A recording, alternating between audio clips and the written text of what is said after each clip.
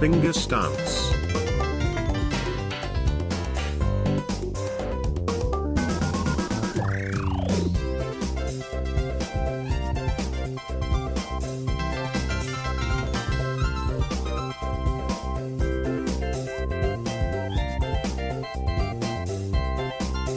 Wow.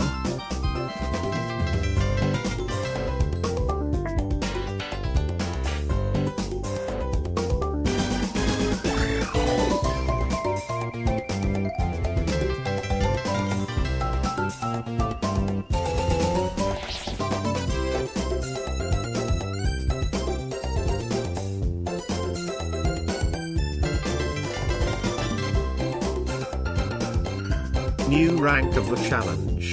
Let's go.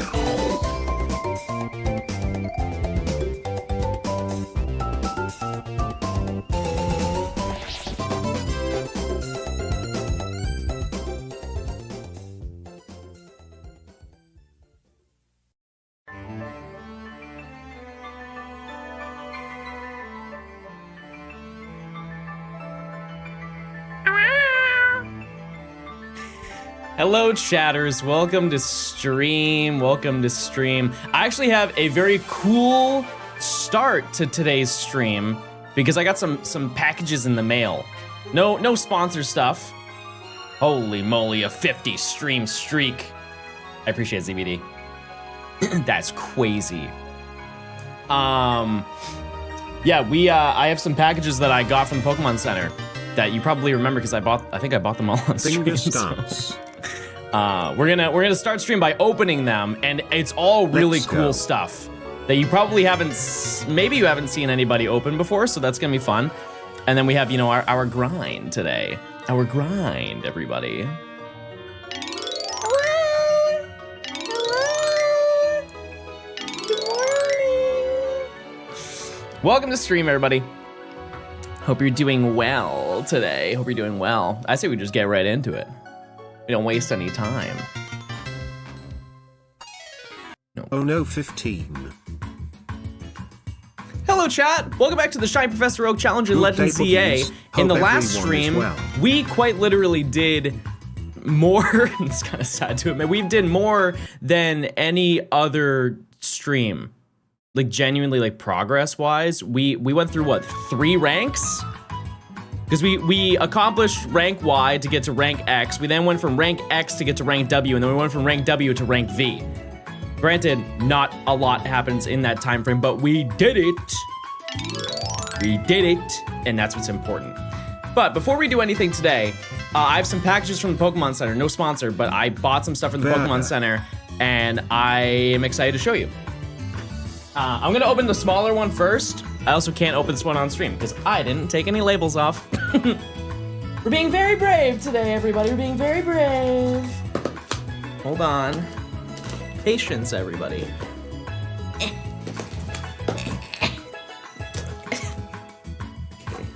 I almost got it, just wait. Is the dinner promotion still going on? It is, but it's only if you're streaming Pokopia, and I am not currently streaming Pokopia. But that promotion lasts for what, like 12 days? I think. Sorry for the noises.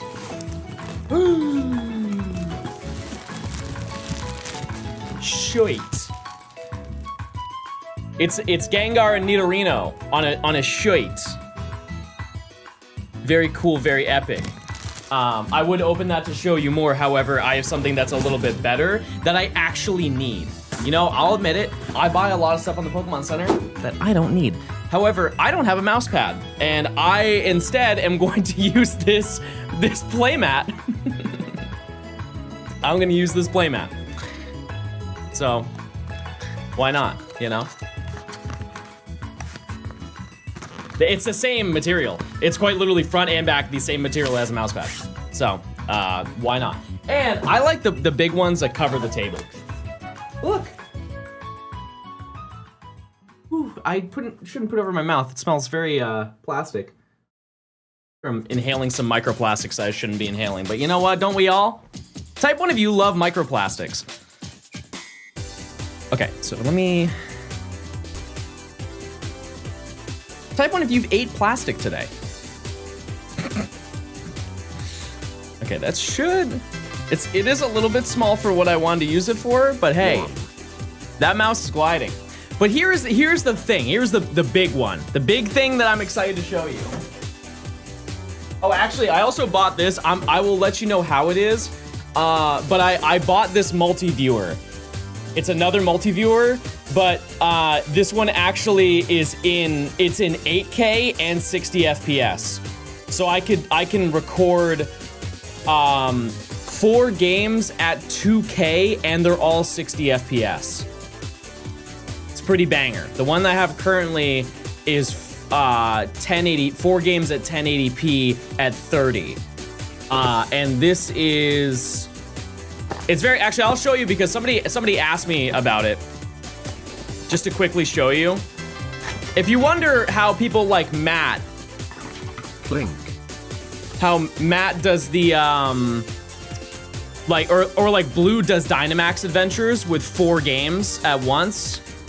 You ever seen like The Weeknd and they're hunting on 4 Switches at the same time? You're wondering why in the world would anybody buy 4 capture cards? Here's the trick, you don't. You buy one of these little devices. It is a huge cheat code that pretty much nobody ever uses. And the way that it works, see if I can show you.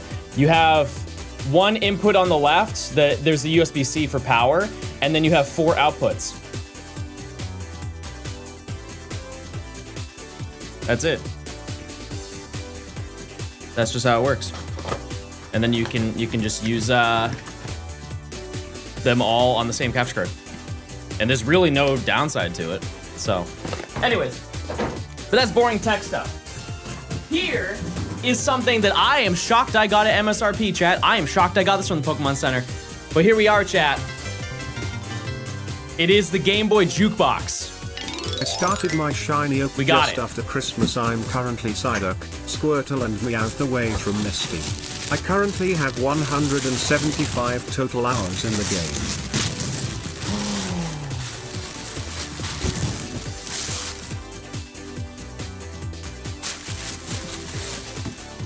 This is already sick.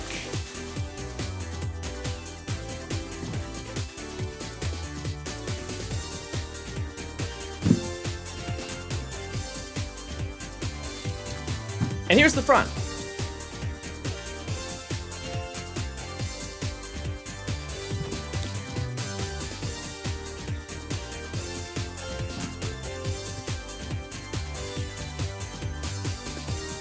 Oh, it has like a little fold on it.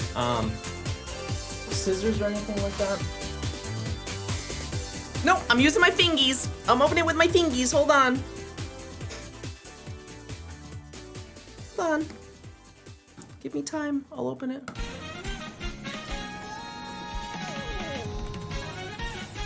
My grubby little gamer hands will get into this. My jukebox got lost. Oh. No.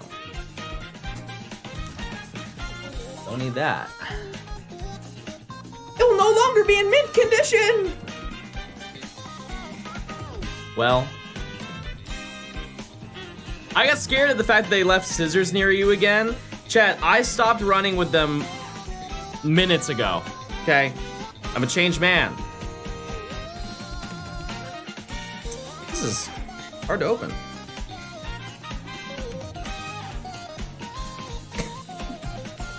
I almost got it. Oh, yeah, now we're in business. Now we're in business. I'm rolling it off. Also, we saw 3 rats today on our morning walk. Not trying to brag. We saw 3 rats on our walk. Okay. So if we open, there's a, why are there 3? Why are there 3 seals? That's just excessive.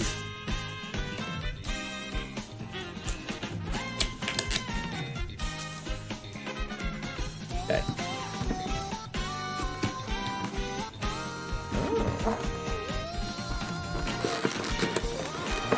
Okay, so here's... Oh. What's this?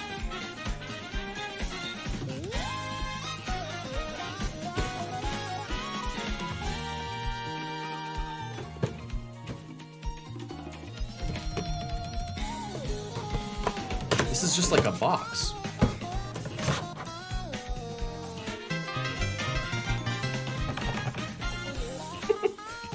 It's good. This is literally just a box. Okay. Cool. Also, fun little fact, if you've never owned a physical version of Red and Blue, this tab is the... I think it's like the right side of the box, of like the actual Pokemon Red box on the Game Boy. No, this is the right side. This is the top or the left side. Nerd, I'm sorry that you're 12 and you didn't get to live through that era. I got to live through peak Pokemon. Okay, anyways. I'm gonna turn off the music just so I can show you. Look at. The buttons do not do anything. Does this take batteries?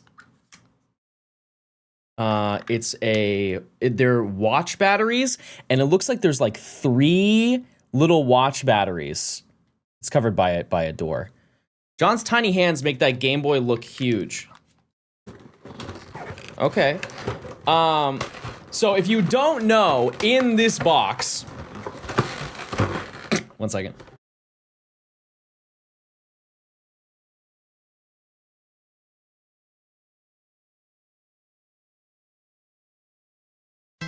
It was taped, I'm sorry. Wowee. This is inside of here, quite literally, every single song that's in Pokemon Red and Blue. It's every single song in the soundtrack, which is kind of wild. And additionally, I also own the original soundtrack. I have it sealed because it came with Pokemon cards.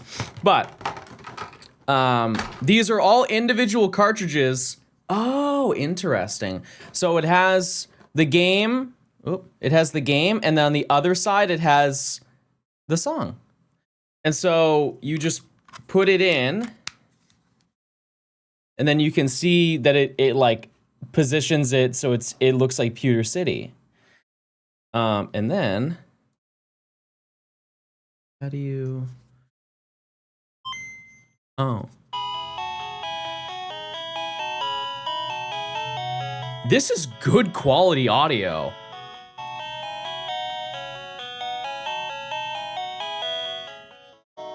It sounds... Okay, to give you perspective, it sounds... I know that they said this in the thingy, but it sounds exactly how it would on the Game Boy. So I'll aim it from your perspective so you can actually hear it as it's supposed to be heard.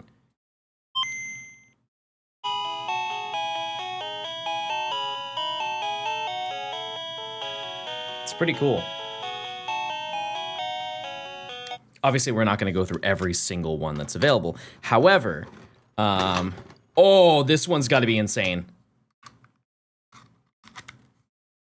Take a guess. What is this? What is it? You recognize this location? I know Ludo's frothing at the mouth, being like, "It's Pokemon Mansion Floor 3, John! It's Pokemon Mansion Floor 3!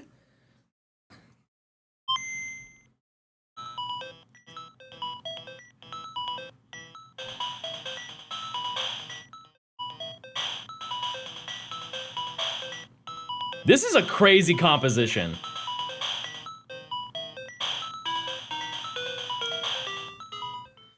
Yeah, to be honest with you, I don't really understand how this works.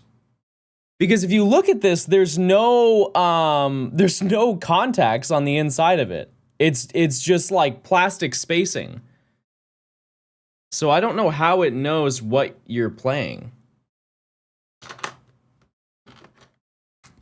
NFC, maybe.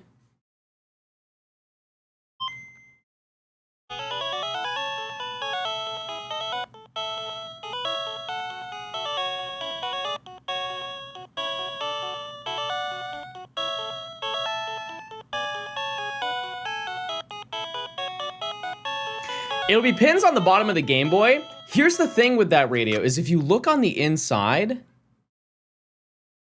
there's 6 pins.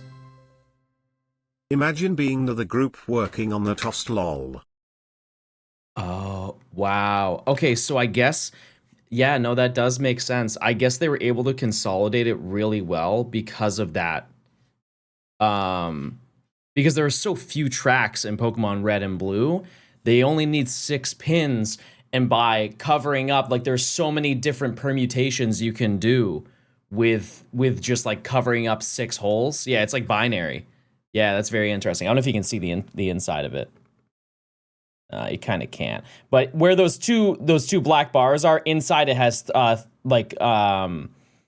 3 pins on each side. But I think they're hollowed out holes, so I don't think they're pins. It might be able to like detect light or something like that. Like which ones are covered more than the others. I don't really know. I almost said I'm not a nerd, but I very much am. Ooh. Okay, I'm gonna pick one, and then I want you guys to tell me one. Actually, we can guess. We can guess together what they are. How about that?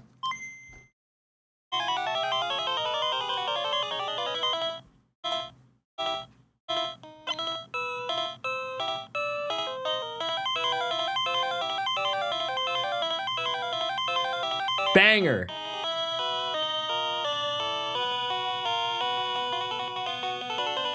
Yeah, it's a fun little novelty item. It's cool to like display it too. Okay, chat, give me one and I'll try and find it. We're only gonna do one more and then we'll get into hunting. Give me one Pokemon or one song. Lavender Town. Okay. That's SSN, that's Viridian Forest. The only thing that I do not like about this chat is that it doesn't come with a thing to hold all of these. So I have no idea how you would hold all of these. I'm assuming that's maybe what the box is for, but I would like them to kind of be more secure than that. Someone said Pokemon Center. Here's the Pokemon Center while I look for the other ones.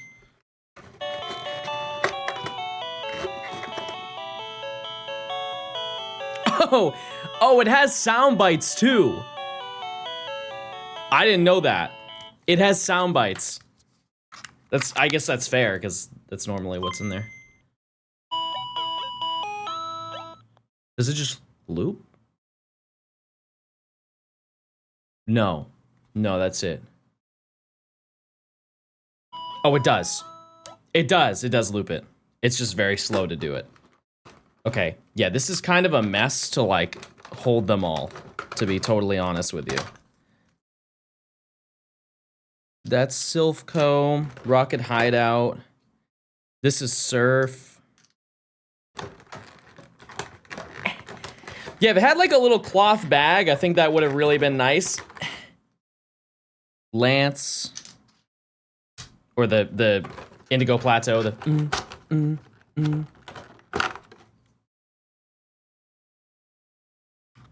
banger.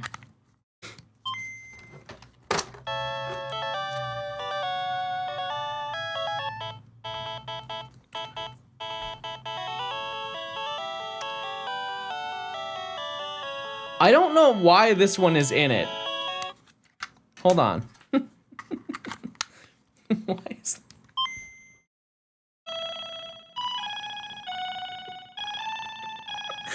I have never heard this in game. That's crazy. That's a crazy find. Did you know you can go into a Pokemon Center and talk to Jigglypuff? It's probably outside of Mount Moon, right? Chat, you chose one that is so deep into this, I don't think I can get it. So I'm gonna hit you with one more. My fingy hurt. My fingy hurt.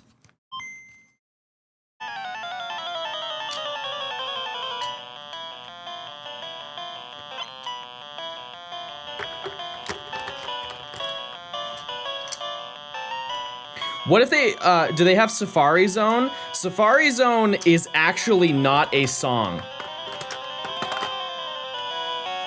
I'm about to break your immersion. Safari Zone is actually just the evolution theme on loop.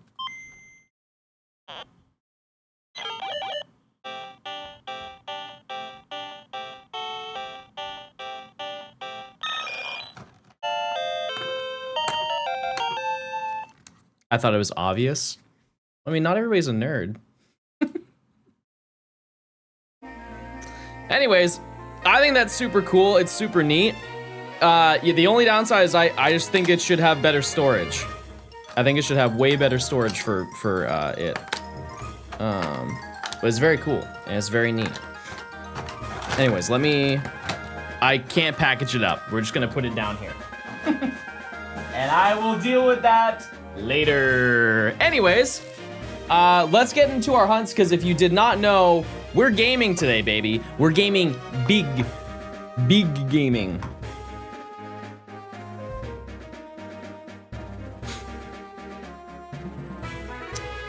So, if you did not know, we are currently in or on Route 7. Moz, if you want to do a prediction for 10:30, that'd be epic. But we are currently just going through Zone 7, and there are 3 Pokemon we need here, and they're all on screen. We've got Vanillite, we've got Audino, and we've got Hippopotas. And that's it. Yeah, I'm so used to saying route. I really am. John, I'm gonna need you to complete Omega Ruby or Alpha Sapphire, so I have you in the background while I beat it. I'm okay. Thank you, big dog. I appreciate it. Thanks for stopping by the stream. Hey, thanks for the 6 months. I appreciate it. Ortiz, thanks for the 18 months. Teacher, thanks for the 13 months. Kitten, thanks for the 13 months. Speedy, thanks for the 14 months. Hammers, thanks for the 6. But we now have a new route that we take, because we used to run all the way through. And if I'm being totally honest with you, just resetting at the gate obviously would be the fastest, but I kind of want to work for it a little bit, like a teeny bit. And so us walking into this direction, we don't get targeted and we spawn everything in. And I think also at 10:30, we can do our first ever check, like area check. But one of the issues is walking right down the middle, you get targeted by everything. I would also like to introduce you to new lore, everybody. Everyone say hi to King Gort. This is the champion of all Gort, King Gort, who has a very high potential of being shiny, obviously, during at least our adventure through. Because here's the little piece of stink that we have to deal with here. Audino is a 10% encounter in the middle. I also like to know we're only hunting during the daytime, but Audino is a 10% encounter out of all of the 3 of the Hippopotas. And so we are realistically going to see about 10 shiny Hippopotas before we see 1 shiny Audino. How many Gorts so far? We're at 30. 30. And we didn't really hunt much yesterday. And so today is like a full day of just hanging out in Zone 7, and we should find a lot of shiny Pokemon. I'm actually going to do a recalculation to find out how quickly we get to odds here, because it's actually way faster than it initially was. Like, we actually might hit odds in an hour. Like, it's that fast. I just opened the calculator. Does anybody else do that? You open the calculator to use the stopwatch? Not one of my brighter moments. Okay. No? All right, fair enough.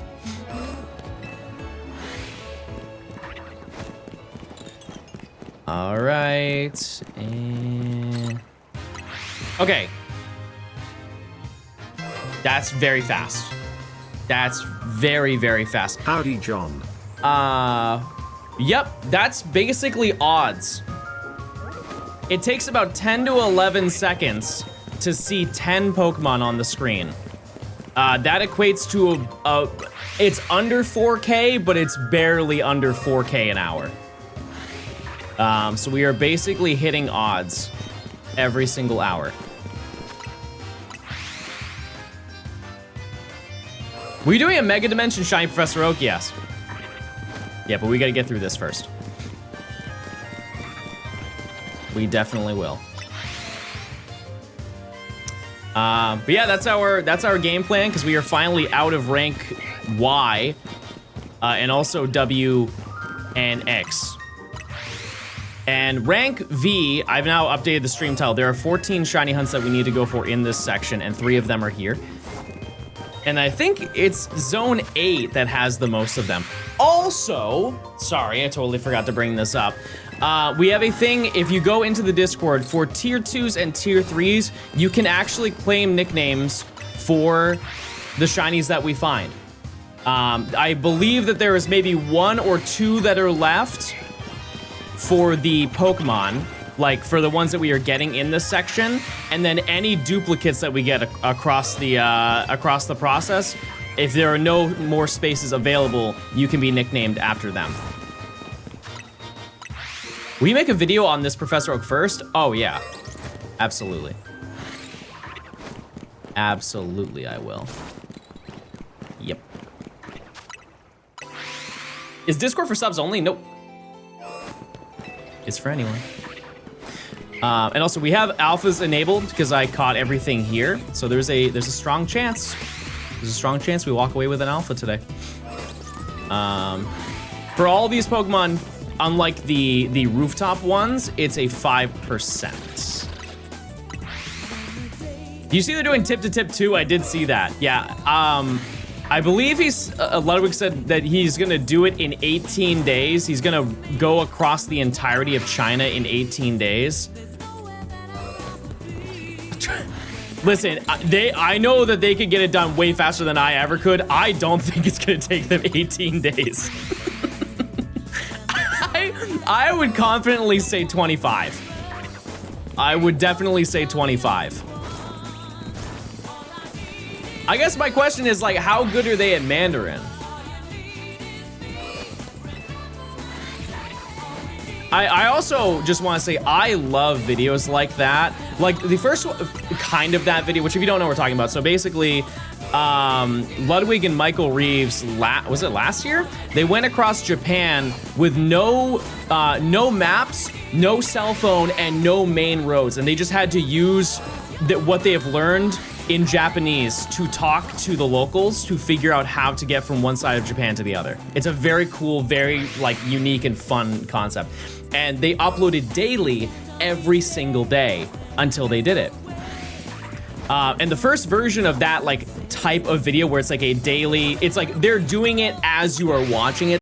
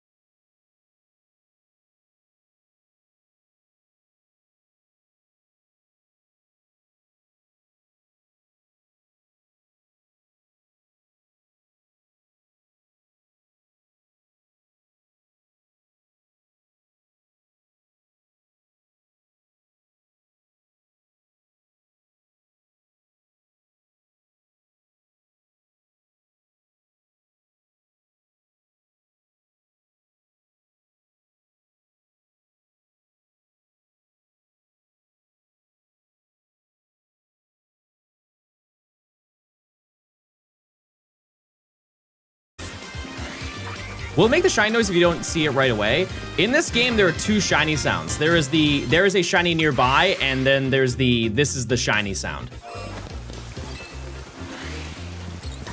Are you spawning in Gort or Pidgey? We have not looked into that, but we will figure that out. Thank you, Emily. Do you like this game? Yeah, very much. Yep. Sag, thanks to the 8 months of Prime. Ranger, thanks to the Prime. Friendcat, thanks to the 32. Howdy.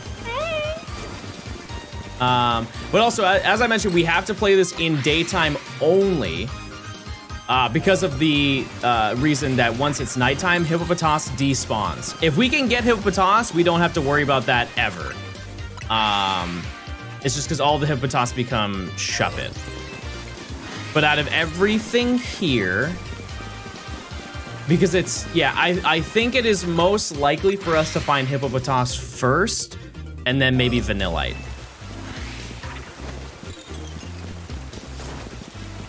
Pretty sure. What is Gort? It's Gort.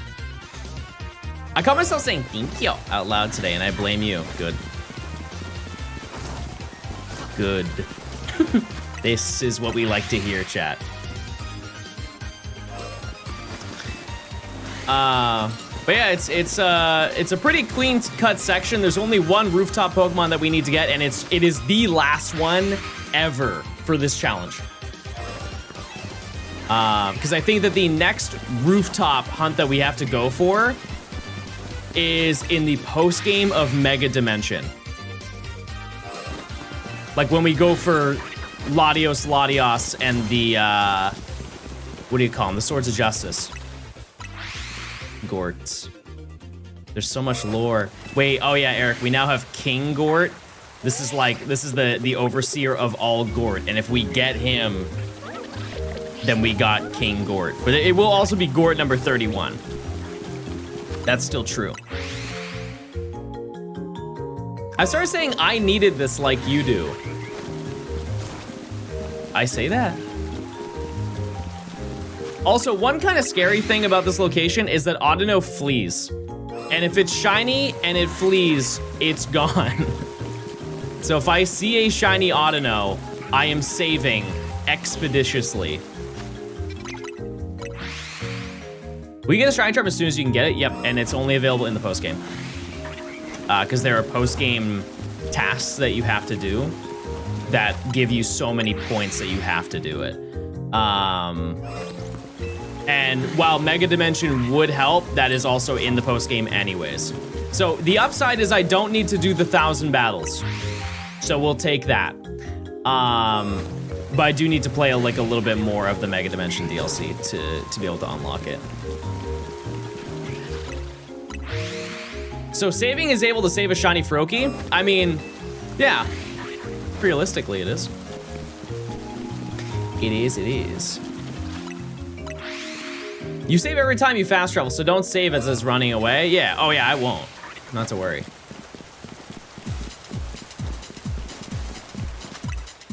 Does Mega Dimension unlock the same time as Area 20? It's all post-game, yeah. And I'm sure some people who are doing a Professor Oak will disagree with that. But as I've said, if you want to do your Professor Oak differently, you can. I just truly think that Area 20, aside from the essential things you have to get there, which actually, now that I think about it, I don't know if there is anything. You might be able to just skip it. Because you can get all the starters in yeah, no, I think that the starters are in the dimensions, chat. Yeah, are the trade Pokemon not? Oh, close.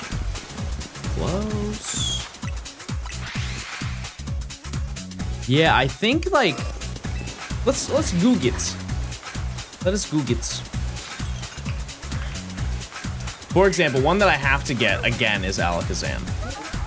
Alakazam is, yep, it's in hyperspace. The only ones that I'm not confident in are Slurpuff and Aromatisse, but I would imagine, because I've seen like Gengar, like I got a shiny Gengar. So I would assume all of the trait evolutions are in there. Wouldn't you want to get everything possible before starting the DLC?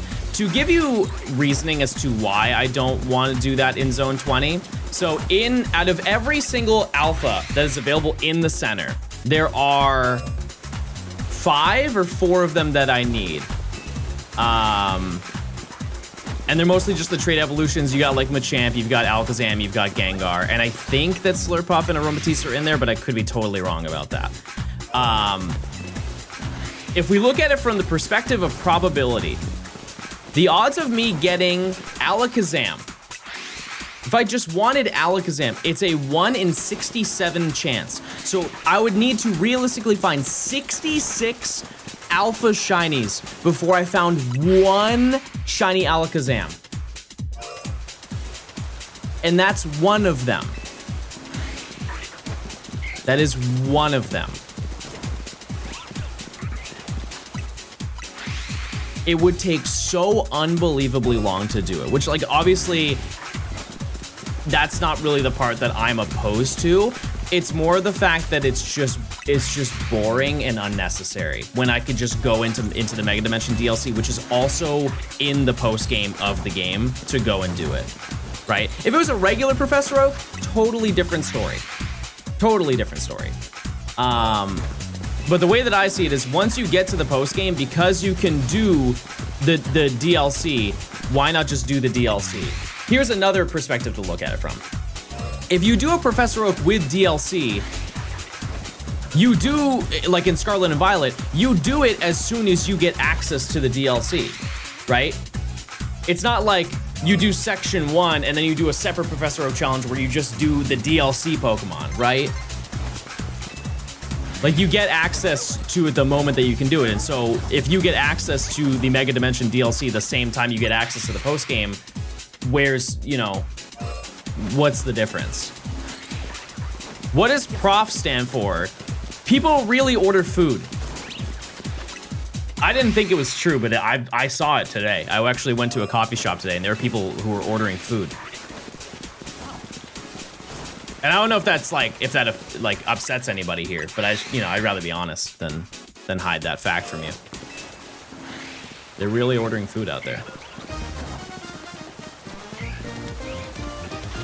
But yeah, we do our check every 30 minutes, so we're gonna check in 20. We're going a little above and beyond on this one. But that is our beautiful little routine that we have here. But if you're doing a different video for the DLC, wouldn't you need the starters in 20? No, because I'm making the video the way I want to.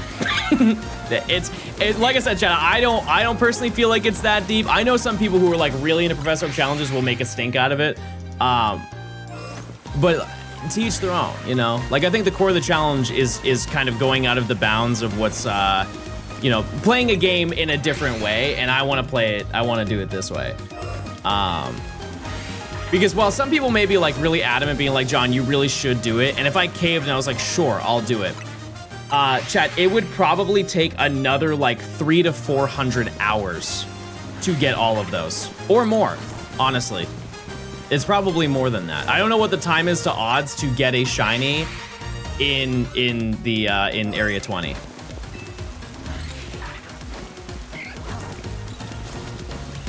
It's probably a lot.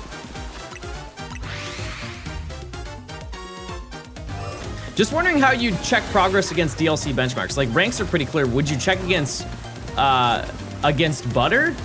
I don't know what word you meant to say. It would probably be, I don't know. I really don't. I'll have to look into that to see. It's probably rogues, like certain rogues that you take on, but I don't know. We'll see. You get butter. Oh, true. It is. We get butter. I forgot about it. Sorry, I've only played through that DLC once. I forgot about the butter lore. Your VODs got me through my hospital stay. Well, hey, I hope things are getting better for you. I did say this yesterday. We are like 3 or 4 VODs behind. So that's good. Because I've already uploaded a lot of ones from this past month. Just because it was like the Presents and Pokopia and Fire Red Leaf Green.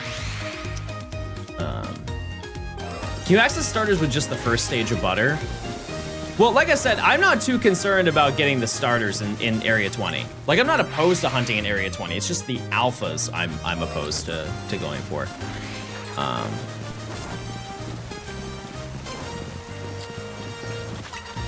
That's all. At the end of the day, Chad, I truly just want to make a good video and good streams.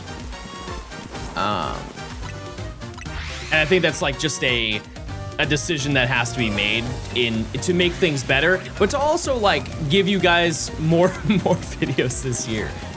As much as I do like this game, I don't want to play this game the entirety of this year, and I am very confident you guys don't want to watch that the entirety of this year, right? Because we have many videos to do, many videos. Thanks for finally convincing me to play through BDSP here from the YouTube. Well, hey, welcome in. Everybody say hey. I loved playing BDSP. I really did. Fun fact, the only things I have not done in that game though, is get Darkrai and Shaman. I still have those events and I have not used them. And I would like to think one day in the future,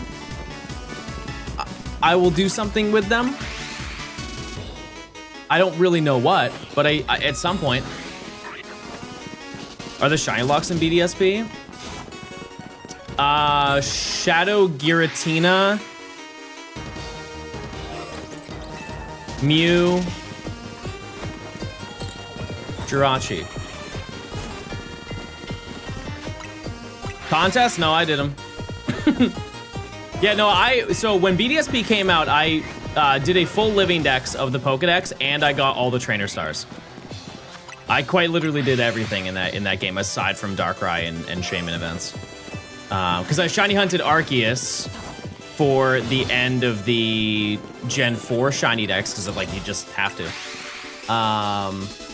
Did the Manaphy event, if you want to call that an event, but I did it.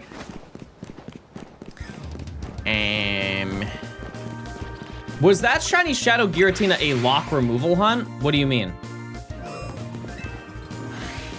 I didn't hunt it, because you can't. I'm saying like that's the only thing that's locked. It isn't shiny locks, it's just uncatchable. Wishing you shiny luck.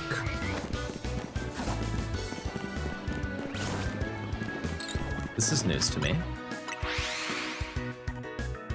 Interesting.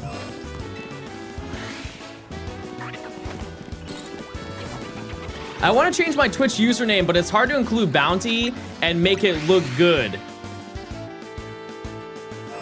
How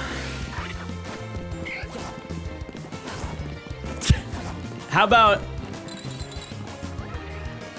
I'm bound to sub to Johnstone today.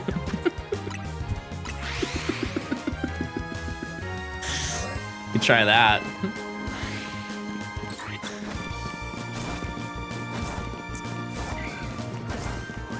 Or you could think, put it on it like, you know, like twist it around a little bit. You could be like a pirate. This could be like you could LARP. Arg, I'm bound to have a good day in chat.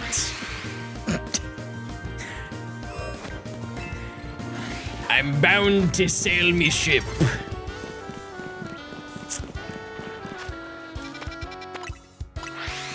I'm bound to find booty. It's not one of those has got to hit. Or maybe you like the candy bar. You guys ever had a bounty bar? I don't think I've ever seen a human being purchase one, let alone eat it.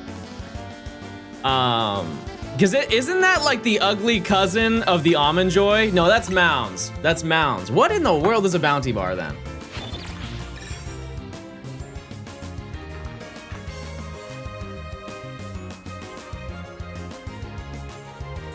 It's literally an Almond Joy. Why is that a thing? Is this not in my server? Is that why? Like, this doesn't spawn in the US, right?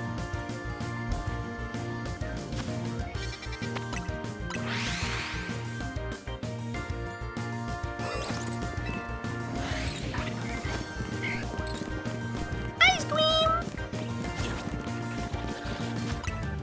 Ice cream. Oh, by the way, chat, I've made it in the big city. I have. I don't want to brag. I try to stay very humble because a lot of people have said, "Hey, John, you're so humble and kind, and you have a full head of hair," and I really try and live by that every single day. But I am now officially a regular.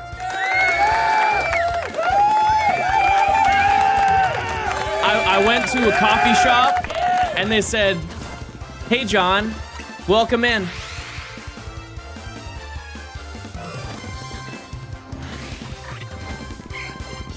It happened.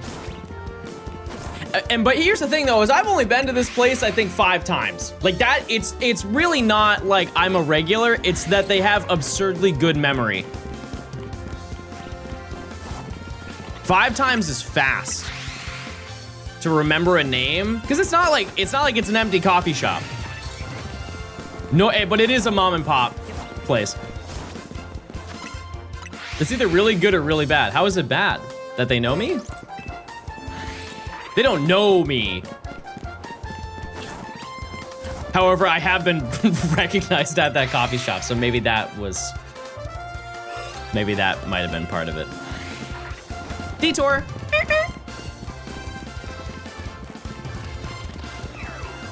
What's the fastest shiny you've collected? Probably this one.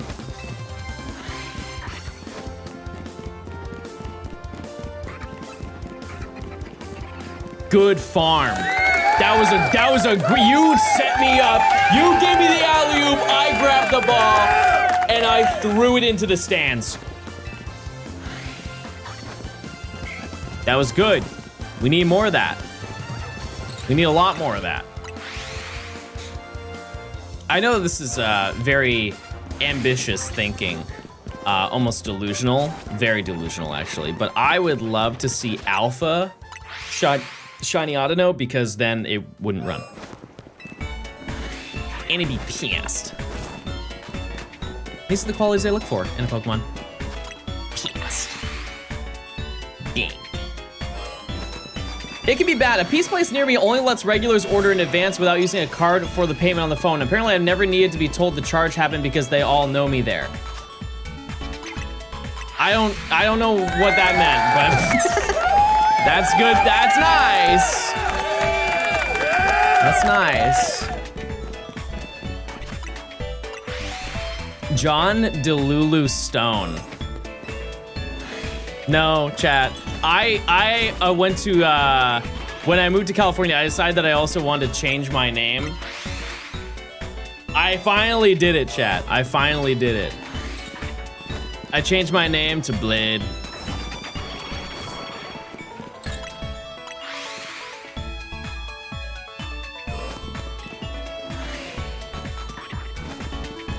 My name, you can call me Blade now. No, not B-L-I-D, B-L-A-D-E. It's like I'm cool. Cause now I have a bicycle.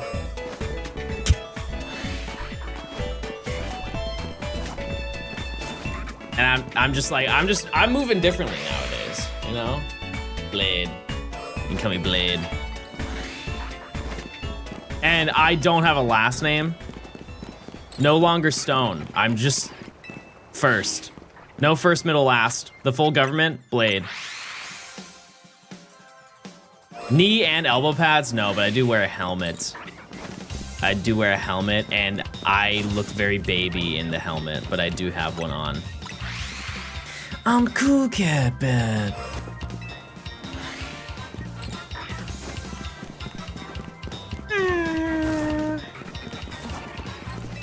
Bro is a Honkai Star Rail character now. I don't know what that means. I've never played that game. That's nice.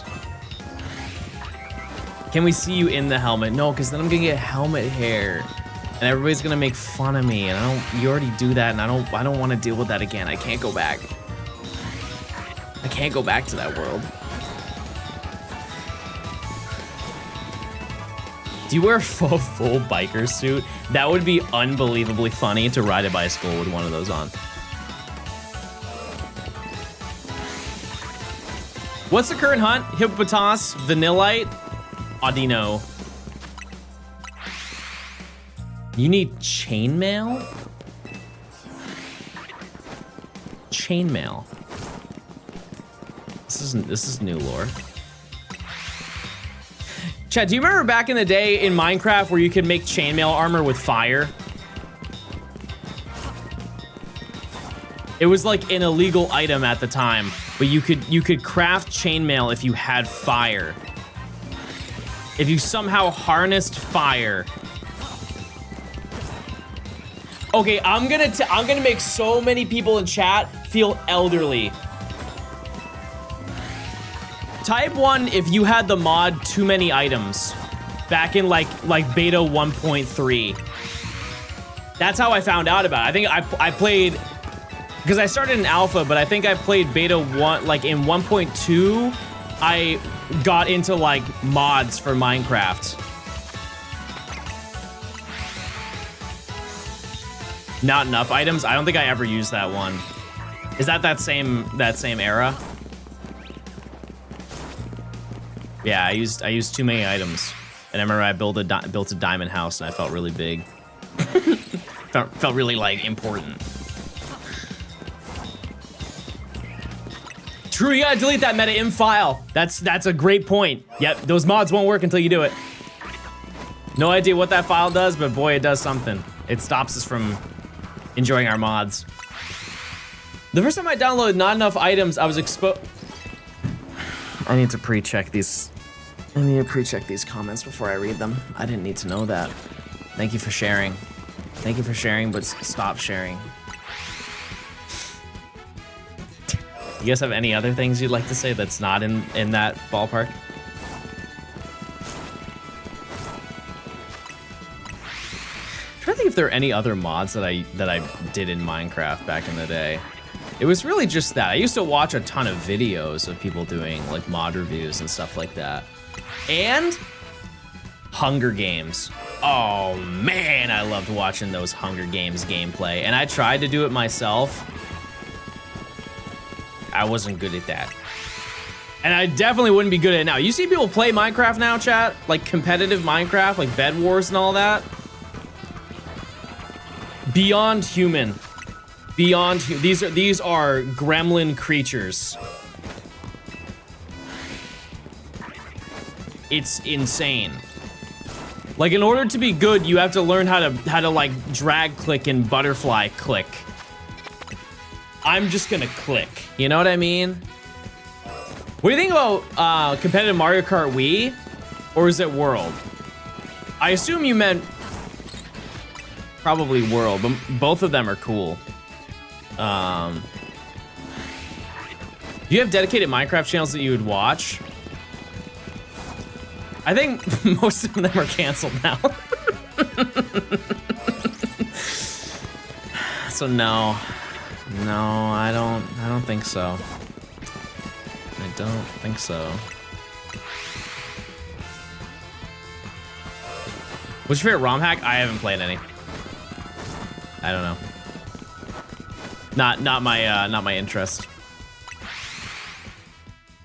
I like what's their name? It's like a whole group of them and they're like master builders. And they just make a new Hermitcraft. Yeah, I've seen a little bit of that. What's crazy about that one is if you want to get into Hermitcraft, there's like 13 seasons of it.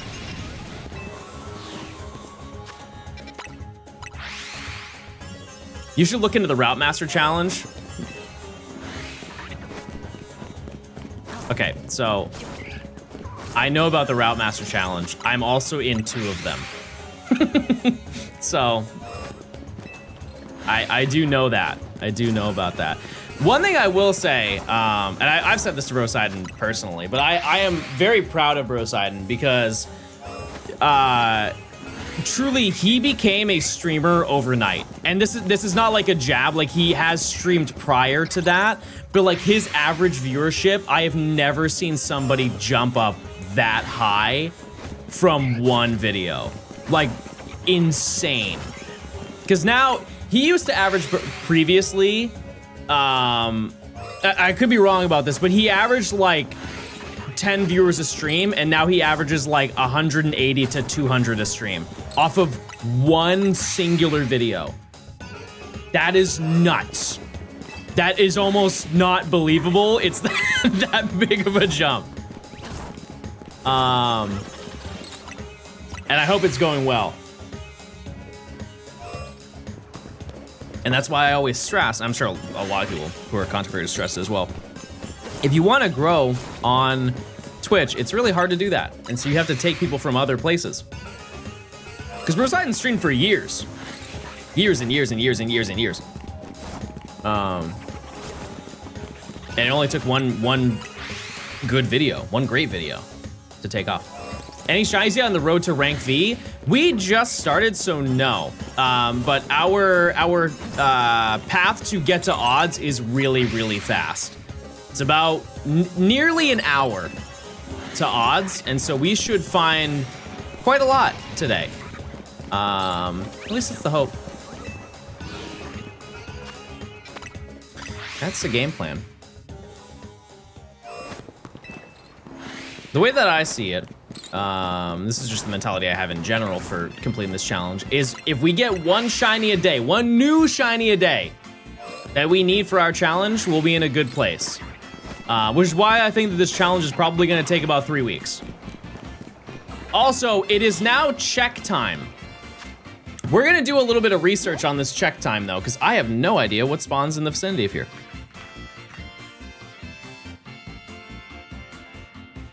It's okay. It's okay if you already redeemed it, don't worry. Okay, well here's the good news, is there's basically nothing. There is a Pidgey, and there's maybe Swirlix behind us. Do we get a shiny? No, but we might right now. There's a Pidgey. Oh, it's... Where is it? There's a Pidgey supposed to be right here. Oh, I see it. Okay. And then there's a Swirlix on this cafe. That's also not shiny. There is... I think what we'll do is we'll just do like one run around.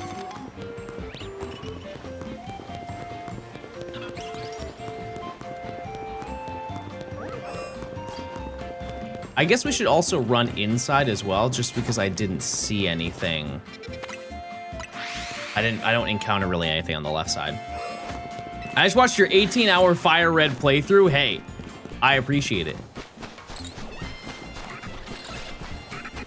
Okay, that's a no on the shinies, but that's okay. Use your points, chat. Will I get a shiny in this next section? This next 30 minutes. Is $75 for a copy of Ruby a good price? That's definitely, well, yeah, no, I think that is a good price for it, but I would also just make sure to verify the authenticity on it. You gotta goog, you gotta do your research on that one, just to make sure. I appreciate that you don't do AFK cheese in this game. Well, I will say at some point we will kind of have to. Like when we go for Chespin, Chespin spawns right at the gate. If we only have Chespin, we're gonna probably have to do it that way, right? But yeah, I do aim to try and make the streams not, like, obviously this is very repetitive. There's no way around it being repetitive, but at least like something is happening on the screen. And I mean this in the most respectful way, but I've seen people who have hunted by just spamming the zone over and over, and there's just nothing fun about it. Like, it's just, like when you go into the zone and everything is shiny, nobody's excited about it. And I'm talking from a stream perspective. It's just not, like, nobody cares. But like when I find Gort, everybody gets excited when I find Gort. But I assure you, if I found 7 Gort at one time, you'd be like, all right, cool. Epic, I guess. How much Pokebi have you played so far? I have played pretty much like 4 days of it. 4 days of it. I've not had time to play it recently though. Like I said, we will play it more. I just don't really care to play it right this second. Because I yearn to get this video done. Which I know we're not close to getting it done. But we're getting there. We're getting there. The more effort I put in, the faster we will be. You do the stars in zone 20 or hyperspace? Probably hyperspace. We'll figure it out. That is a video chat that is going to be so far into the future. Like, if anything, we're gonna do that at the end of this year. Like we're gonna take a pretty long break from ZA, and then we're gonna come back to it. There are some videos, like we do a shiny dex, we have to come back to this game, right? However, there are gonna be many videos where we're gonna be in this. There's not a dedicated video for ZA for the rest of this year. Am I gonna do 2 parts? Yes. 2-part. Chat, what do you have planned for this week? What do you got going on this week? Any crazy plans? Any big news? Big gaming? What are you gaming? I do have to play Pokebi soon to play that, do the hop-up event. Chinese weekend, very cool. The stream of the booster box, when is that happening? Whenever I finish this video. Yep, whenever I finish it. Going to the movies, epic. Going to the Natural History Museum pop-up? Wait, yeah, when does that start? Is that tomorrow or did it already begin?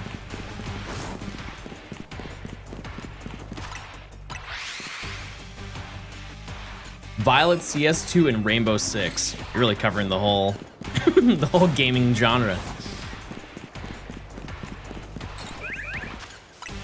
Orange. I've never seen Orange Flabébé here.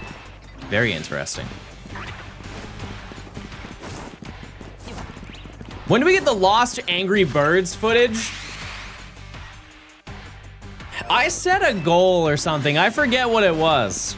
Was it 1 million subs, chat? Is that when I would leak the Angry Birds gameplay footage? Started a couple months ago in London. Yeah, no, I know about that. I was just saying in the US, like the one that's in Chicago. When does that begin? You think Pokemon movies will ever return? That is the one thing that I genuinely expected to see in the presents. I think that they are a little bit stuck. Because if you look at every Pokemon movie that's come out, there is a constant in every single Pokemon movie. What is the Pokemon movie? Or what is the constant in Pokemon movies, chat? What do you think it is? It should be very obvious. There's always something in every single one. Pokemon is a great one. Ash. Ash is in every single Pokemon movie, to my knowledge. There is one singular special that Ash isn't in that some people do consider a movie, but aside from that, he's in every mainline movie. Yeah, I guess Detective Pikachu counts as well. Yeah, not in Detective Pikachu, but that, like, I'm talking like anime movies. No, what's that one special where he's not in it, but it has like Gary instead? It's the Mastermind. It is probably the most forgettable Pokemon special, just because there's not really a plot to it. It's really just you are watching something. Yeah, Chronicles is also a special. Yeah, I don't consider those movies, especially there's so many parts to Chronicles. Yeah, it was like, it's called Mastermind something. I know Matt would know because I watched it with him. Kind of watched it with him. But yeah, I think that because a lot of people really gravitate towards Ash, if they do a movie without Ash, I think a lot of people would have less interest to watch it, and I don't think they want to invest that money into something that has a decent chance of not being profitable. I want Origins to be longer. It has so much potential to be. Like, imagine if they did Hoenn. We don't like Roy. I mean, I have not seen Horizon, so I can't speak on that, but I'm sure they're very likable. And from what I've been told, the anime is really good. I'm just saying from a pop culture popularity, because that is really the driving factor of getting people to go see a movie, especially when it's so like uncommon for people to really go out of their way to go to the movies. It will just, like, it's destined to not do well in comparison as if Ash was there. It's also important to note that they don't really do a lot of movie releases, like theater releases for movies. Mastermind of the Mirage Pokemon. Yeah, I think that's the one. Yeah.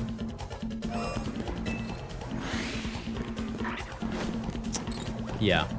Because what was the last Pokemon movie in the US to be in theaters? I think it was The Power of Us, Power of One of those movies. Because the Zarude movie, to my memory, was not in theaters. I definitely would have seen it if it was. It was in Japan. It was definitely in Japan. Because they had it. That's how I got Celebi and Zarude, like right when Zarude was available. I choose you. See, I have so much difficulty remembering the order of the final movies. I just know that Zarude is the last, and I think like the first 7 or 8 Pokemon movies out of the 20, 30 that there are, 20, 26, something like that. Was Ash in Detective Pikachu? No. There might have been a reference though. Yay for the rare Thursday stream. No. Did they remake the first one? They did. Yeah, they did. And this might be my hottest Pokemon take. I liked Mewtwo Strikes Back Evolution. I know a lot of people did not like the art style for it. But I did. I did. I think it was a fun movie to watch.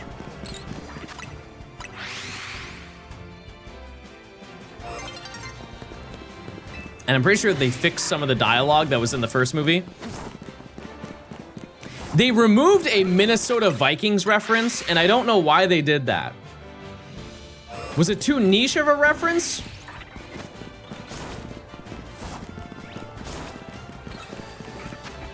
Because they mentioned the Minnesota Vikings in the first movie when, I forget what the line is, but I think Meowth says it when they're like rafting to the island.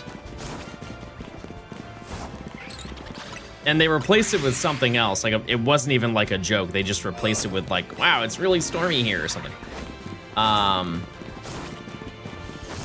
And the other change that I think they did, because if I'm not mistaken, doesn't one of the trainers, when they all meet up, doesn't he call his Pidgeot Pidgeotto? I think that they fixed that as well. I didn't know the Vikings were still around. They mostly live in Minnesota. There you go.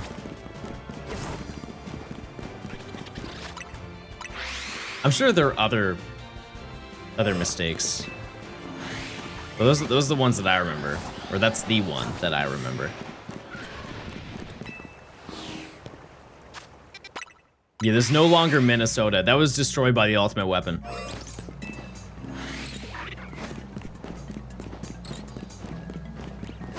I do not know what this song is.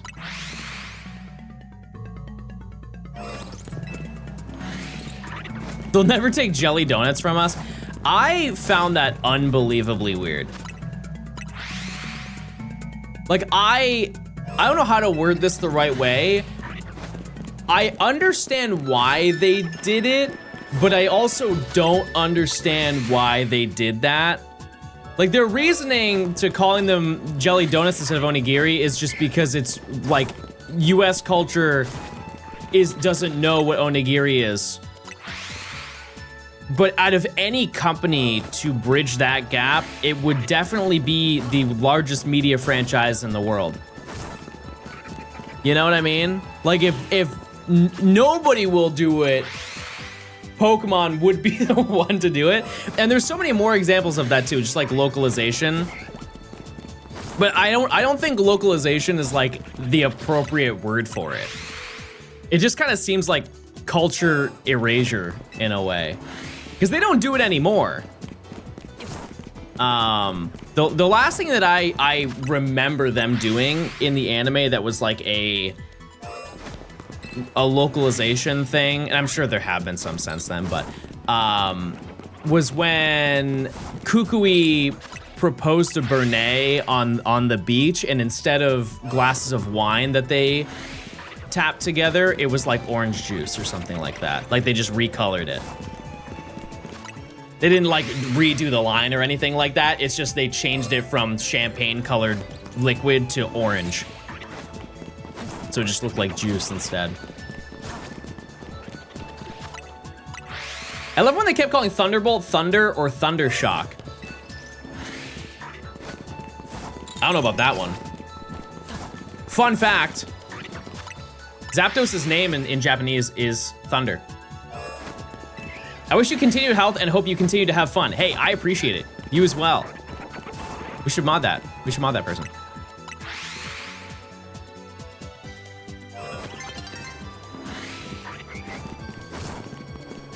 I love the Gen 1 Japanese Pokemon names. They're all like just words. Yeah, true. Yeah, you have Freezer, you've got Thunders for Jolteon.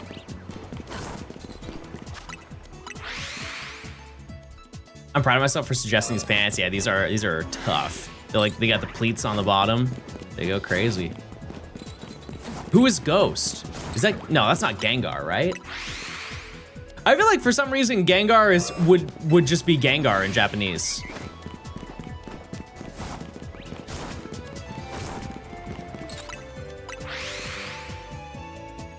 Oops.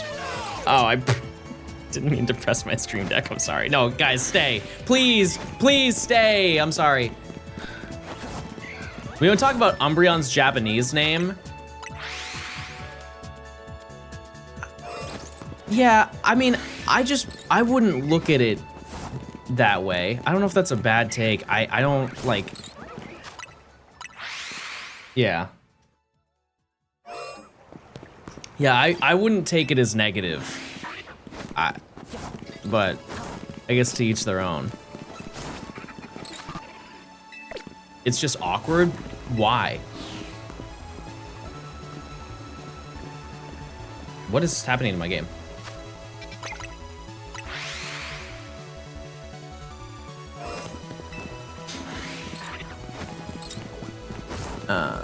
Haunter is Ghost. What is Ghastly then? Air? Air. Ghosts. Interesting.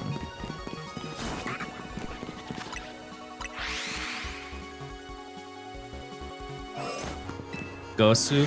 Here's the thing, Chad, is when it comes to like Japanese names, I don't try. I don't try on them because if I'm wrong, it just doesn't look good. You know what I mean? So I just read it the way that I see it. What is interesting about the Japanese language though is if you go to Japan, I forget what the term is, but if you if you don't speak Japanese, you can speak in a Japanese accent. And to people who are not aware of that, it comes off very wrong, but it is more helpful than trying to speak Japanese to a Japanese person. I just forget what the phrasing, what that is called when you do that. What do you mean? Like, if you try to speak in a Japanese accent to a Japanese person, but with English words, there's a higher chance that they will understand you than if you try to speak to them in broken Japanese. It just comes off, from an American perspective, it comes off as a little bit rude and insensitive, but it from what I understand, it's like, can be a better option. I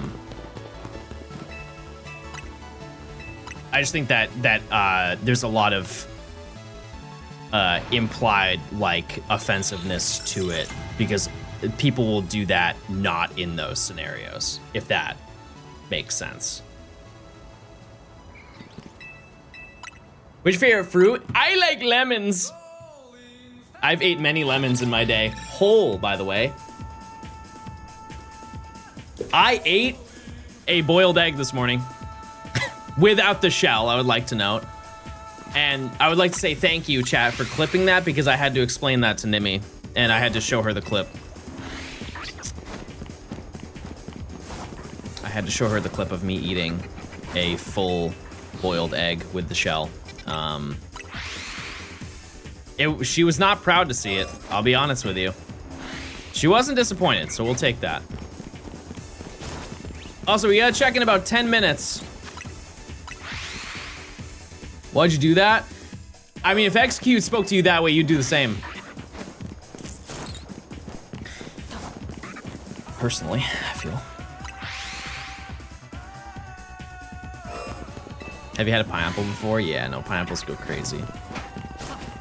The only issue with pineapples is that it's like so much citric acid inside of them. And so you can't have too many of them.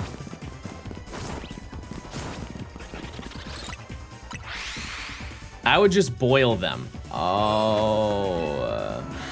You had a pink pineapple? Let me talk about that one real quick. That one's so crazy to me.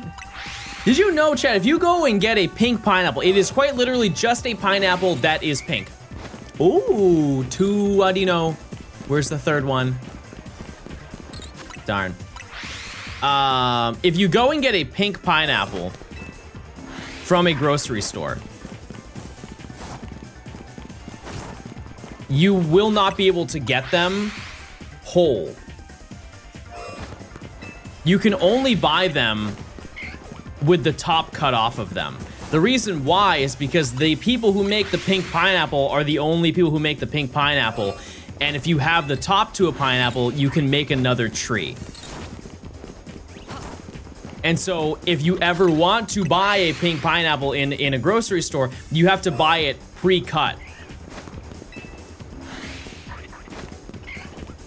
And to my knowledge, a pink pineapple is just a pink pineapple. Like, it doesn't taste any different. So why are we gatekeeping that? I guess it would be worse if it was something that it was exclusively flavored that way. But it is still odd. Like, they're insecure about a fruit. It's a shiny fruit, that's true. Michelle, thanks for the 2 months of Prime. Thank you. Thank you. Oh, he's very scary. They cut the top off the diet? Hey, we don't know that. You might be onto something there. But no, I've never had a pink pineapple. I have had every fruit, though. Yeah, I've had every fruit.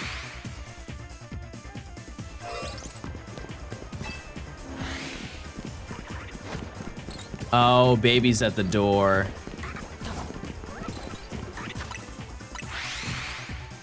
Baby.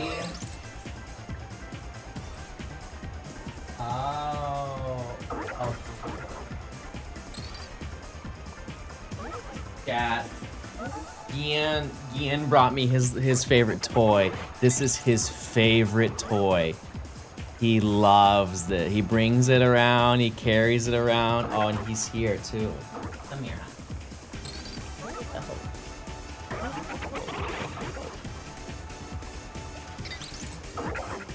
He just let out the largest sigh that you've ever heard come out of a small creature. He's just having a long day, chat. A long day of sitting.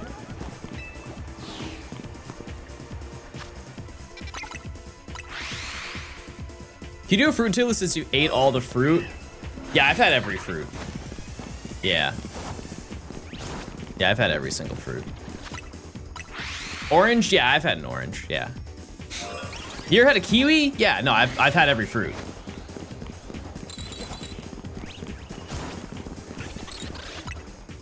Even yeah, chat, I've had durian. I've had every fruit.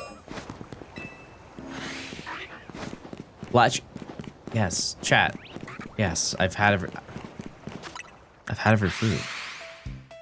Come on, guys. Is Audino the toughest hunt here? It is. Yeah, it's a 10% chance. So we're gonna find about 10 hippopotas before we find one. You know what they say? Darn. That's the way it goes, baby. That's the way it goes.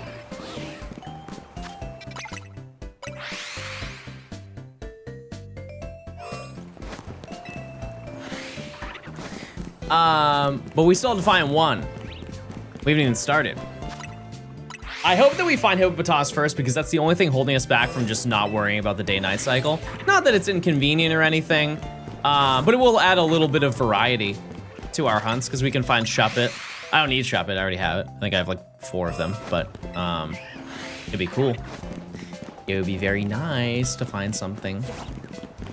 Yeah, we'll do our check because maybe we have something on the outside. We've got Pidgey.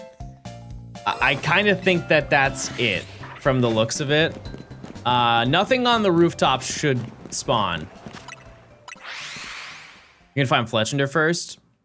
I think at some point we will find Fletchender. I believe it.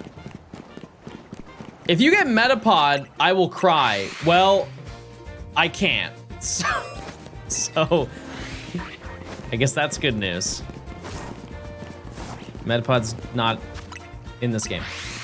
How many Gort are we up to? 30. Ooh, large Audino. Larg.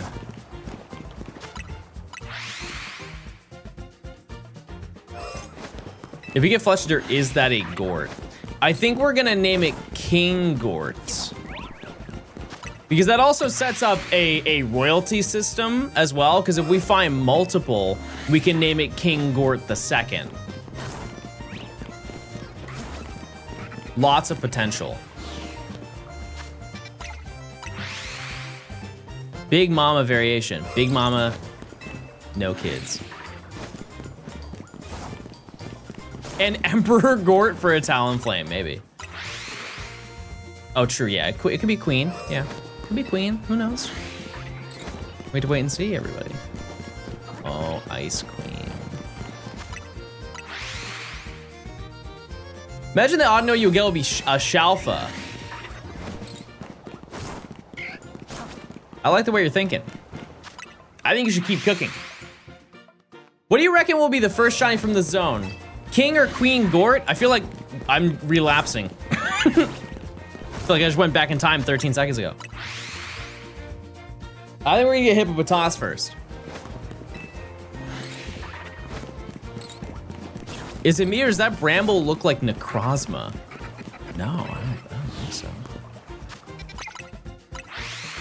Yeah, we could get Ice Cream. The 2 most common spawns here are Hippopotas or Vanillite, from my understanding. Oh, large baby. Type Gort if you love Gort. We're saying things that have never been said before. Yeah, because there, I believe, are 3 of each. Hippopotas and Vanillite.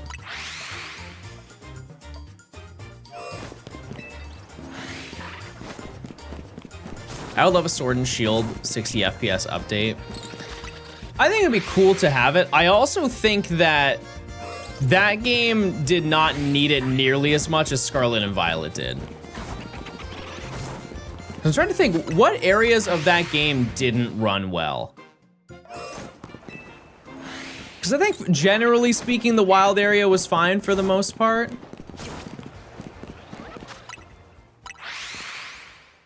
Yeah, like kind of the Crown Tundra. Like once you got into the snowy area, it did lag a little bit. But generally speaking, that game is pretty stable. It's pretty stable 30. Yeah, the Lake of Rage was, yeah. Yeah, I do remember that. When you like try and speed up on the bike. Glimwood? No, I mean, I don't recall having issues with that one. Yeah, I think the reason why they will not do that one is because that was not the major complaint of Sword and Shield.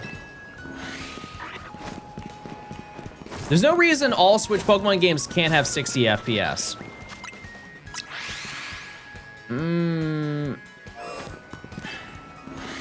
Yeah, but also there's no incentive for them to go and do it. It's not gonna sell more copies, you know what I mean? Like Sword and Shield, because the Switch 2 is coming out, and I think that they were like obligated to, because they got told by Big Nintendo to update the game. I am wildly confident that they delayed the update for Scarlet and Violet to drive more Switch 2 sales. John, should I shoot my shot with a girl? Well, thank you for asking a streamer. Finally, someone understands. Someone understands my knowledge that I'm here to offer.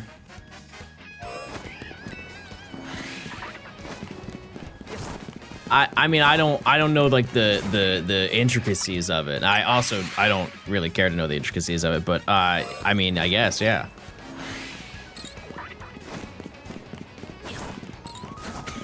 Hi, will you go out with me? John said I should ask you. Who? John? Is that like your friend? Well, I mean, I'd like to think so. What does that even mean? Well, I mean, I haven't met him. You haven't met your friend? No, well, he's not like my friend, but like I see him like every day. So you want to go out? I'll think about it. Cowboy, thanks for the 4 months. B-List, thanks for the 14 months. 2 more odd no. Epic. Oh. Epic. You have a shiny living dex, like a full one? No. Nope. One day, we'll get there. We absolutely will. And I know this is like ambitious thinking, chat, but I think next year is gonna be the year of the shiny decks. Oh, it is time to check.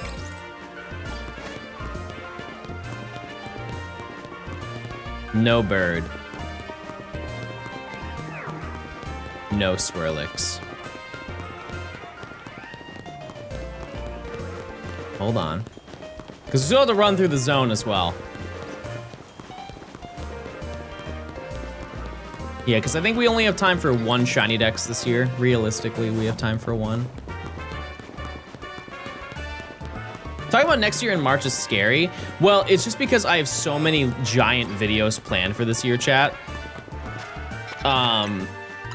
That I already have the year planned out. The only thing I did not plan on doing this year was the Fire Red Leaf Green stuff, because I would have never imagined that coming out.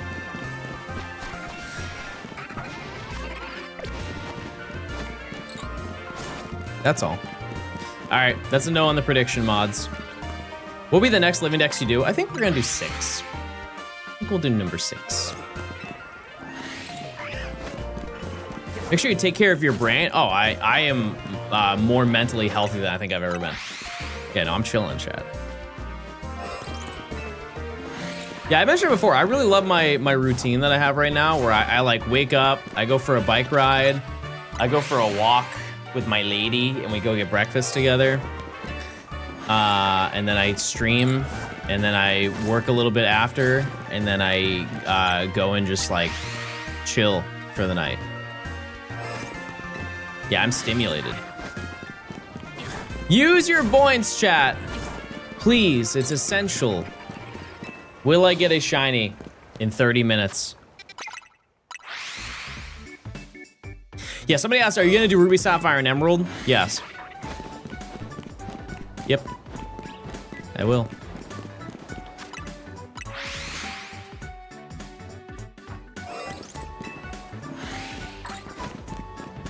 Do a Fire Red Leaf Green Shiny Dex hunt? No. Thank you for your question. Did they announce Ruby, Sapphire, Emerald? No. But just to put in perspective, chat, I could be wrong about this, but I know I'm right about it to a certain extent. I am pretty confident that more people were interested in Fire Red Leaf Green than Legends ZA. Chat, I broke my viewership record on a 20-year-old game.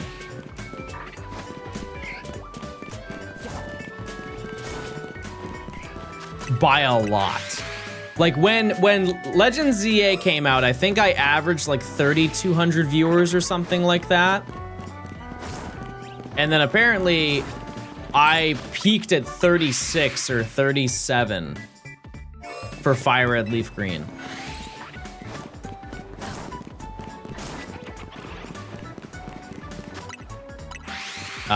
It's just been so long anticipated. And if you, I think it's hard to argue that out of all of the GBA games, Fire and Leaf Green are the least exciting ones. They're fantastic games, but I think Ruby, Sapphire, and Emerald weigh a lot heavier on people's minds than Fire Red Leaf Green. Maybe not from a full-on shiny hunter perspective. I think that the Fire Red Leaf Green are seen as like the cream of the crop, aside from like the legendary hunts that you have to get and stuff like that. Heart Gold Soul Silver, GBA games, chat. GBA.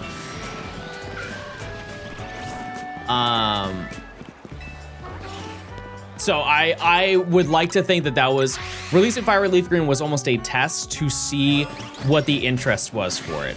I do find that a little bit funny that they had to check to see if people wanted it. Because I think that's been a want for about, well, since they did the last ones on Virtual Console. If we get Ruby, Sapphire, Emerald ports, I might cry. Here's the thing, is there, I think if they do make those games, it's pretty much confirmed that they will fix Pokemon Emerald, which is very interesting. Like they actually might fix the RNG for those games because they did fix stuff for Ruby or for Fire Red and Leaf Green. If you don't know, you can, but you can't, for the intent of this conversation, you cannot soft reset shiny hunts in Emerald. It just, the game does not work that way. The RNG is prefixed every time you start your game. They fixed the roar glitch. Okay, I think we need to change the phrasing on that because they didn't fix it, chat. They just removed the move roar from the Pokemon. The move roar works as intended. The point of roar is to escape from a battle.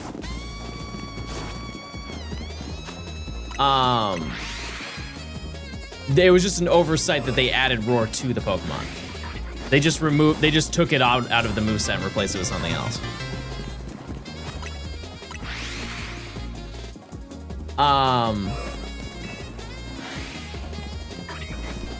But the way that RNG worked in Emerald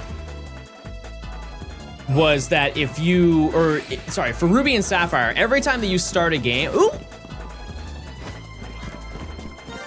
Ice cream! Yay! Ice cream! I love ice cream! Yes! We've done it, chat. There it is. The first member of rank V. Also right next to an ice cream truck. How fitting. All right. Ooh, let's get you in a heal ball.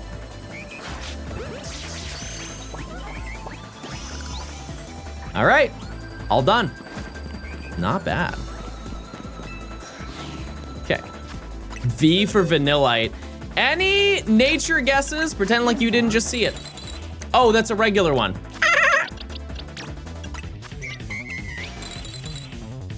There it is.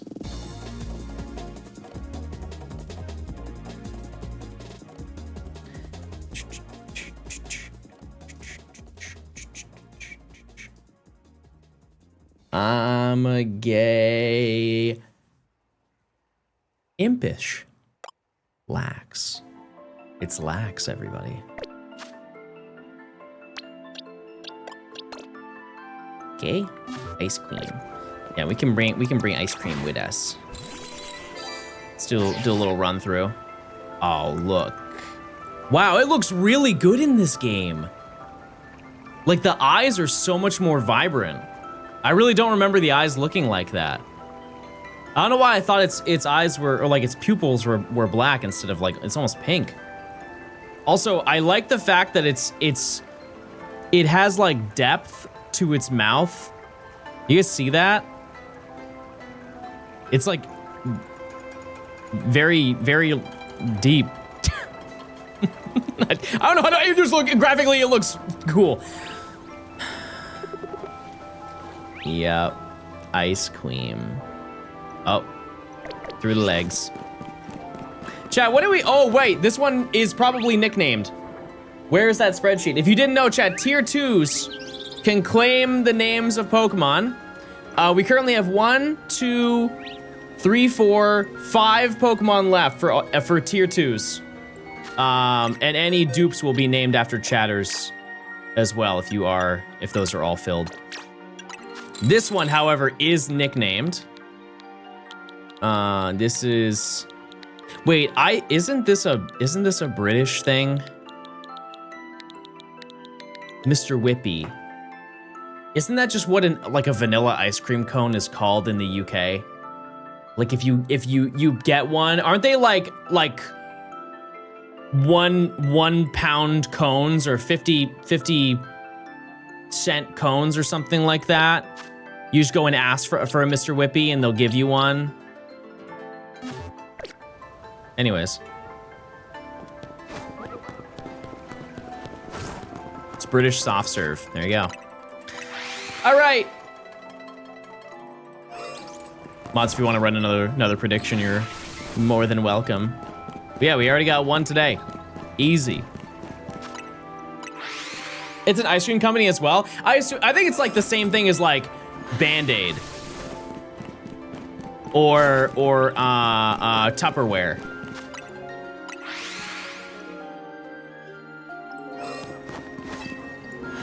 If that's just what people call them, just because there's one popular one. What are we hunting right now? The only thing we need left here is Hippopotas and Audino. Audino is the thing that's gonna keep us here for a hot minute because it's a 10% spawn in the middle. Or Kleenex, yeah. Frisbee? What are the other names? Like what is a Frisbee? Yeah, Velcro, Ziploc, yeah. Oh yeah, so to explain the RNG, how it works in Ruby and Sapphire, or really any Pokemon game, when you start a game, like start up your game, not start a new save file, whenever you start up your game, the game will basically, it has a predetermined list of numbers. So to put in perspective, I'm gonna pull back the curtain on video gaming, at least from the Pokemon aspect, but I think this is just true in general. RNG isn't really RNG. It is random, but the numbers are not being generated. It's really just R. It's really just R. The way that it works is there is a giant list of random numbers that are all in the same line. So like, it would be like 7, 2006, 58. I don't know why it's so hard to think of numbers. 10,422. 53. They're all just a bunch of random numbers in a line. And what happens is when you start a Pokemon game is the code will randomly pick a portion of the line as to where to start. And it will just continue frame by frame picking these random numbers, and it will just continue to go through from its starting point. The issue with Pokemon Emerald is when they were coding the game, they messed that up. That's still RNG. It is random number generation, but it's off of a predetermined list of numbers. It's not like they're randomly selecting a source of numbers, they're just selecting where it starts when you start your game. So it is still RNG, but it's not like true RNG, just because they can't do that. But so you go through the entire process, and it will just like loop infinitely. But if you start in like just restart your game, like soft reset, it'll start a new location. And by doing this, you are starting, like, for example, if you were shiny hunting for Rayquaza and you clicked A to click on Rayquaza, every single time you start the game, you are starting at realistically a different point in the game, right? Pokemon Emerald doesn't do that. Pokemon Emerald, to my understanding, starts you at the beginning of the line and just goes continuously. And while statistically, the odds of you hitting the same frame every single time you click on Rayquaza is low, it will still happen multiple times. Like you are shortening the length of shiny opportunity. That being said, though, you can take advantage of that, because if you find out that you have an early shiny frame, you can basically time it and get shinies very, very early. But, you know, you would need, like, to figure all of that out. And you would also need to find a shiny first to figure all of that stuff out. But I am aware that there is for the people who play the game uniquely. That's a good synonym. That's a good synonym. Uniquely, there is a patch that fixes that. And so I would like to think, because they really just have to change like one part of the code. Yeah, you guys can ask Rock, it's true. All of this is true.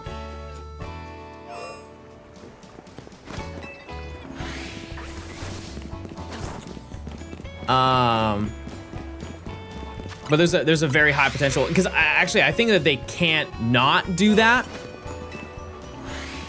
Dead batteries in Ruby and Sapphire, it is, and that does function that way.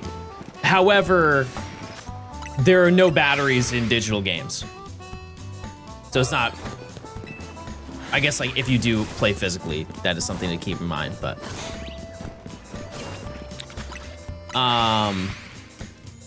you can patch an authentic Emerald cartridge with an e-reader. Epic. Yeah, the e-reader's cool.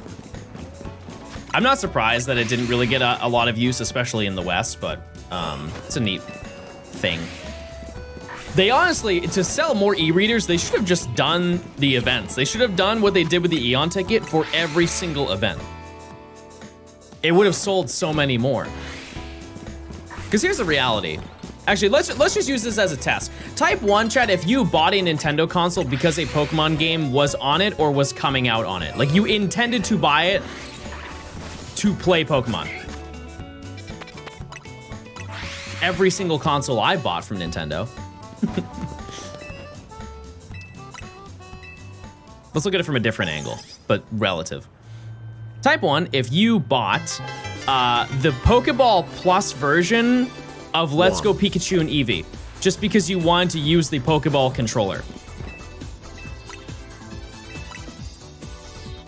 Okay, well, I guess that's something to think about. It's like 20% of you. I'm sure some of you also wanted to, but you couldn't because it got sold out. But maybe that's why. I think that also might be a little, well, actually, no, it's kind of the same thing because you got Mew, and that's technically an event in that game. I would have bought one. If they release the events on it, I would have bought one. Have you ever caught a Pokemon at O Block? Chad, I fear we're running out of questions here.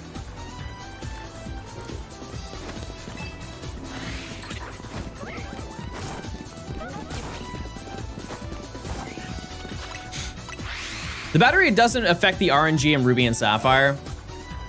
Is that true? I really don't like know enough about that because I know how the RNG works in game. I guess that would make sense because the RNG, it says that just like clock-based events won't work. So it's just like berries and junk.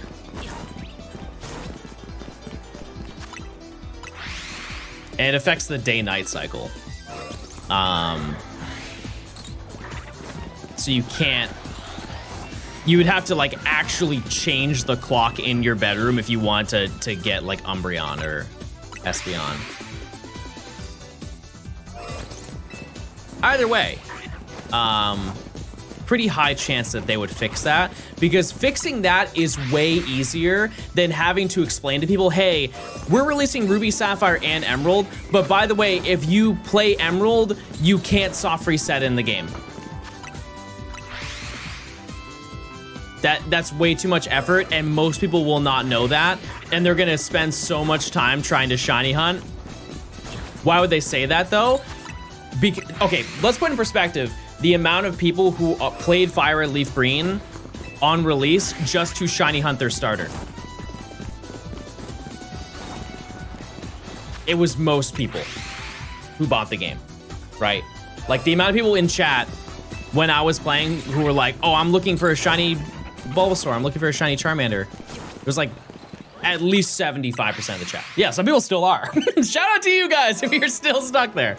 But Emerald is like, that is the GBA Pokemon game. It is. Like uncontested, it is the GBA Pokemon game. Everybody would buy that one over Ruby and Sapphire. And if everybody's soft resetting and not knowing that they are just resetting over like the same collection of 30 to 60 frames, they're gonna get annoyed at the fact that they're not ever finding a shiny. And they're gonna be confused. And I don't think they want the lashback of finding out, hey, the game is actually just broken and you can't do it. It just seems easier for them to just do a little quick fix. Why is everyone shiny hunting in Fire Red Leaf Green? Because the game was ported to the Switch 2. I got my Switch 2. Huge. That's huge news.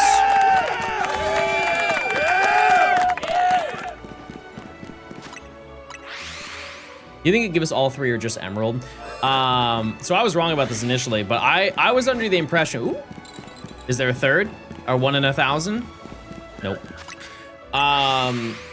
Apparently, when Gold and Silver came out on the 3DS. Oh, you saw the lovers, didn't you? Crystal also came out, but it was like a month later or 2 months later. I thought they all came out at the same time, but I'm pretty confident they would just release Ruby and Sapphire, and then they would release an Emerald down the road. Because realistically, chat, if you were to buy one game out of those three, which one are you buying? Like it's clear as day which one is superior out of the three. That's right, everybody. We're picking Pokemon Ruby. We're Groudon enjoyers here.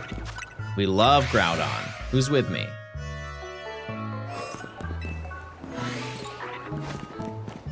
Because look at it from this perspective. They could make so much money from this. Obviously, they already have Ruby, Sapphire, and Emerald. But the Mew event is not in Ruby and Sapphire, but it is in Emerald. And so they can sell the Ruby and Sapphire event. They can add the Deoxys event again. They can add the Eon ticket event. And then they release Emerald, and it has both of those events, and it has Mew. Thus making everybody buy 2 copies, because people are gonna have FOMO for being like, hey, I really want to play Ruby and Sapphire, but I want to wait till Emerald. Ooh, I'm gonna get Ruby and Sapphire, and then Emerald comes out and they're like, oh, Mew is in Pokemon Emerald and you can shiny hunt it for the first time in the US. Everybody loses their mind. Everybody goes and buys Emerald. Does Emerald have the Ho-Oh and Lugia event? I didn't mention that because I don't know. I really don't know. Because I didn't do Naval Rock as a kid. Didn't do it. It was way too niche of an event. I want to say that it was, well, it had to have been in Ruby and Sapphire. Because Fire Red Leaf Green came out after those games.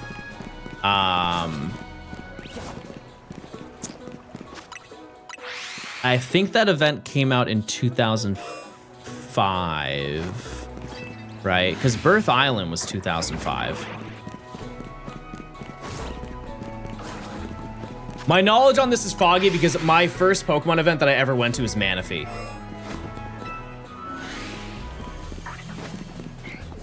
So I'm not super familiar.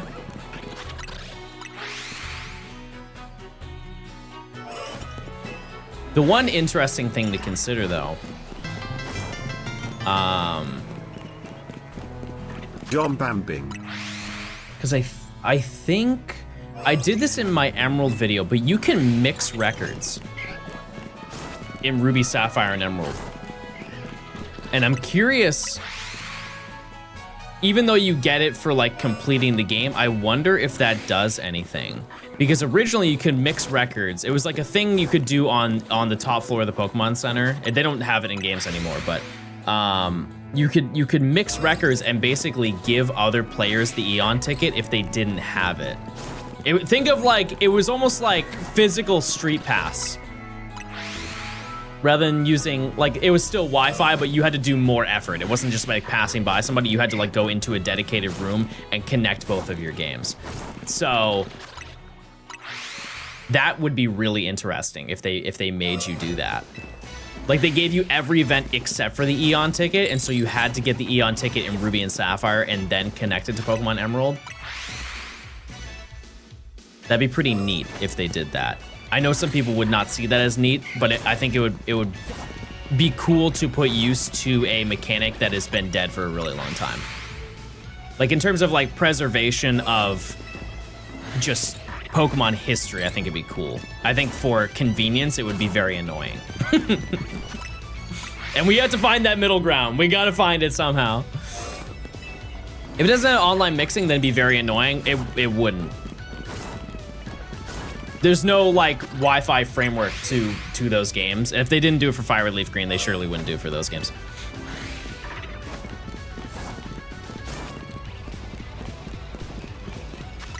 That being said, in the event that they ever do a Gen, like they release the Gen 4 games on the Switch too, they would quite literally just need to make a server for the Gen 4 games, and they have everything already set up to go.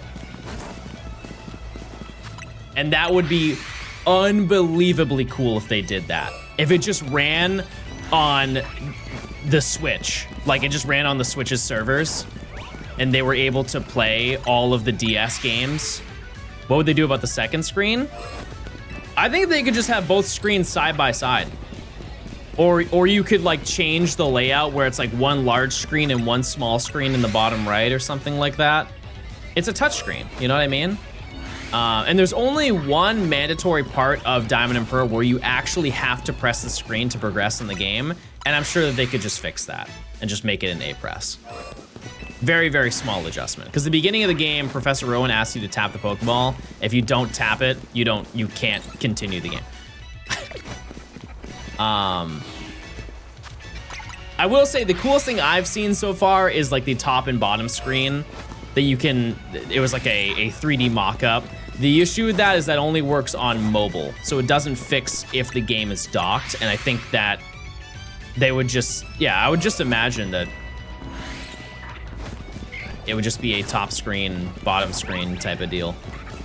Or they could pull a BDSP where the top screen, like it's not in the game, but you can just press like the right bumper and it will come down on screen whenever you want to use it. Like they have their own special application to make it run. I guess my question is, have they ever put a DS game on the Switch too? Like, didn't they do, what's that game? Professor Layton. Didn't they do a Professor Layton game that they ported to the Switch too, or they ported to mobile or something like that? How did they do that?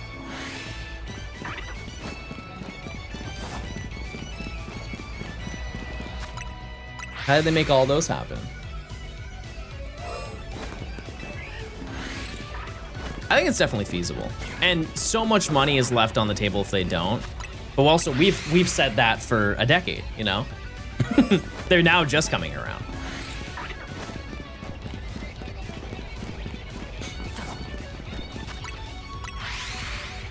They ported Miitopia. I don't even know what that is. Is that like Tomodachi Life? Speaking of, that's coming out very soon, next month. Queasy to think about. Is flying around more optimal than bench resetting? Yes, but also I wouldn't bench set on stream. It's just boring to watch.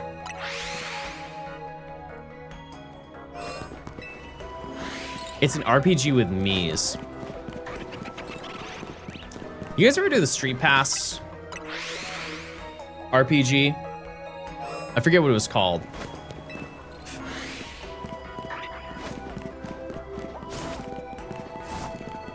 I did not make it very far. Yeah, you had to like go through the castle and you had like a collection of cats. Find me. Yeah, find me. It was very like Mario-esque where you got to the end and it's like, oh, well, you can go to the next castle. Any Face Raider enjoyers? All two of us. Stand strong. Didn't it literally get a stage in Smash Ultimate? I didn't really play Ultimate, they but could always I do a believe it. side-by-side screen and use mouse controls on the S2 for touch screen. That's a great point. I always forget about that. The issue with that is they would be leaving so much money on the table if they didn't allow people on the Switch to buy it.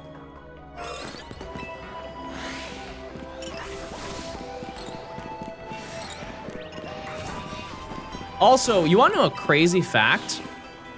This was revealed, I think, today or yesterday. Pokopia is currently in the upper half of most sold side series Pokemon games of all time. Like, it sold insanely well. 2.2 mil in under a week. And it's in the upper half. Is the Switch screen not touchscreen? It is. However, it does not have mouse controls, like they said. So they would have to change the game anyways. I heard it sold 10 mil in 4 days. I don't think that's true. That would be nuts. Because that would be more than like ZA and Scarlet and Violet on release, I think. 10 is crazy.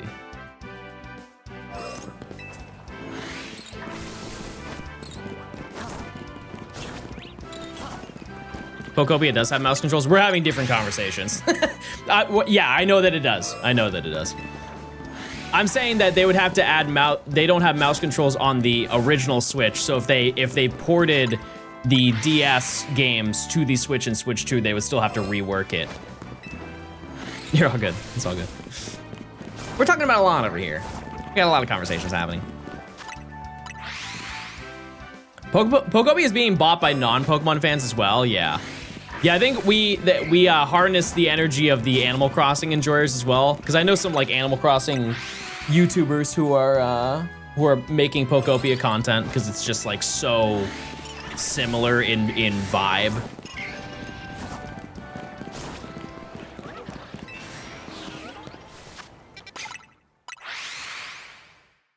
I wonder what the Fire Red Leaf Green sales are gonna be. High.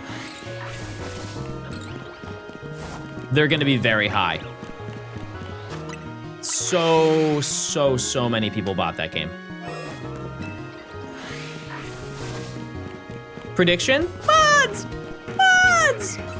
VODS! I haven't done my check yet. You guys gotta remind me about little old Pidgey. Well, it's not shiny. It's not shiny.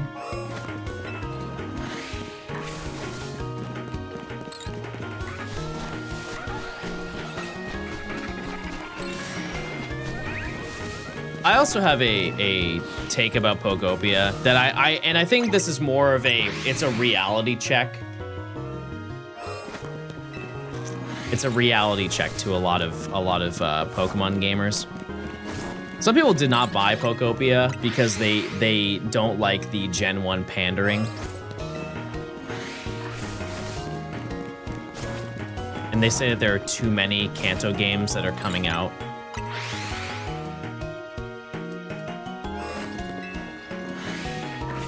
And I don't think those people understand how little Kanto game has come out in like the past decade. There's also a Magikarp behind you. Oh, Fih.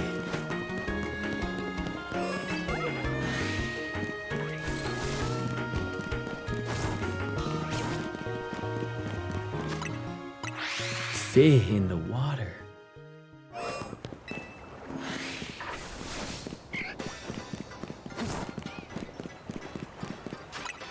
Like it's been a long time. There's been less Unova games, and that's an issue. See, I'll stand with that. I'll stand with that. The people yearn. People yearn for it. Oh, hi, Gian. Oh, goodbye, Gian. You wanna know the unfortunate reality with those games? I honestly think that they are hesitant to make those games because of the reception that Black and White and Black 2 White 2 had when they were out. Which, by the way, the Gen 5 hate erasure is insane. When those games came out, they got dragged through the mud. So many reviewers were complaining, like the IGN review for Black and White was, or I think it may have been Black 2 White 2 was, this is the same game as last year. Why are the games still in 2D? Why have they not updated the Pokemon cries? We want the game in 3D. They're so graphically behind.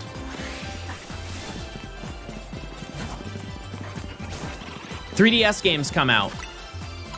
X and Y gets a pretty solid rating for it. It's like, finally, game is in 3D. The game has a lot of Pokemon. Big Pokedex, very fun, very epic. Omega Ruby Alpha Sapphire comes out. We already know that story. Sun and Moon comes out, and for some reason, all of that mentality of we want 3D game and we want the game to be updated just went out the window. Sun and Moon, game is too long. This is also from the reviewer perspective, like the review companies. Game is too handholdy, too long. The models are old now. They need to update them. The game, I don't know if they said the game would be better in 2D, but I think a lot of people have said that they wish that they would go back to making 2D Pokemon games. It's like, at what point do they win?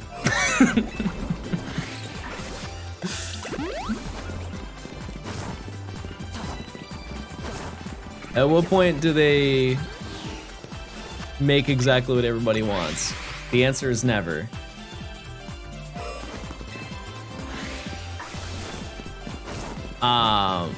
And here's the thing is I've said before that I did not like Black 2 White 2 when it came out. However, I have taken that back heavily. And also I have played that game more than pretty much anybody ever. Like in terms of everything that's available in those games, I have confident proof that I've played the game more than pretty much everybody on Earth. So I feel like I can speak on Black 2, White 2 and say that they are fantastic games. However, because of the initial negative reception of those games, I feel like they might be a little hesitant to go back to that region, which is unfortunate because there's so much stuff that they could do with those games, like beyond remakes. Like a Legends game would be unreal. It's like the epitome of a Legends game.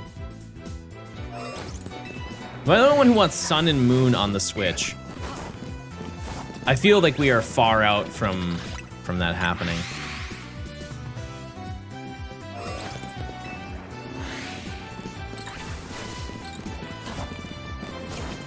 We'll just have to wait and see, chat. We'll just have to wait and see. I think the next like game news that we are going to get, aside from maybe Ruby, Sapphire, and Emerald later this year or something, is we'll get at Worlds more gameplay of Winds and Waves.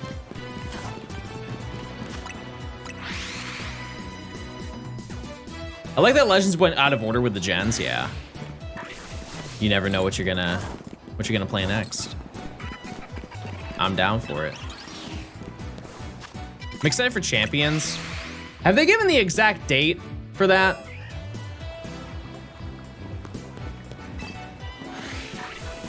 By the way, chat, Hippopotas has not been claimed. If you have any interest, tier 2s can claim the entire Hippopotas line. Yeah, it is April. You still have Ultra Sun 2, or did you leave it behind? No, it's at the house.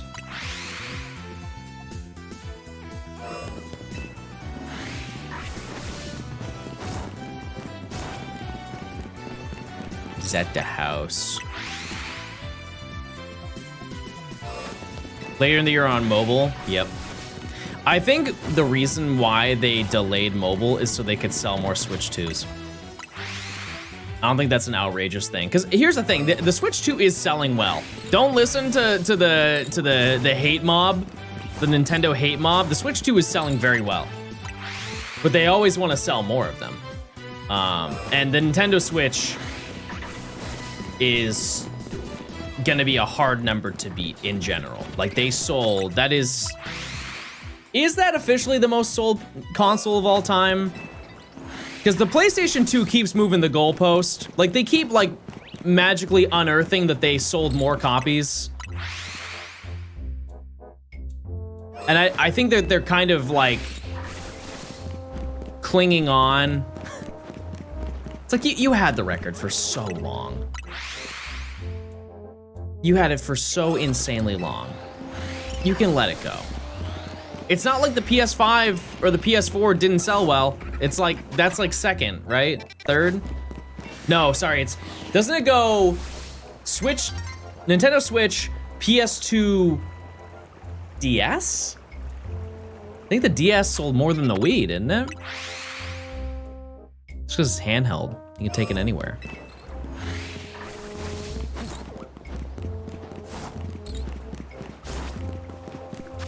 PS2 is number 1. Let's see.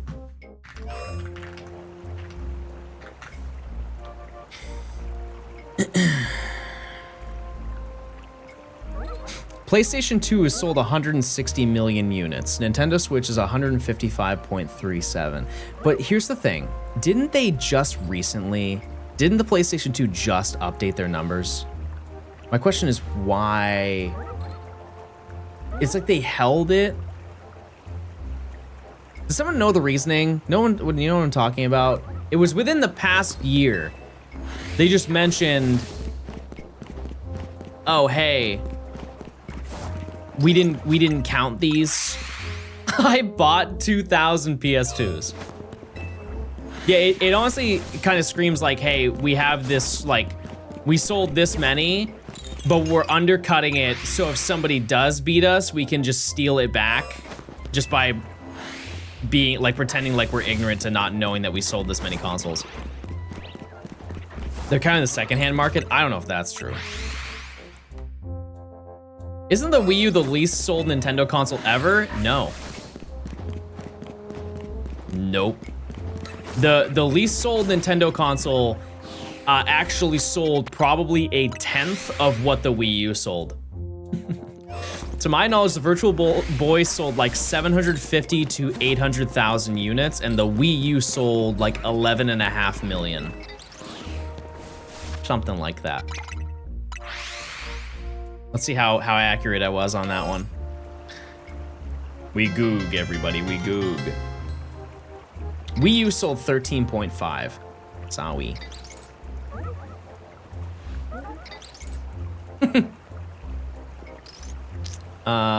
The worst selling...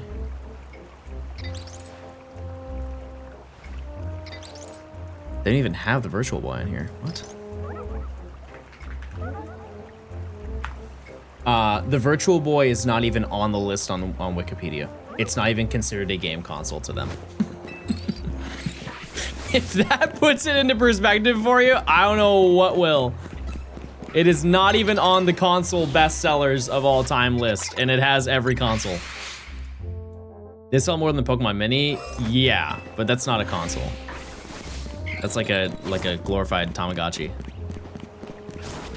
Which are sick. They are cool. Maybe they didn't meet the threshold for like games, because there's like 8 games, right? Or 10 games that was on the Virtual Boy. Maybe that's it. Does it Kinect count? No, that's an accessory.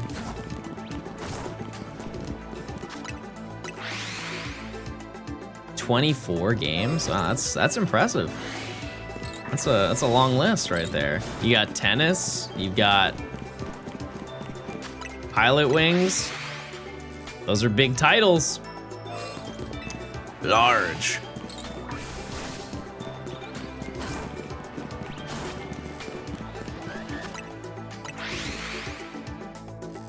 The PS2 used to say over 155 mil because it wasn't tracked accurately. It was changed to 160 at the end of 2024 at the time the Switch sold 10 mil.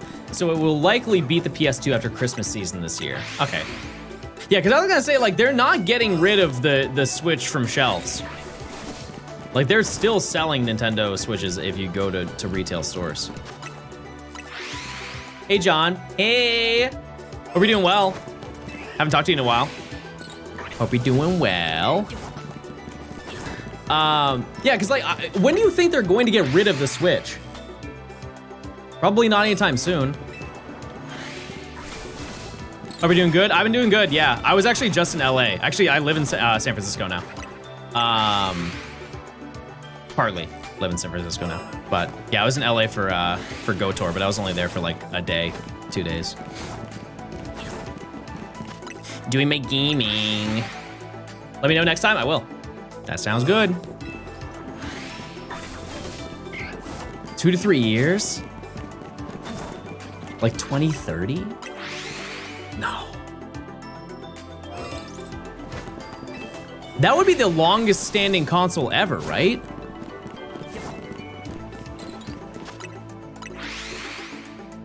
That would have to be. Oh, actually, no, the PS2, they stopped selling PS2s in like 2015, right?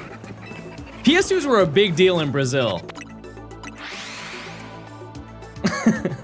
If you didn't know that, I think the last game that was ever sold on the PlayStation 2 was like Pro Evolution Soccer 2014. Like they kept that thing going until it died. Pretty sure that had the longest console lifespan ever. Aside from the PC, obviously. The Wii had games until 2020. Oh, you're right. Oh, I remember that Direct. I remember that Direct. Wow, yeah, huh. I totally forgot about that. Yeah, because people were like, how in the world are they still making them? Yeah, and everybody was they were doing the TikTok dances in the Direct. All right, chat, I'll be right back. I have to use the restroom. In the meantime, try and spell the word ham. I should have picked a harder word.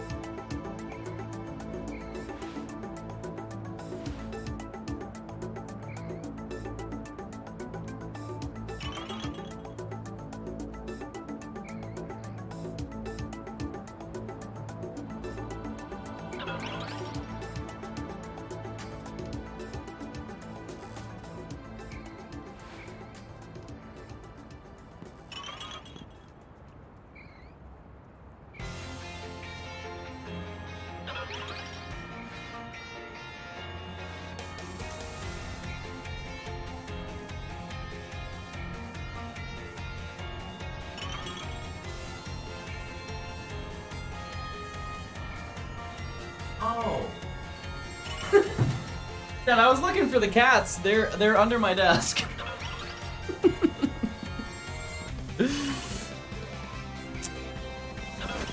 They're under my desk.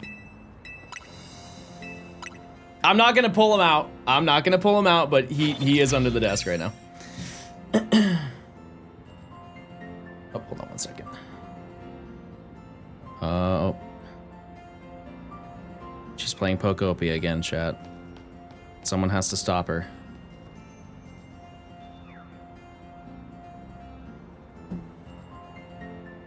Nimi got offended that I brought up. I said to her today, I was like, I told chat that you will be playing Pokopia until the end of time.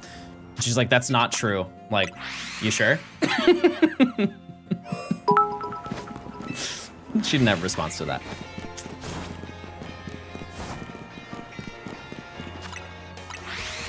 Until Winds and Waves, I'm sure that that will be her main game.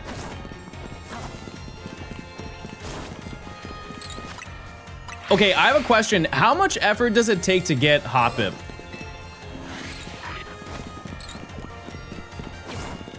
Like to get, I know you need to make a specific habitat to spawn it in. Because you just need a Pokemon Center, and I have 2 of them, I think. Just open the game.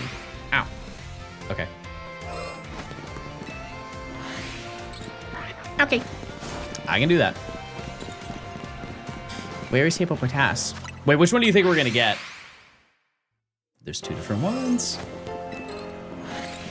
I hate that this song repeats in the middle. Oh no, it's the. Why is it only playing Sword or Scarlet and Violet music? Oh, banger. Did we already unbox the music player? It's so cool. Look. Look it.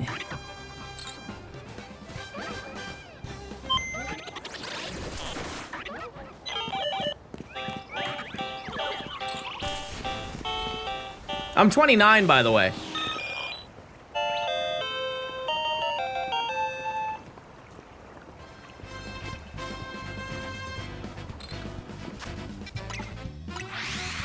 It has depth to the display. The reason why is because you swap out the carts. It shipped that quickly. Okay, full transparency, chat. It delivered, I think, 8 days ago. I bought it on Pokemon Day, and I just did not pick it up from the package office. Oops. So be it.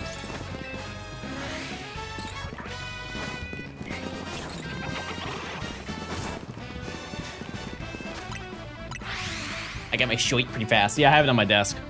Probably wear it tomorrow or something. Or maybe I turn into a crop top. Still wearing it on stream. Who knows? Who knows what I'll do? I'm doing a Fire Red Leaf Green Shiny Nuzlocke. Am I insane? How many shinies do you have?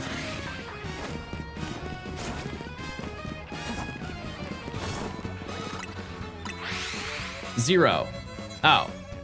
Not much then. Not much if you haven't started then. You got it though. You got it. Yeah, I would like to think that the Pokemon Company has their own shipping company. I know that they ship their stuff primarily through FedEx, but it is absurd how quickly you get packages. Like every time I've ever ordered from the Pokemon Company, aside from pre-orders, I've received my package in like 2 days. Like they're on Amazon timing, and I don't understand how. Undersea Bullet Train. Maybe.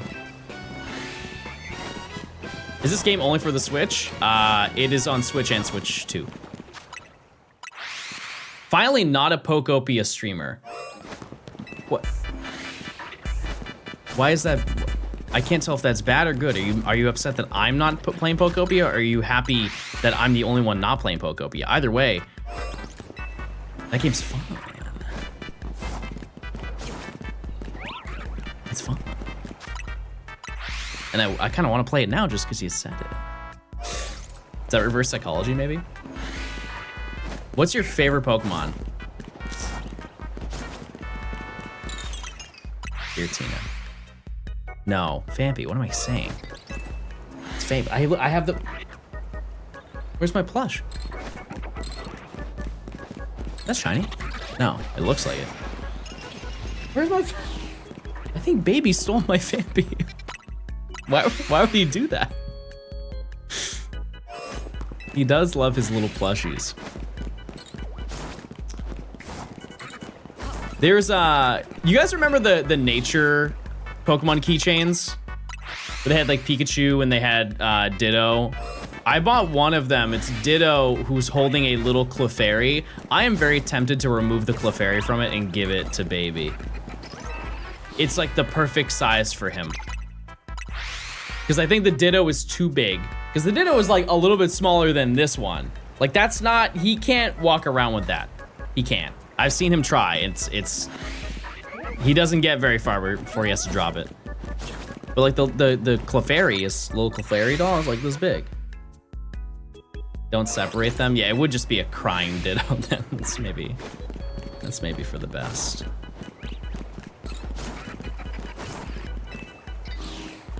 Would he choke on it? No, it's not that. It's not like this. No, he'll be fine. He'll be totally fine.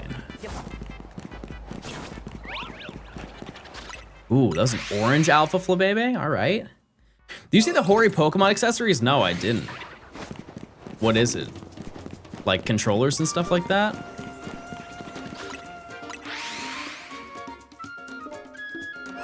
You get your shiny Bulbasaur? There you go. There you go. You're free. You finally played the game. Is that where you draw the line? Like most of you who got Fire Red Leaf Green to shiny hunt, did you just want the starter?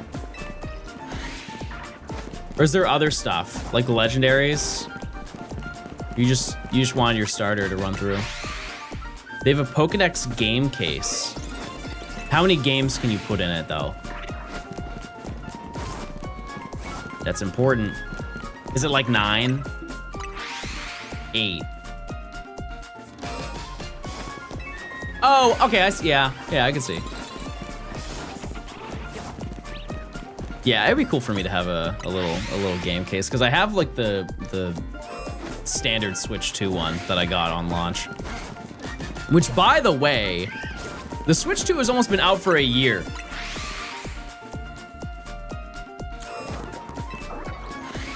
Kinda a terrifying fact. Came out in May, didn't it? Pretty sure it was May. That's terrifying. That's a very long time. There's still no good Switch cases. What are you looking for in one? Like more storage? Because the one that I have is the, they didn't have the Switch one in stock. It was also huge, because that one allows you to put the dock into it. And to be fair, I did buy one that does have a dock storage in it, but you can remove the top part, which is just the console. So if I wanted to lug around the dock, I could have it like as a shoulder sling, which is cool, and separate it if I need to. But I think the Nintendo branded Switch 2 case requires you to have the dock with you too. Which is way too much. Way too much. Like trying to bring that through the airport. That's a whole carry-on on you. Okay. You have a D-brand case. I feel like I've heard of them before. Isn't that like custom stuff? I feel like I've seen like a YouTube sponsor for that. What shiny did I get? I got Vanillite. So whenever I get a shiny, chat, it will be the most recent thing that's on my screen. Like I'll have it highlighted over the arrow. Usually I'm pretty on point for that. It's just hard to see because Vanillite is so tiny in that photo. I feel like they could have zoomed in just a little bit. How many shinies do you have so far in this challenge?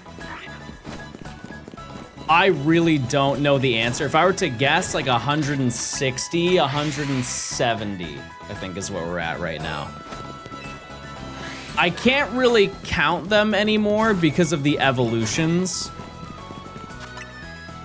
I would have to individually go through the boxes and find out. It's a lot, though. It's definitely a lot. Phases, I think we're at like 80. 80 of them. At the rate you've been going, I think your luck is kind of good. Well, I've heard from other people who have hunted. I think I'm pretty middle of the road aside from Abra and Flabebe. That's like the only thing that's taken an insane amount of time. Because the nature of doing these challenges, you're gonna find some like really easy hunts and some really hard ones. It's raining, everybody.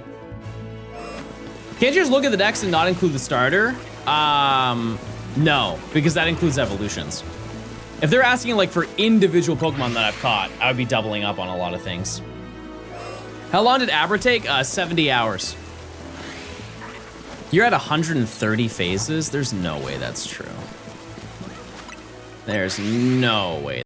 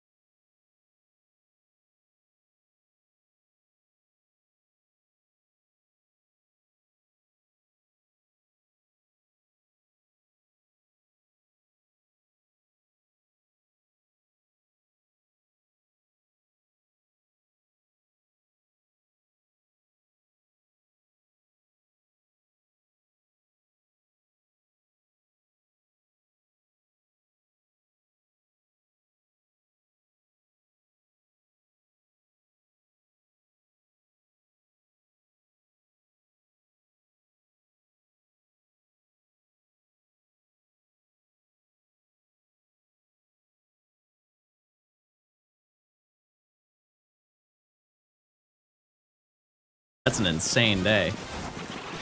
Night, instantly daytime. That's a lovely yellow team. Yeah, that's true. I did not notice that I did that. But we got ice cream. We got a little ice cream.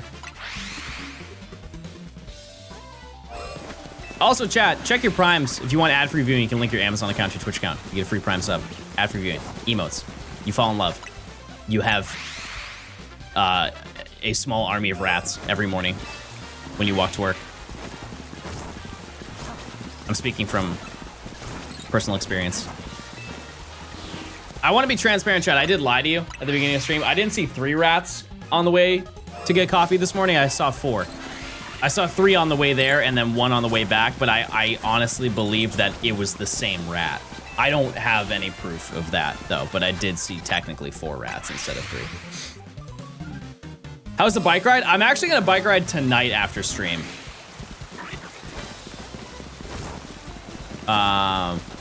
Yeah, the only thing about bike riding that I'm not like crazy about is the fact that I have to get used to biking in a city, like using the bike lanes and everything and following like the rules of the road as if I was driving in a car, because I've just never done that before, and I don't want to make oopsie.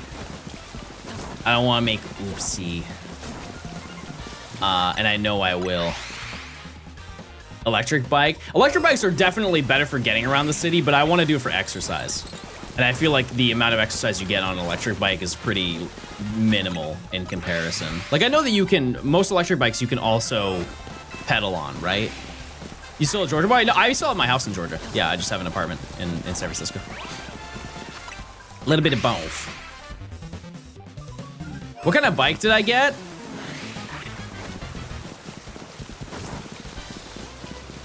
Marin. M-A-R-I-N.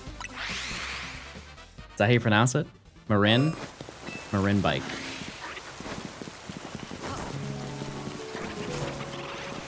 How do you like apartment versus house? I have realized, chat, I like having less stuff.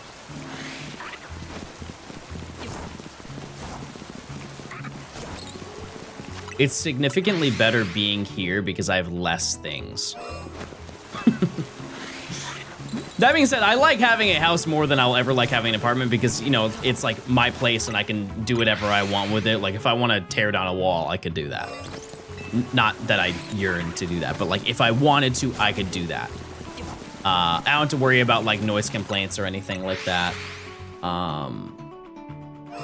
However, there are downsides to having a house, for sure. Yeah, HOA isn't great. But I think also, like, landlords, in a way, are kind of like HOA. It's just the things that HOA get annoyed at you for are things that you just typically would not have in an apartment. Like, if your lawn is not kept up. Like, you probably don't have a lawn if you have an apartment.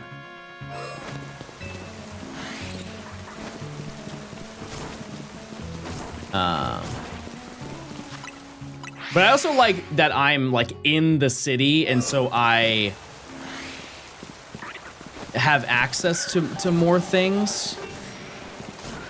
Like for example, San Francisco has a bus route, many bus routes. Atlanta, I'm sure some people would say that Atlanta has bus routes, but they are not good ones. That's actually one of the most notable things that people hate about Atlanta is the fact that its public transportation is one of the worst out of all of the large cities in the US. It is notably very, very, very bad. Yeah, Pogo in Major City is good, but like Atlanta has that too. It's just San Francisco is larger, and so there's way more people who are down to play. Because the Atlanta Pogo scene is pretty cool. One funny thing is when I used to go to events, I would always go to like Piedmont Park, which is like, I would say it's the park in Atlanta. There are other ones, but like that's, in my opinion, the park, just because they have, like you have Centennial Park where there's nothing there. That's where they hosted the initial Olympics in 1996. But yeah, Piedmont Park is pretty cool, and that's where all the Pogo players do events, community days, whatever, raid hours. And every time that I would go there, I would see this one viewer. and he would always come up to me and he would fist bump me and he'd be like, "Hey John, keep it real." But he would say it every time that I would see him at every single event. Every single event. He'd be like, "Hey John, just keep it real."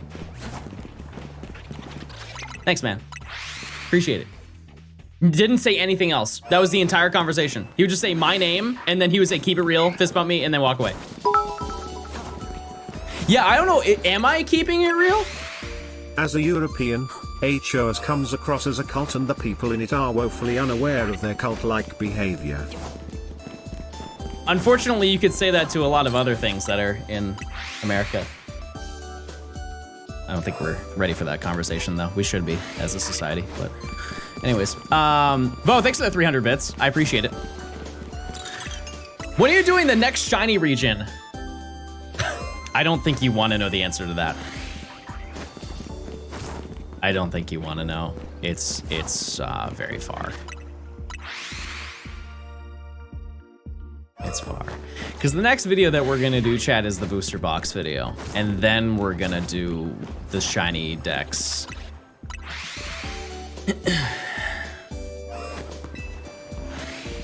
And the booster box video is gonna take a pretty long time. What's the booster box? I'm not telling you guys until we open it. I've said that it's a Generation 4 booster box, but I will not elaborate more on that. You guys can Goog to your heart's content. You can look it up. You can look up every single booster box. And if you say, "Hey, is it this one?" I'll just say yes to every single one. That way you'll have no idea which one it actually is.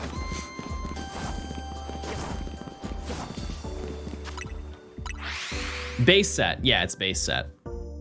It's Call of Legends? Yeah, no, it's Call of Legends.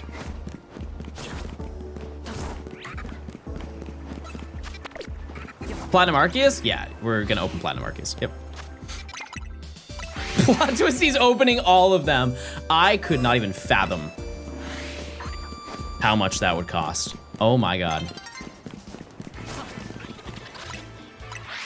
What's the video for? That's also a secret.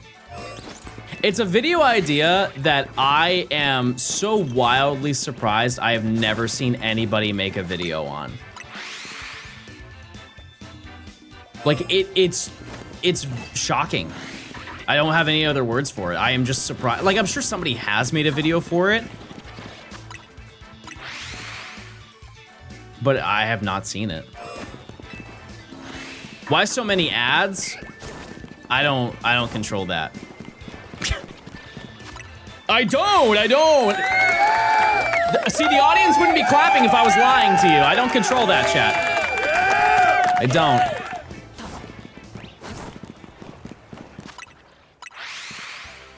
You wanna know a crazy fact, chat? Take a guess what's the max amount of ads you can run in an hour. How many ads in 1 hour do you think you can run? 10 minutes? 60 minutes? Just you just get served ads the entire stream? No gameplay. No. The maximum amount is 22.5 minutes. 22.5 minutes. And now some people, most people, will be like, that's absurd. And it is absurd, and I definitely don't do that. I want to make that clear. Well, you would definitely know if I did, right? Here's the scary reality, chat. That is basically what cable TV is. Like, almost down to the number, that is the amount of ads you watch in an hour of cable TV. It's a little bit more. To my understanding, per hour you watch, I think it is 16 minutes.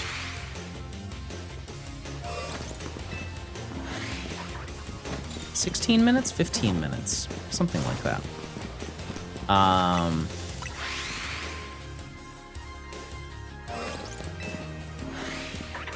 And one thing about the Twitch ad program that they have, they basically tell you how much you would make if you were to run a certain amount of ads based on like how much you stream. I would like to let you know, chat, I will never run 22.5 minutes of ads per hour on my channel. That being said, some of you would look at me very differently if you knew how much they offered me to do that. It is, per month, chat, it would be like a full salary.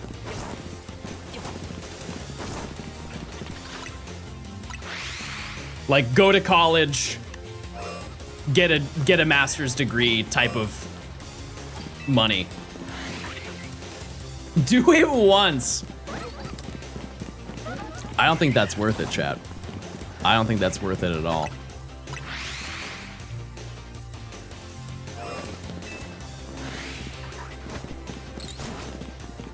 Yeah, I don't think I'm allowed to say what the number is. And it varies per month, but I believe it started with a 4. I'm not gonna disclose the amount of zeros attached to that, but it started with a 4. It was $4, everybody. I'll say it. It was $4. $4. What would you do with $4? Leave it in the comments below.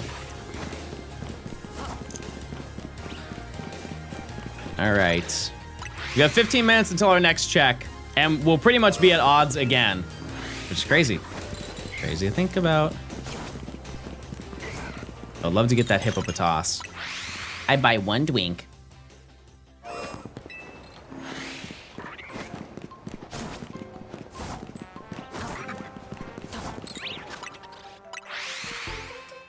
Can we get another booster box video if you did the max ads for a month? We could get many booster boxes if I did max ads for a month. But nobody would watch, chat. Subs would. No new viewer would want to. But here's the tech though. Let me put you on game. When people do, you know, I don't ever intend on doing another one, despite Nimi saying that I should do one. I wouldn't ever do another subathon. However, whenever if I were to do another one, when I went to bed, I would put max ads on. There's there's no reason not to. There's no reason. 100% I would do that. I'm sleeping. The expectations of content are very low when I am not conscious, you know? When I get a bag. And I only know that because I heard that from other people who did subathons. I'm like, wow, that's a fantastic idea. Hard to argue that one.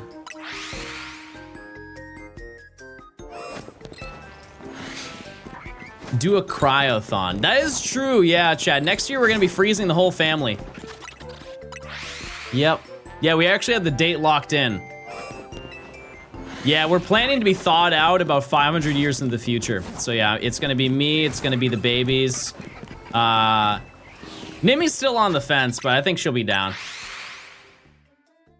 Yeah.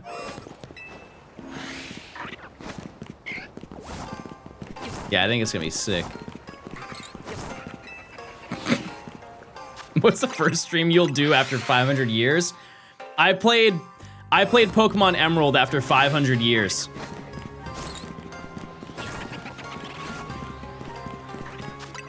And that's gonna be on, it's gonna be on MeTube. I'm gonna find out that everybody is so selfish in the future they even rebranded all of the companies. It's all about us now, it's not about you guys. At what point you'll wake? At one point you'll wake up at the Halo timeline. Isn't the Halo timeline in 5100? No, not 51. 2100, right? 22. 2200. Oh, Gian. Gian. Oh, hi, Gian. Oh, he's a nice boy. Oh, hi, Gian. Yeah, go in circle. Oh, he's laying down. Okay, he's laying down. You can't see him, but he's stretching. Okay. Oh. Oh. Oh, you want your toy? Here. Out you go. Love you. Love you. My sweet little sunshine.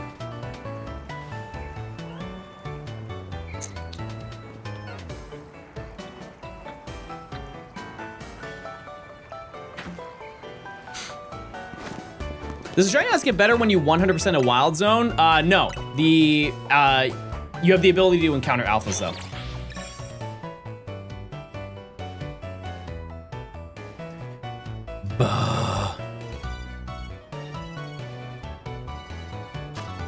Did Nimi give you the plushie for background decor? The Komala? No. Nope. She did not. It's that was my own gaming purchase that I made. So he is just raw dogging this. What do we mean by that? Why did we word those things the way that we did? What's your birthstone? Moonstone. Stars really aligned on that one.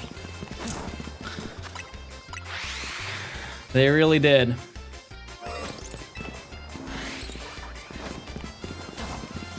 I think like the main one is Tanzanite. I think it's Tanzanite, but it can be Moonstone. I don't know much of that lore though. I've got a Moonstone ring and I got a Tanzanite ring and I got nope, that's it. That's it. He's flexing again? That's not a flex. It's not. I think the Moonstone ring that I bought was $10. You guys don't have $5? $5.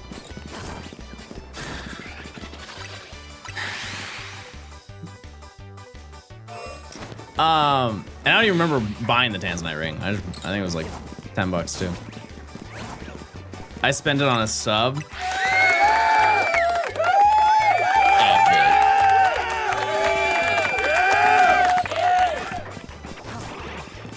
I feel that reference is too old, chat. We're losing the ancient texts.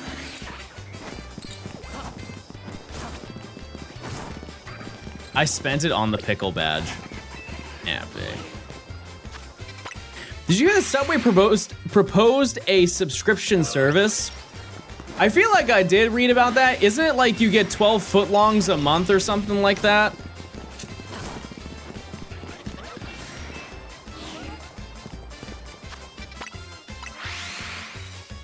That's worth it? Yeah, but I don't know how much it cost.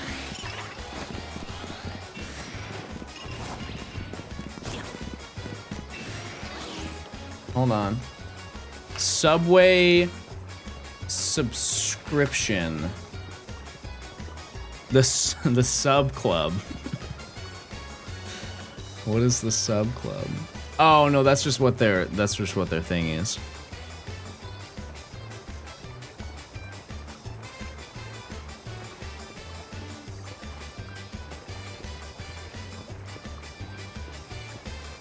All I'm seeing is Subway ends its free foot-long loyalty program. What's the deal? Yeah, there are way too many subscriptions. Except for Twitch subs. That's a very reasonable thing. I think we should all get rid of our subscriptions except for Twitch. That's essential and we need that in our day-to-day. Steven, thanks for the 19 months of Prime. I appreciate it. Chat, if you link your Amazon account, your Twitch account, you get free Prime stuff for after viewing emotes. It's important. We shouldn't forget about that. As I was saying. Oh, I'm sorry. I didn't know we were slaying this morning. Go ahead. Yeah, no, do your thing. Do your thing. Go ahead, girl. Let's see it. Come on now, let's see the Okay, Rosalia, you show him. You show him what you're about. Certified baddie. Okay. All right. Love it. All right, shiny Roselia. Any nature guesses on this this baddie? I'm a gay.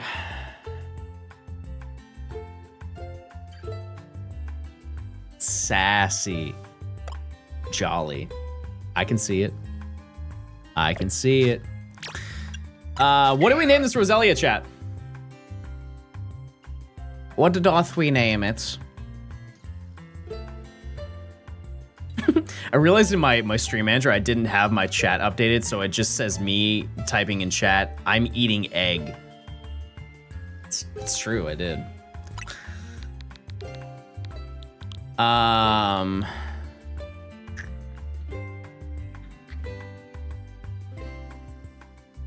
Slay is too basic. Yeah, I think Queen. Yeah. Oh. I named her Quen. I named her Quen. Okay, no, it's fine. It's fine. No one will notice. It's okay.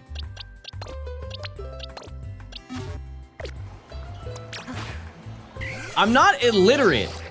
I'm just stupid.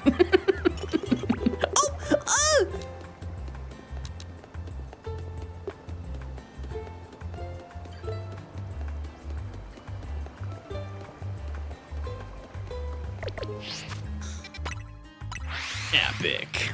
All right. That was a pretty rare spawn here, too. Oh, there she goes. She's moving. Thanks for logging on that shiny. I had 60K as a believer on the line. There we go, baby. Wait, chat, I have a hype train on my channel. Aren't you hyped? I know I am. That's such huge news. Dar, thanks for the prime, if I didn't say that. No. Come on, guys. Come on. Come on. Get hyped. Let's get some hype in the chat. Do I have a hype emote?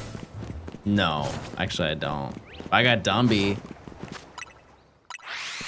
I got Dumby. That's good. A lot of people care about that.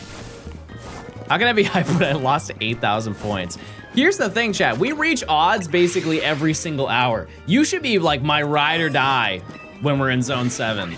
And to be honest, even further, I think every zone.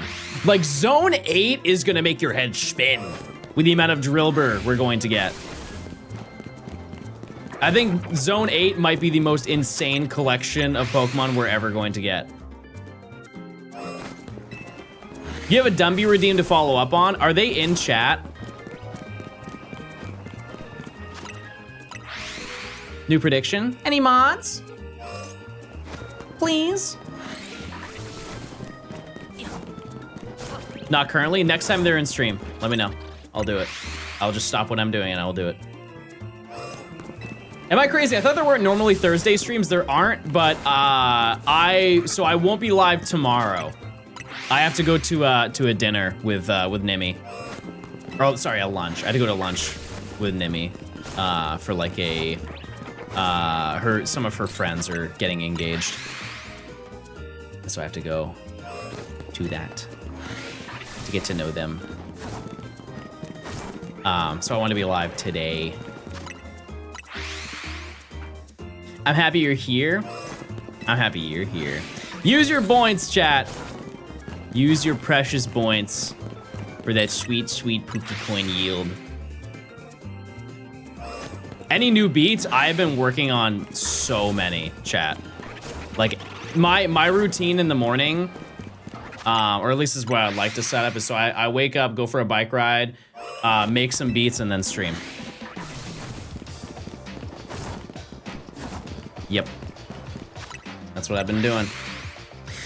I love Shiny Roselia. Yeah, it's a great one.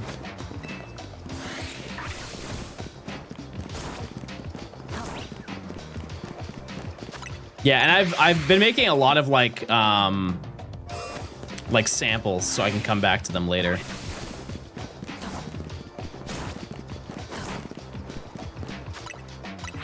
But I think in the past week I've probably made like 7 or so. Not like one a day, but like a couple every single day. Like some are good, some are much better, but you have a SoundCloud? Nope. I do not.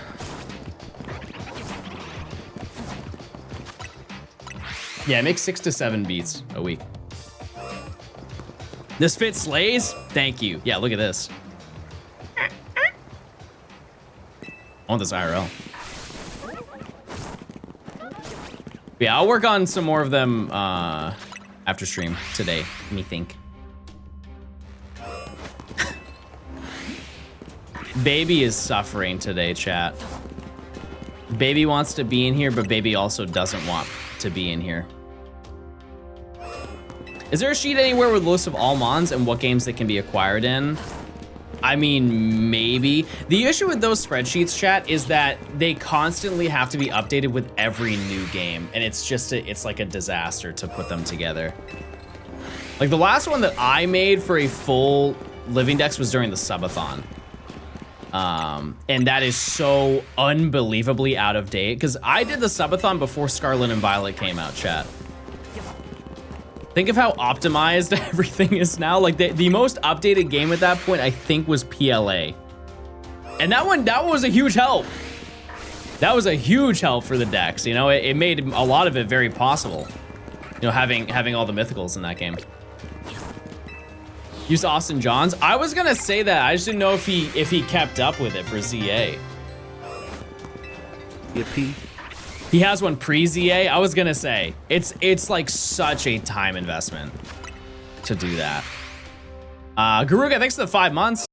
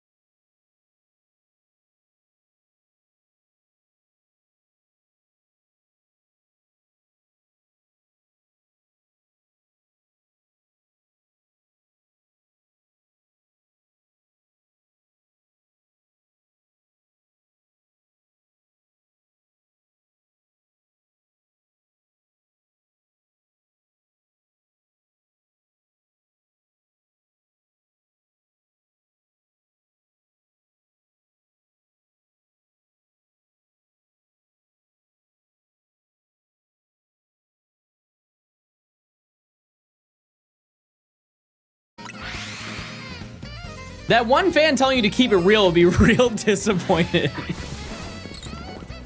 Why? What did I do wrong? What in the world did I do wrong? Do you know the Let's Go Pikachu Pokeball controller? I do, but I have it in my other place. I do not have it here. I have not used it. It's a fun controller. And if you don't have a Go Plus, it's a cool Go Plus for when you're playing Pokemon Go. Aside from that, I wouldn't necessarily say that it's a good controller. I don't think it's a good controller, but it functions. It's mostly because the throwing just doesn't really work, and people are already confused as to how to throw in Let's Go. Even though, like, once you understand how to throw in Let's Go, it's fine. I just think that the shape of it just does not work. Because, like, how are you supposed to throw with it? Like, you find a neutral point, and then I guess you could just throw it forward, but, like, throwing it to the side is just, like, not accurate from what I remember. What am I hunting right now? I am looking for Hippopotas or Audino. That's it. That's it. Would this be more of a less of a grind than Legends Arceus? In what way? Like getting every shiny, this game is infinitely easier. Like incomparably easier. And realistically, if you were to get every shiny, and this is with DLC, get the shiny charm. Chad, do you think like 400 hours is a fair number to get every single shiny? Not the way that I'm doing it, but if you were to get every single shiny, it would probably take 400 hours to get everything with the DLC. Maybe some outliers would take a while. You get the fossil. Actually, no, the fossils are fine. You don't have to worry about those anymore. Yeah. Could be less, honestly. Arceus is not totally different. Space-time distortions, there are so few recorded instances of people finding a shiny in a space-time distortion. Like one of the special ones, like finding Shieldon or Magnemite or Cranidos or Jotonian Sneasel. Like if I ever found one of those, I would never not speak about it. Every day I would bring that up. My favorite game is Conquest. I only own the box art. I don't own the game. And it's also, isn't it like $80 for that game? Try to talk about my Sneasel every day. Is it Jotonian Sneasel? Or is it Hisuian? It is? Yeah, I would be talking about that every day of my life. I miss Rumble, yeah. I think that the era of Rumble-looking Pokemon games is just gone. Same thing with Ranch, because I'm pretty sure Ranch just uses Rumble assets.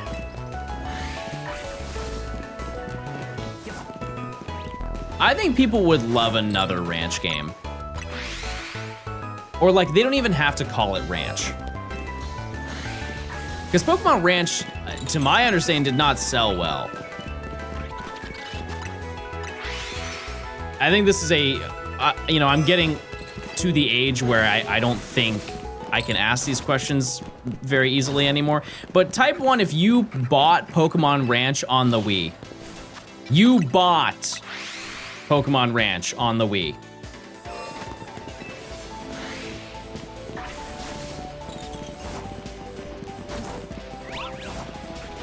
Too young. Yeah. I wasn't allowed to. If you want to be on a farm, you better grab a rake and go outside. Benjamin, I'm tired of you sitting around playing all these simulations.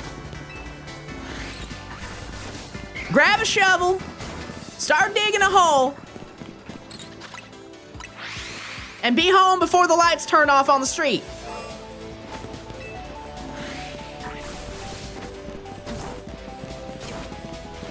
That being said, you guys ever seen Euro Truck Simulator? You ever seen those setups? Anybody I've ever seen play Euro Truck Simulator, they've got the full kit. They got the loadout. I saw a guy who had triple vertical monitors that were like no bezel to them, so they all were like seamlessly connected. And then you may be thinking, why don't you just get one of those long extendo monitors? It's not as tall, so you can't have like the roof and everything and like the dash. And on top of that, he also had side mirrors, like individual tiny little monitors to be the side mirrors exclusively. With a full seat setup with like pistons that like lift up and down, so when he's on the road, he's like bumping in his seat. They have esports for it? For truck driving? How do you compete? Is that shiny? Oh! No! King Gort! No! It's King Gort! Dear God, get me out of this realm! It's King Gort. That's so under odds. That's so under odds. Well, I honestly thought it might have been because of the lighting. It's because it's sunset. Wow, there it is. We've done it, chat.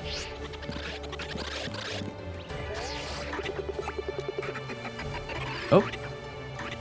Oh, it's coming down.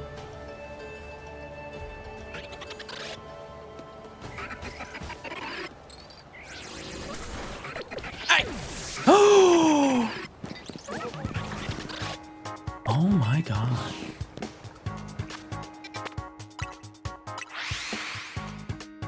The audacity, number one.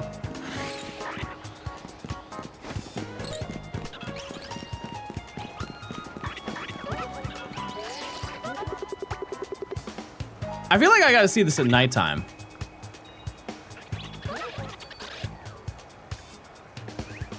You'd have no idea.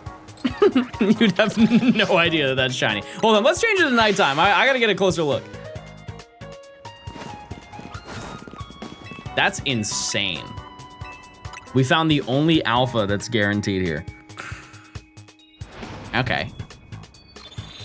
Mind you, the odds are still 1 in 4,096. That was like, we've done a lot of resets today, but not that many. Okay. Oh, it's definitely more noticeable now. Okay. Yeah, you can see. You can see it by the way that it is. Look at that. There it is, everybody. King Gort. Go ahead, turn around. Oh, yeah, there you go. You're a good listener. You're a very nice listener. All right, let's blow you up. Let's blow you up now.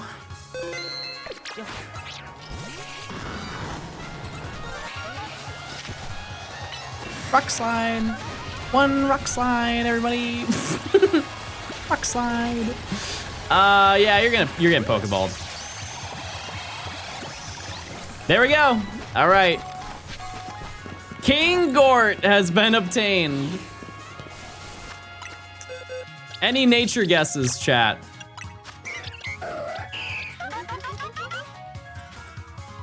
Any nature guesses on this one?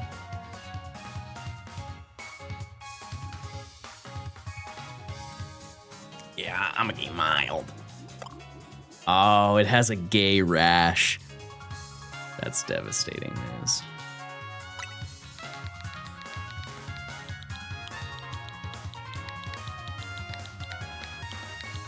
Everybody say hello to King Gort.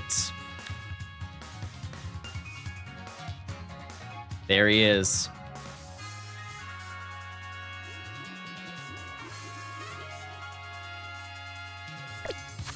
surely we won't get another.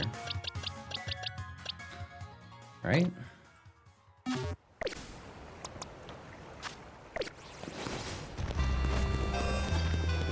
Oh yeah, right here. Okay. I need to heal up and change it to daytime.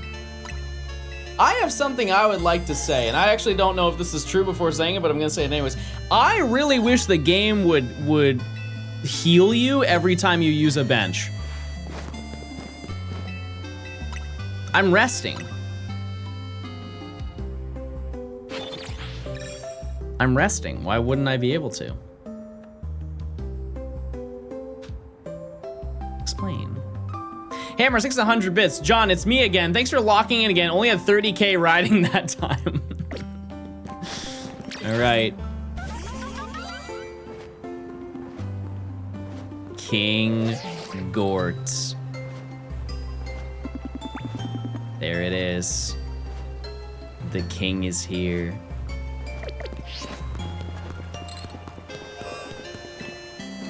All right. We're back to it. We keep hunting.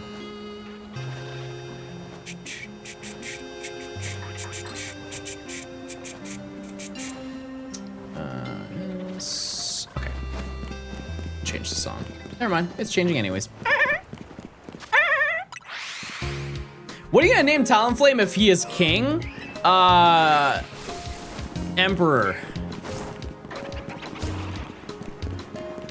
Empress.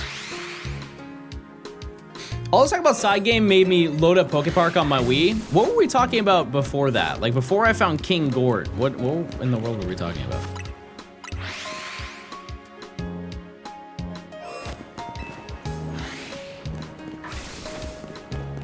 Oh, Euro Truck. Yeah. It's just sick to see those like setups that people do.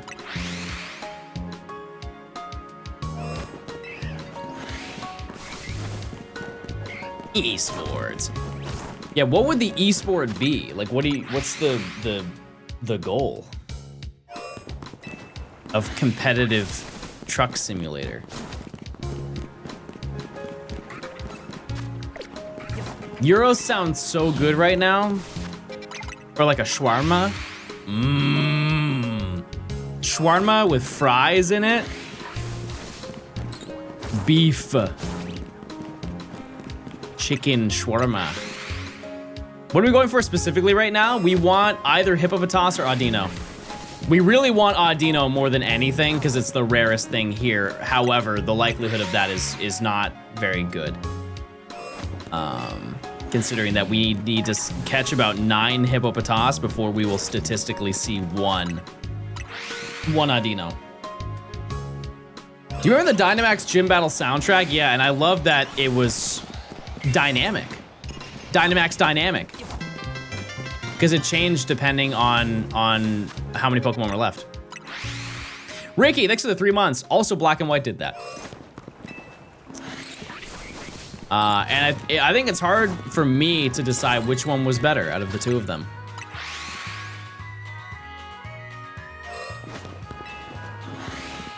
Because the final Pokemon music for a gym leader battle is like so heroic sounding.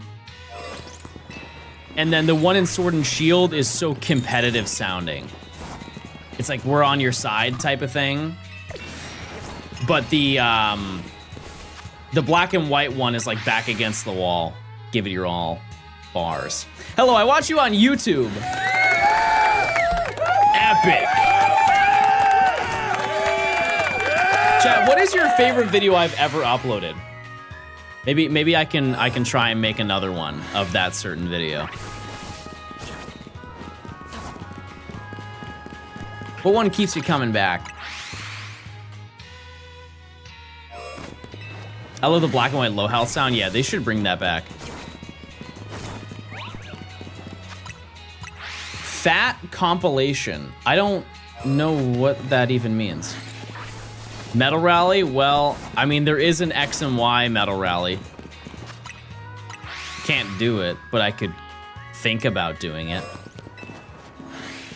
The one with the mangoes. I don't even know what video that is either. BDSP, maybe?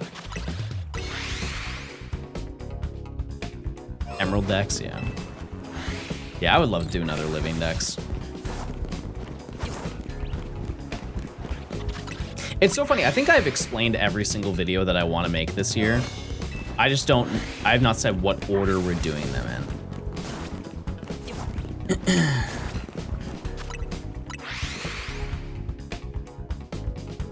The one you failed shiny ho-ho. The little Debbie snack? Don't get me started on those. What's my favorite video? Metal Rally. Yeah, just because that is the only video that I have ever made where I am still to this day surprised I even was able to make it. Like it doesn't feel real that I made it. Because so many stars had to align for that to work.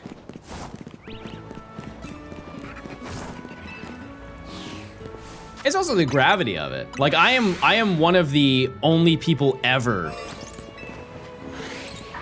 to, for all intents and purposes, to do it legitimately. The only one that was like not legitimate was the Dream World connectivity. But I think that that one was just like, all you had to do was connect to the Dream World. So I don't think people really cared too much about that one. But everything else, like I still did it anyways. I still did it. I just didn't do it while the servers were active. So, doing everything in BDSP was a banger, yeah. Is it worth getting an analog pocket?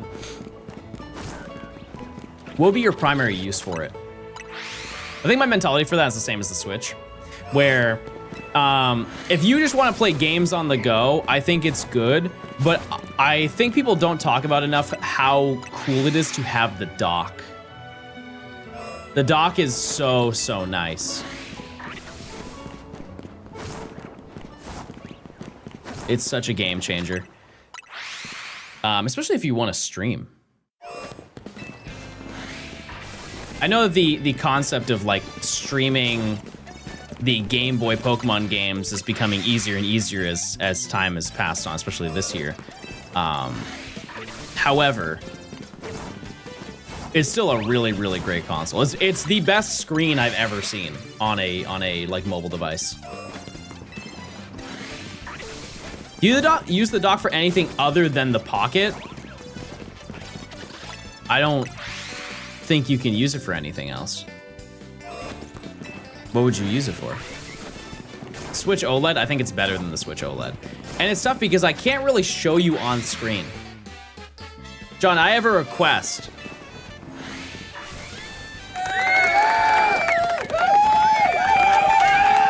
I'm listening. I'm ready. I'm listening.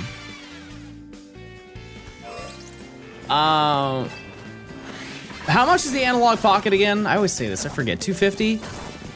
And that's if it's in stock. I think it's 250. Can I race you to get a shiny in Zone 7?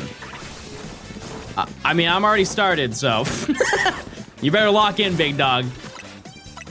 240. If you've got a lot of games that you want to play on it, I think, yeah, I think that that's worth the price. If you are have interest in streaming, I think getting the dock is absolutely worth it. Or if you just want to play it in your living room, you want to sit back with a controller and just play the game on the big screen and it's in pixel perfect mode and it looks great. Like Nimi and I do that, not super often, but we have it at the apartment, like in the living room.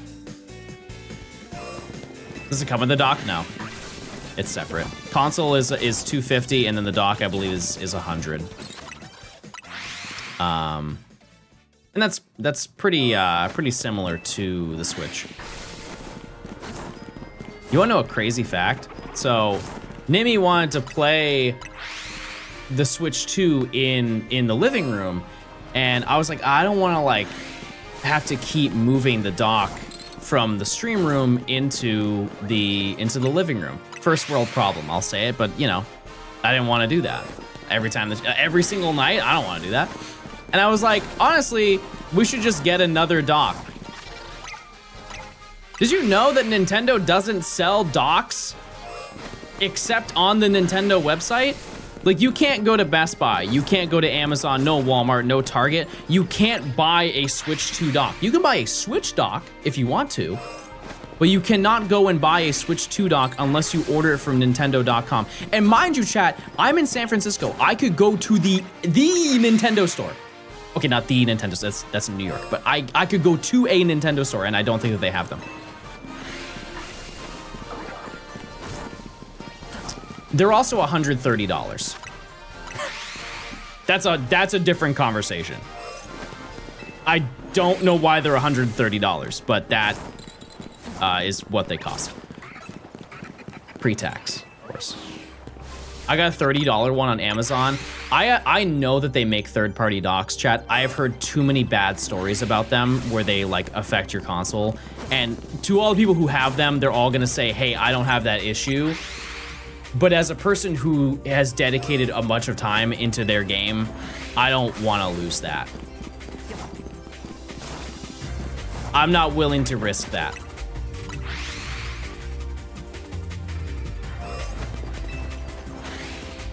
Hey, I don't have that issue. Mods, blow that guy up. Actually, chat, you all can blow that guy up. You now have permission.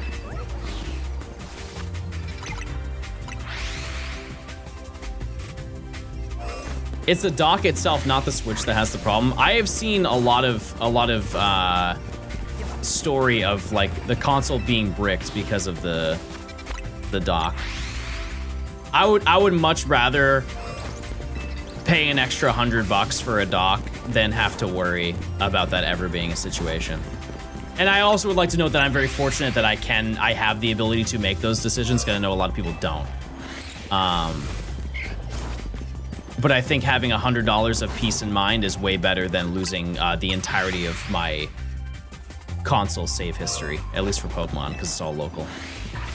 Dubai stream. I don't know what I would do there. I don't think so.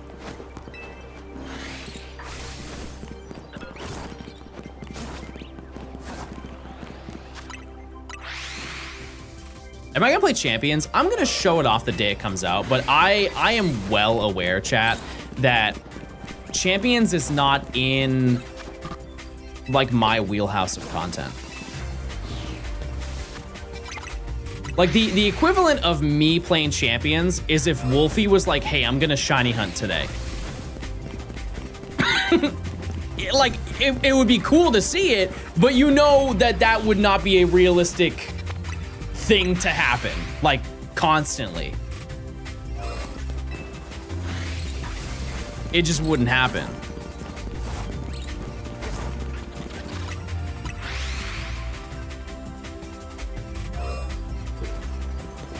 Is he saying that he's the Wolfie of shiny hunting? I don't think that that's true. I don't think I'm the anything of anything. Okay, that sounded really sad. I believe in myself. I believe I can achieve high status, chat. I just don't. I just don't look at myself that way. I am the John of Stone. I'll take it.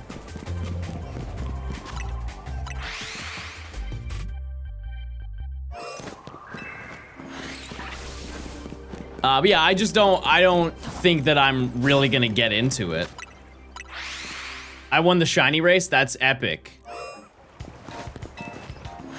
That changed the trajectory of the entirety of my channel.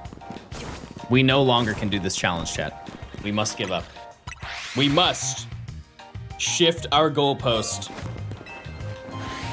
Favorite starter shiny line? Okay, I'm gonna say it. I'm gonna say it, and I don't think people are gonna like what I'm gonna say. Chat, please don't look hard into it. I'm gonna say Incineroar.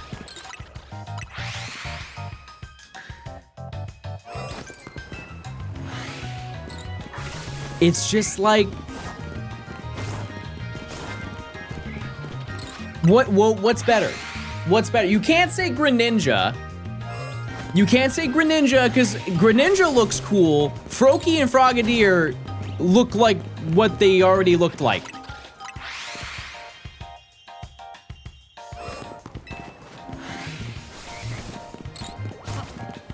Mudkip.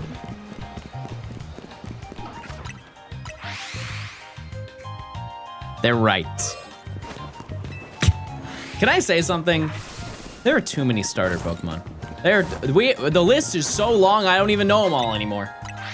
Peepaw's just falling behind at every turn. Fennekin. Yeah, Fennekin is good too. Chikorita. Nah. Correct answer is Fennekin BTW. Yeah, it might be Fennekin. Yeah.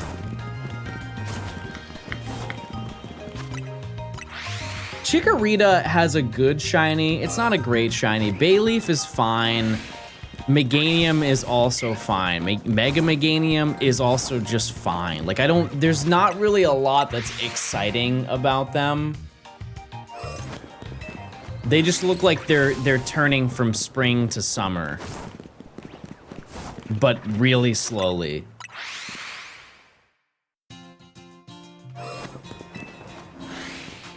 It's like, you ever seen that photo of the guy showcasing his weight loss journey and it says day 1 and he's standing in his living room, and then it's like day 90 and he's standing in his living room but he took like a step back?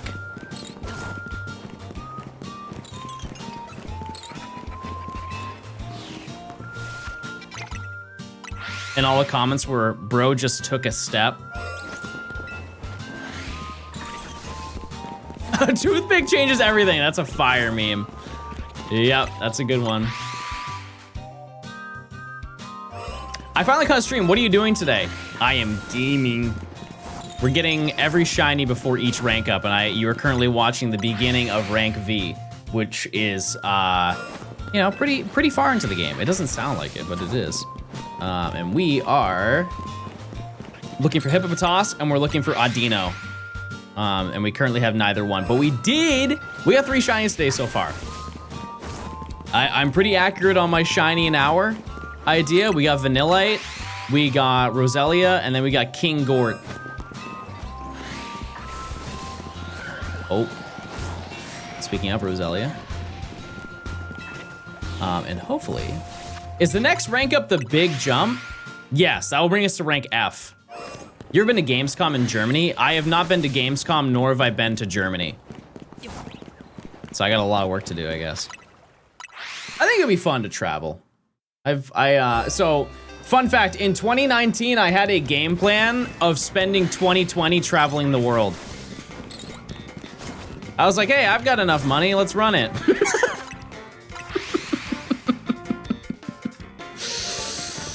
I can't wait for next year, it's gonna be huge.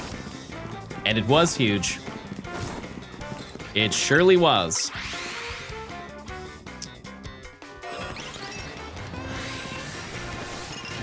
But it'll be fun. I've always said that if I, you know, here's the sad news, Chad. Eventually, at some point, John Gaming is gonna have to throw in the towel. You're gonna stop watching at some point. That's just the nature of it. And I think being self-aware of that is better than holding on to the crutch of, guys, yeah, hey, yeah, no, I'm still streaming. Yeah, you watched me 20 years ago? Yeah, appreciate it. Yeah, bald and short, yeah. Hey, do you have a Prime sub? Cause listen, I need money. I need it. Listen, the bills aren't billing right now, or they are. They're billing. They're Williaming right now. But thanks for stopping by, man. Appreciate it.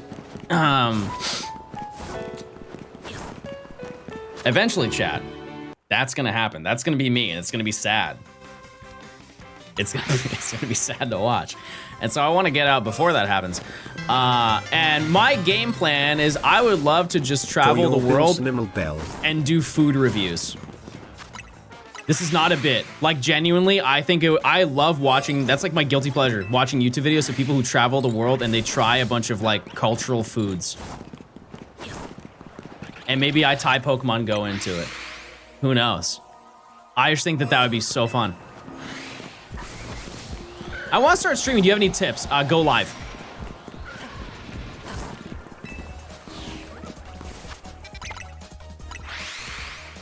Because if you don't go live, you don't accomplish anything, right? You can't be a streamer until you press the go live button. And you can't learn anything until you stream. Until you find out all the things that you'd like about it, things that you don't like about it. The things that people want to see. That's your first step. And most people who want to be content creators, I'm about to call out about 10% of chat, they'll spend about a week and a half trying to craft together this fun little layout for them to do their first ever Nuzlocke of Pokemon Emerald. And they're excited to title their video Pokemon Emerald Nuzlocke Episode 1, A Brand New Start.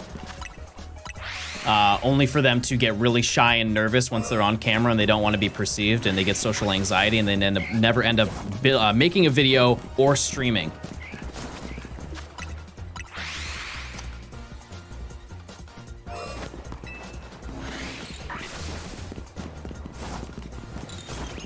And so you just have to get through that threshold first of making what will be, once you look back at it, the worst content you ever made.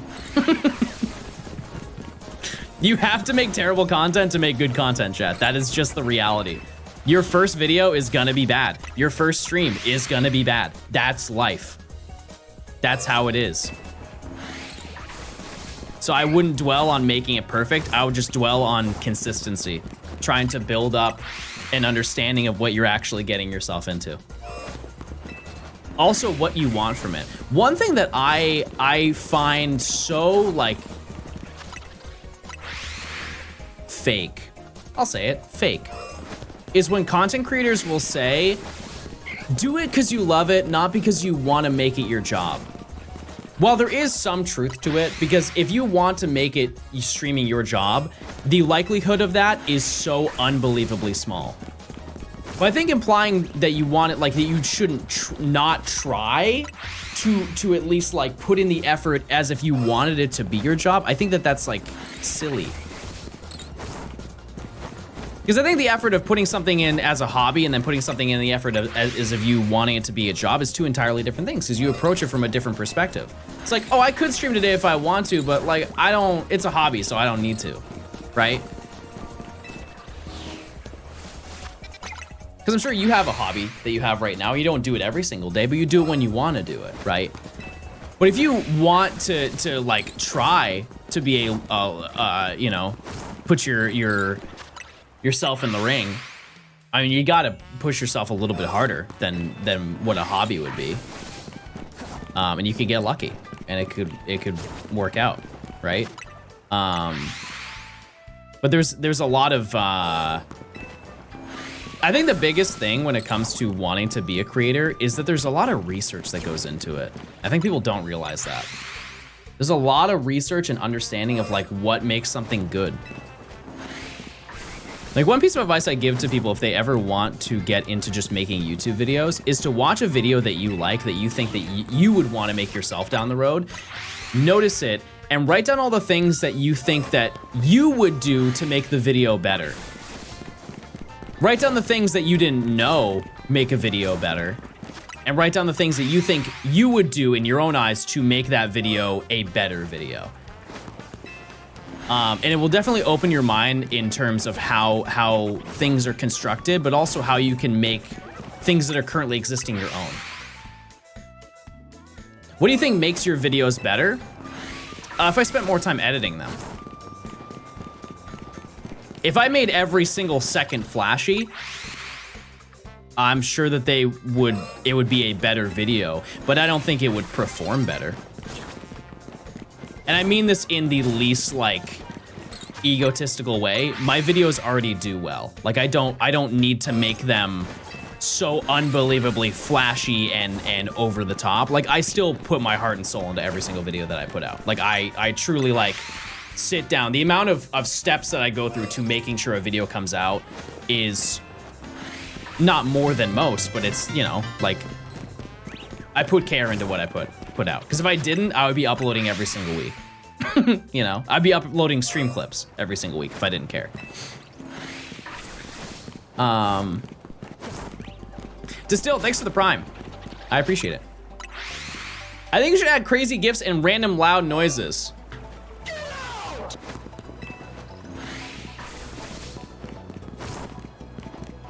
We just need a GIF now. It's because every video recording is 4 months. Longer. This one's 5 or 6. It's 6, I think. But I mean, that's my advice, really. I'm always open to give advice too. One thing I will always stand behind. I will never gatekeep advice. Any creator who gatekeeps advice is not confident in the advice that they want to give out. It's not because they think that their advice is too good for everybody to know. Actually, it could be that, and they're afraid that somebody will take their advice and then make something better than they could ever imagine. And they're very insecure about that. But I think I live in the realm of everybody should be able to eat. Which is why I let people upload my stream clips. You can upload a compilation of my stuff. Like if you watch a stream and you want to do every Gort that John has got in his shiny Professor Oak, go ahead. I don't care. Get your bag. That doesn't affect. I'm not gonna make that video. The only thing I don't like is if people straight up uploaded my own videos, like my main channel videos, the ones that I like pour all of my time into. And people do upload clips, and they do very well. I think that's also another perspective to look at, is like, if you wanted to make content, you don't have to make content of yourself. Oh, 2.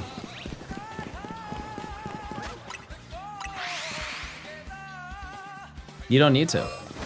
And that's also good for people who don't like being perceived. Type 1 if you like being perceived on the daily. I can't imagine it's high. Yep. Teach their own. Teach their own. And that could be a good opportunity. Could be a good opportunity for you. What I will say though is that your mileage varies depending on the person. While I do not care if you do that, I know lots of content creators who do not want people uploading their clips. But the easiest way to figure that out is by asking. And setting up the conversation.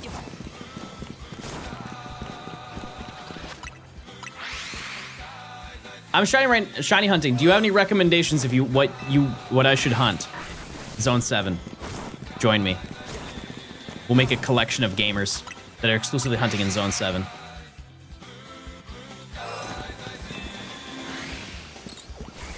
Oh. 3,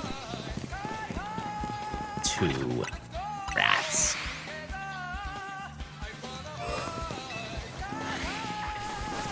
Impromptu Rancherama. We will do one for this. I was gonna say this section. We're gonna do one for the next section for sure.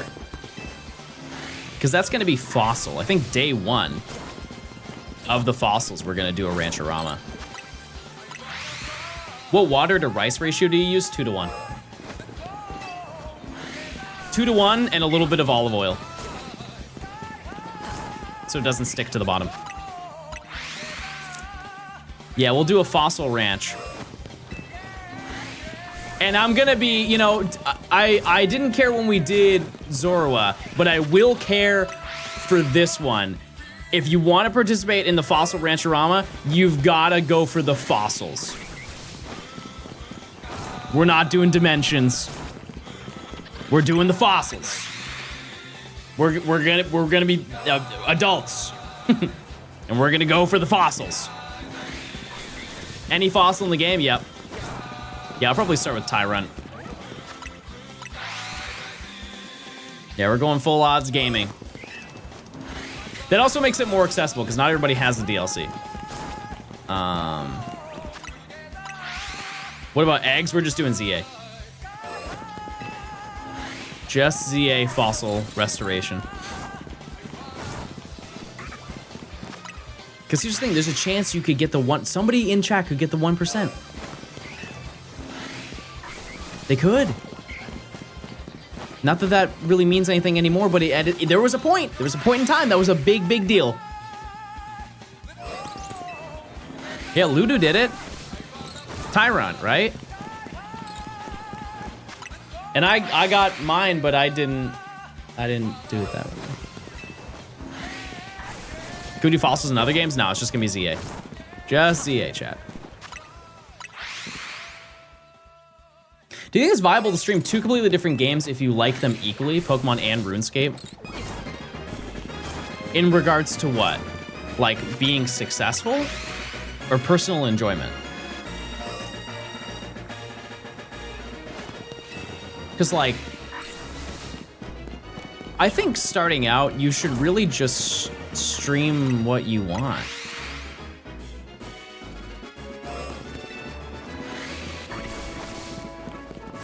I think that's the reality. Because if you start out streaming, the reality is, unless you have already like brought people over to your content, you are just going to be streaming to the same like 1 or 2 people.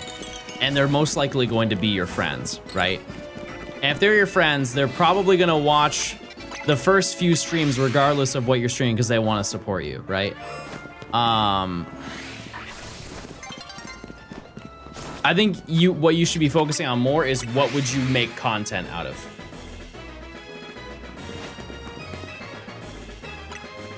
I didn't need to heal, but yeah, what would you want to make like a YouTube video out of? What is more important out of the two?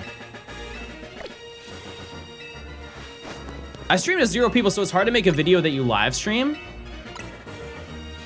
Look at it from this perspective. If you're streaming to 0 people, it's basically if you were making the video without stream. Like, sure, you won't have the chat interactions. That does, you know, cut a little bit into like the random hee ha ha moments of your video. But also, if you look at my own videos, how many chat moments do I actually have in them? It's not many. Like there's obviously the chat's always on screen, and so like if I catch something and people start clapping and all that stuff. But that's not like anything that makes or breaks what I'm actually doing. Like I'll do a poll sometimes for a starter, like, oh, chat picks my starter. Here's another thing, chat. I'm gonna say it. You could just lie.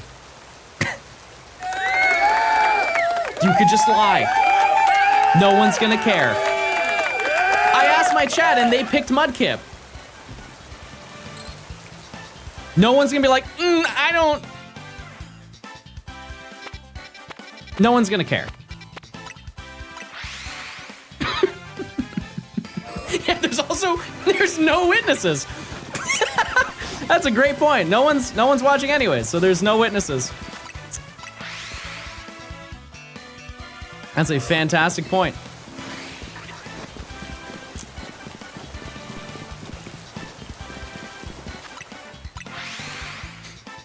But yeah, I mean, like, streaming to no people is unbelievably hard. But here's one thing that will maybe make you feel a little bit better. That is most of the people who stream. Most people stream to 0 to 1 people.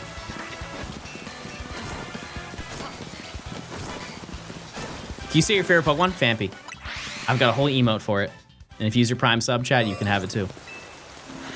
My main issue is consistency. I try to do every weekend, but I work full time and have a 9-month-old. I mean, that's unbelievably hard. Yeah, hold on one second. Speaking of children, my baby is here. Baby, hi, hi, hi. Hi, come on in. Come on in, Stinky. Look, he's here. He's here and he's thoughtful.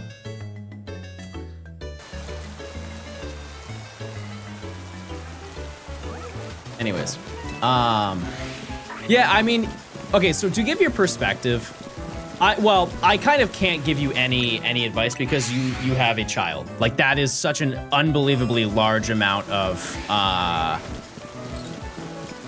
time, of your day. Like, it's a huge chunk of your day taken care of an infant, right? So I don't really have any thing that I can tell you about that. But I can tell you from my perspective what I did before I made content. My job before, I used to work in a warehouse and I would sort clothing. I worked for 11 hours a day.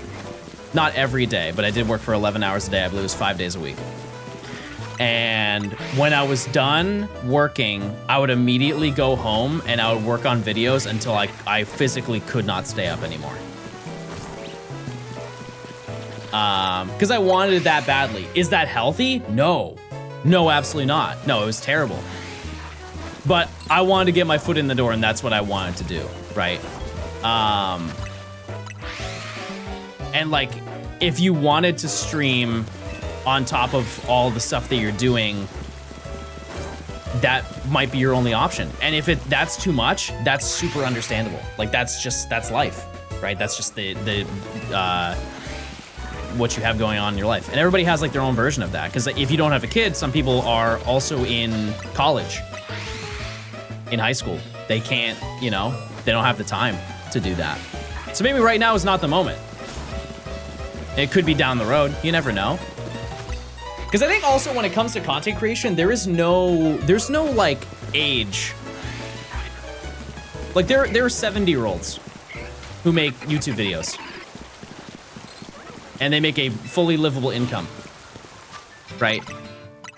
That being said, it's easier to be a content creator if you are younger because you have less responsibilities.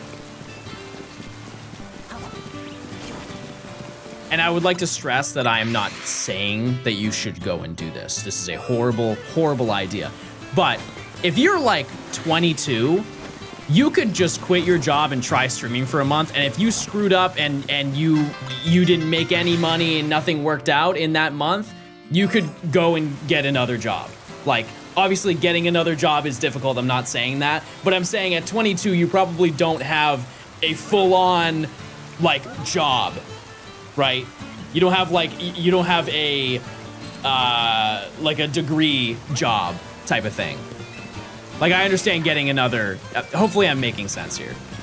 But like, whereas, for example, that person is probably not like 22. They're probably like 27 and they have a kid.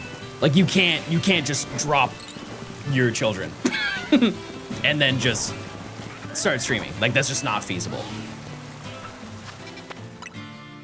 Yeah, absolutely. Like I said, Chad, don't do that. But I'm just saying, if you were to do something like that, it'd be a lot easier to jump back rather than if you had a full-time job with a degree and children.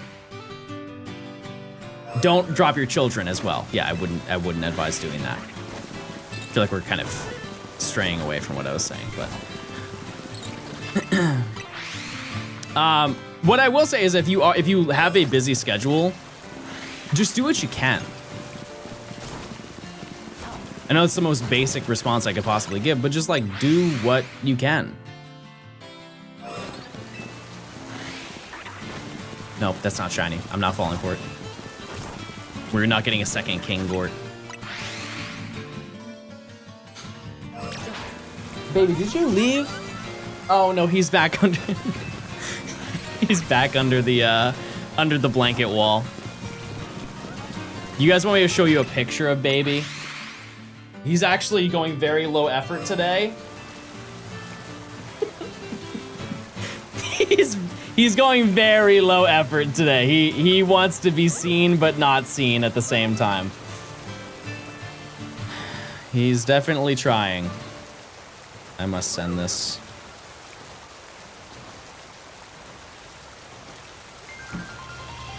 I just found a full odds shiny Eevee in fire red. Epic. Epic.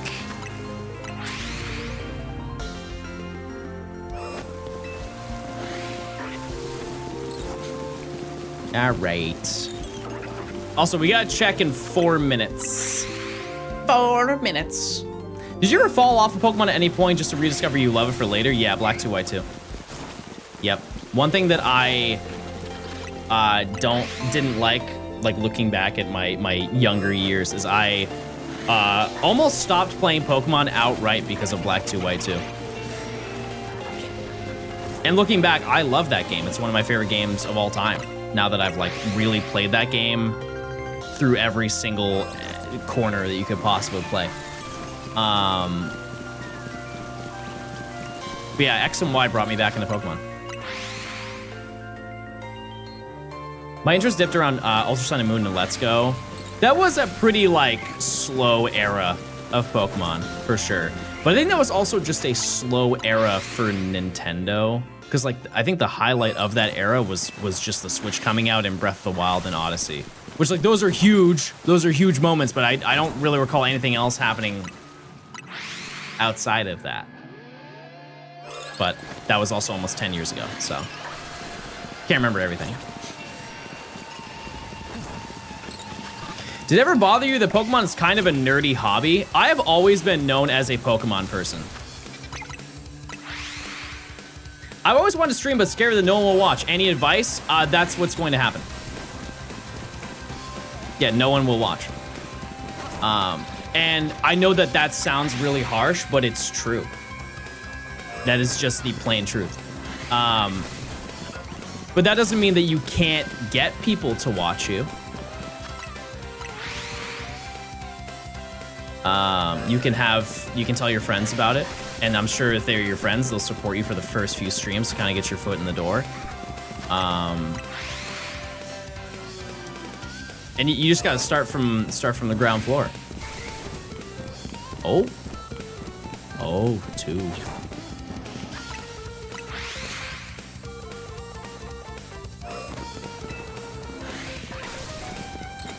You just gotta get really comfortable with talking to yourself. That's the big thing. What I've seen is people say controversial stuff to get ahead.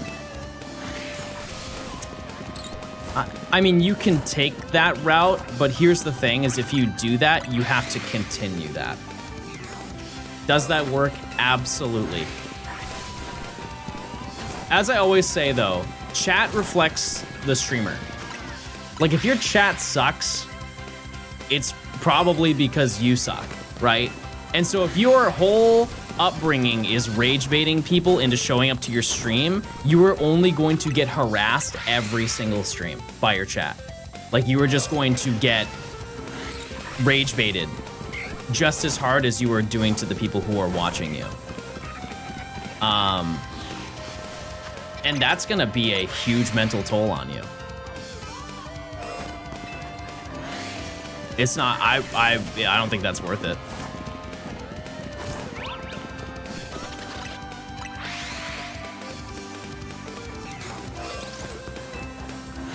Should I sell my copy of Platinum? Chat here? Why are we? Why am I the source of these decisions? Is that shiny? No.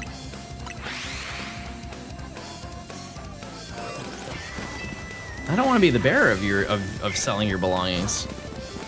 I'm down for giving advice. Check time. Faye. No Faye. Bird. No bird. Okay, and let me check the left side.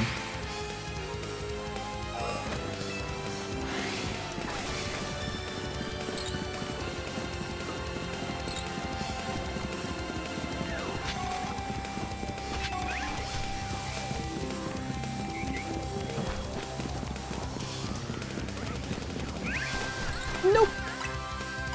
Nothing. No shiny. Does anyone else completely torn on whether to play Pokopia or Fire Red Leaf Green? I mean, they're two different vibes. I think the reality is Pokopia is not a game you're really like meant to binge the whole day, whereas Fire Red Leaf Green, you can definitely do that. Because there's a certain point where you reach the game where it's kind of you're just maintaining. To be fair, I don't think you can really say that this early into the game because everybody just has stuff to do. But you'll reach a point where it's a lot of maintenance. So maybe you should just play Pokopia. Oh, I'm binging? Yeah. Yeah. Do you think they could have gone a little hard with the amount of NPCs to increase the city vibe in this game?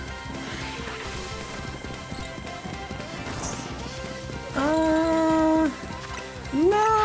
To be honest with you, I don't really pay attention to it. I don't pay attention to the NPCs like that. I mean, like, I guess it would make it feel more like a city. For me, though, I don't think it would make that much of a difference. Make them more mean. Oh. I've never been to Paris, chat. I don't know. I don't know that lore. I've got 100 hours into Pokopia. Nice. Wait. How? How many days has the game been out? How is that even possible? Oh, it's been a week? Really?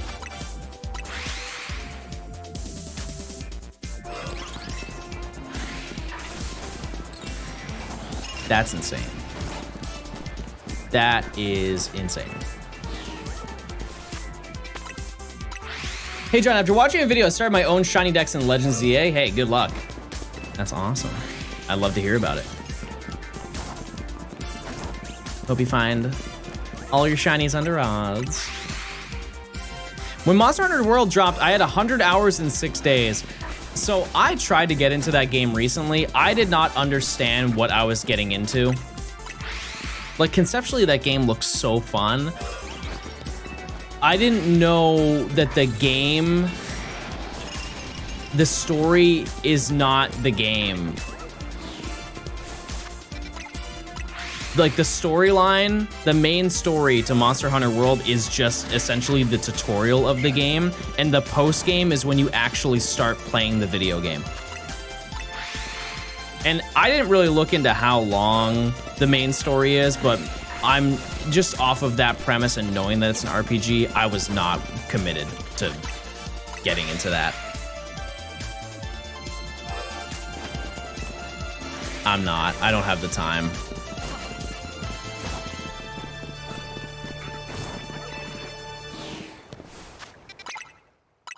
No, thank you. Talk about World or Wild? Let's talk about World.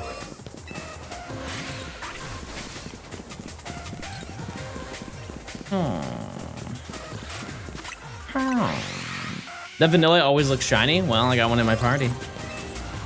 I do. I want shiny Adino. I want that. Do we need a new prediction? I don't know. Mods, do we need a new prediction?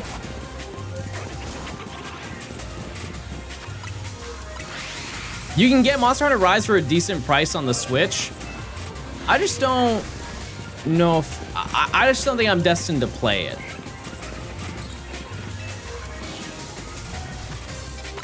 Thank you, mods. It's on PS Plus. Is that worth it? So Nimi has a PS5 and she brought it over. There's a lot of games on there. I just don't know how many of them I would play. Yeah, we did get our Shalfa today.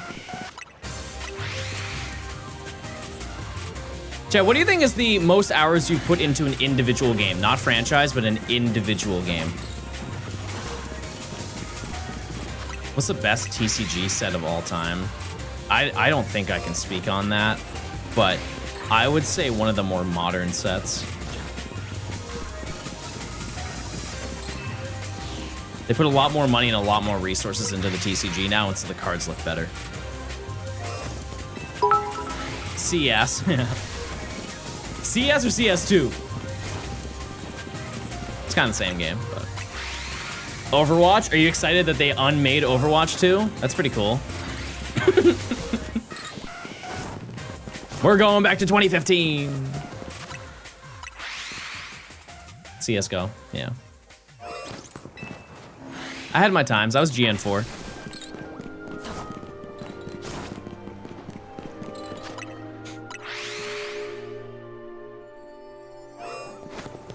Valorant. Yeah, it's just all the competitive shooters, isn't it? Gotta be. Speaking of this music, I think Melee is probably one of my most played games too. Halo 3, yep. I played a lot of Halo 3. I think I played more Reach than Halo 3 though. Yep. I wish I knew how many hours I had in those games. It would be insane. Who'd you main in Melee? Marth. Tried learning Falco too. Like I could drill shine, but like you know, there's so much tech in that game. There was so much tech in that game that I had to stop playing it because I just like I knew. You ever play a competitive game and you realize that you have reached your ceiling, and in order for you to break through that ceiling, you have to put in so much more effort than you're already putting in, and you just don't want to do that. I realized that, and I was like, yep. I don't want to do that anymore. I'll just cut my losses. I'll find something else to play. I've just played so many casual games in my life, chat, that I don't yearn to be competitive in any way. I just, that's it. You ever played Hollow Knight or Silksong? No, I have not. Well, let me know. I've got aim, chat. I boot up aim labs every single time I want to stream. If I say I'm gonna go live and I'm gonna start clicking, I'm gonna start clicking. I don't mess around with that. I'm serious about that phrasing. And also, don't get me started on typing. I'll boot up monkey type right now. We're getting plus 100 every single time. Type racer? I'm smoking everybody in type racer.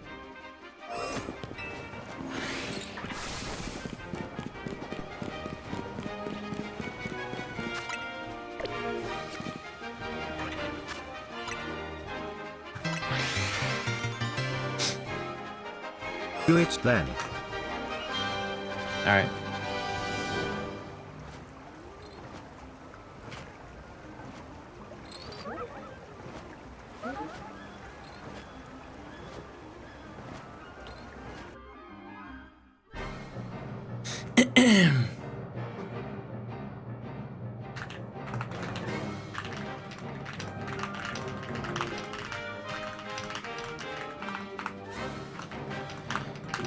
Why am I going so slow? I've never typed in my life. Why am I typing so slow?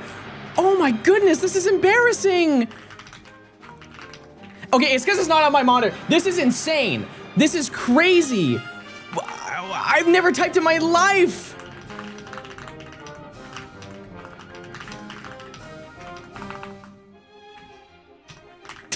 Oh my God! Oh my God! I just got a typo alert. I just got a typo alert?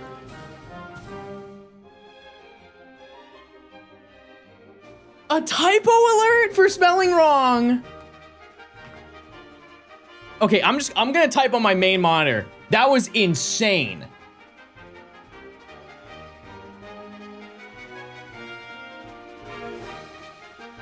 Okay, how am I supposed to play through an ad?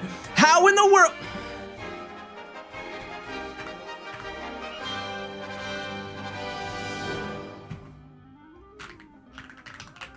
This is insane. This is actually... That's it. No, I'm not doing it. I'm not doing it. I'm not going out like that. I'm going to where I'm comfortable. I'm going to where I'm comfortable and feel safe. It's the nerves, chat. I told you I'm not a competitive person, but if I do solo queue right now, watch. It's a totally different story.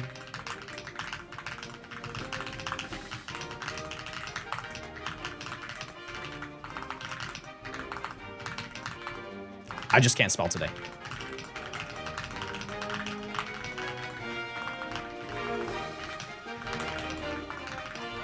This is actually insane.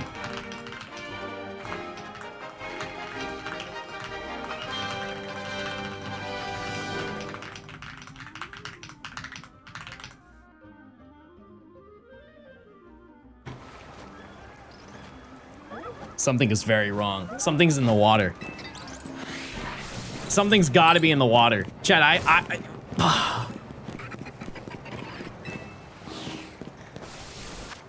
No, I'm not washed. No, I'm goated. I am.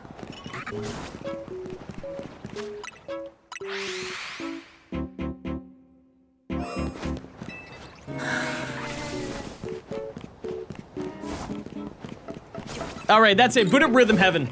I'll show you. I'll show you what I can do.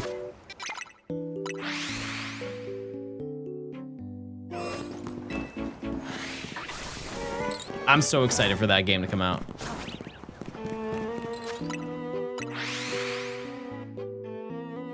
Yeah, I think my thingy broken.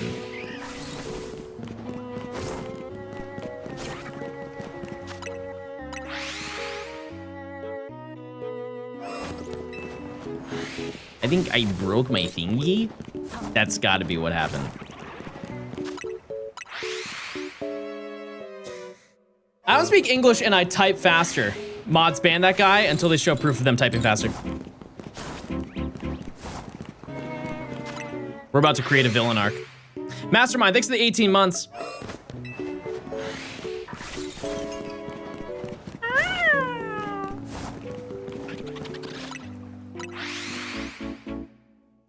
A Rhythm Heaven stream and go hard. When does that game come out?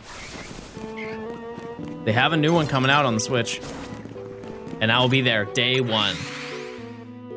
Is there a story behind this game? Yes. Don't be fooled by my gameplay. There absolutely is a story to this video game.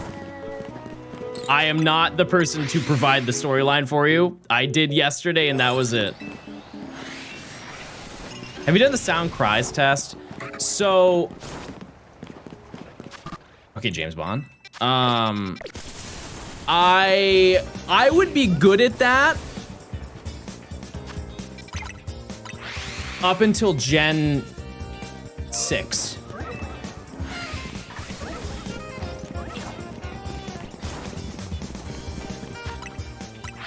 Once they revamped all the cries in Gen 6, a lot of them just became unrecognizable.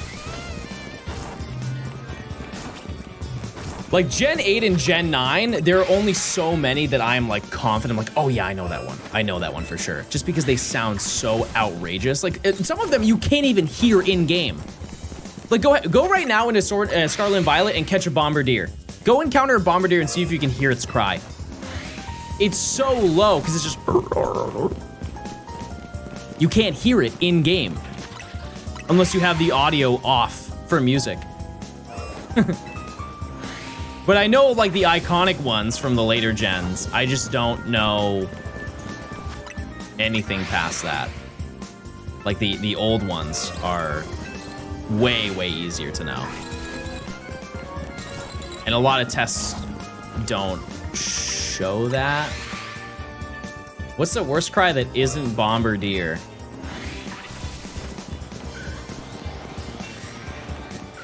Aromatisse.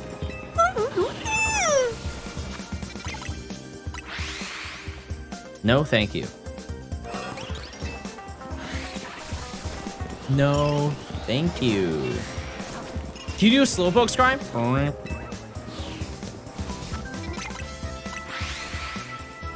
Like, I am so insanely confident in my abilities of Pokemon cries.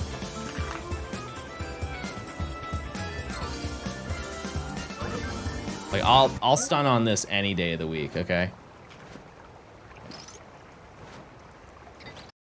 Oops.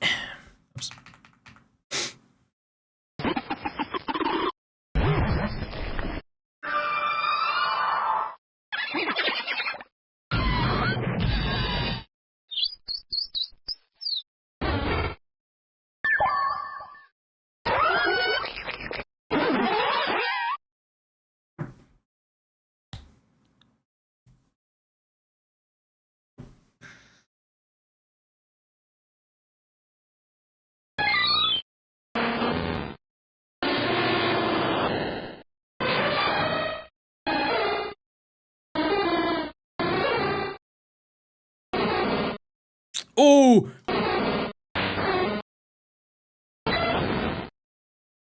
That was close. I almost got tripped up on that one. I almost got tripped up on that.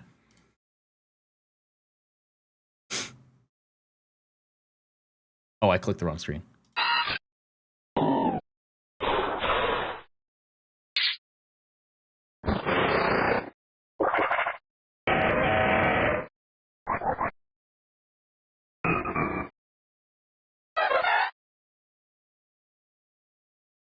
Now doing the first gen? Easy. Hold on.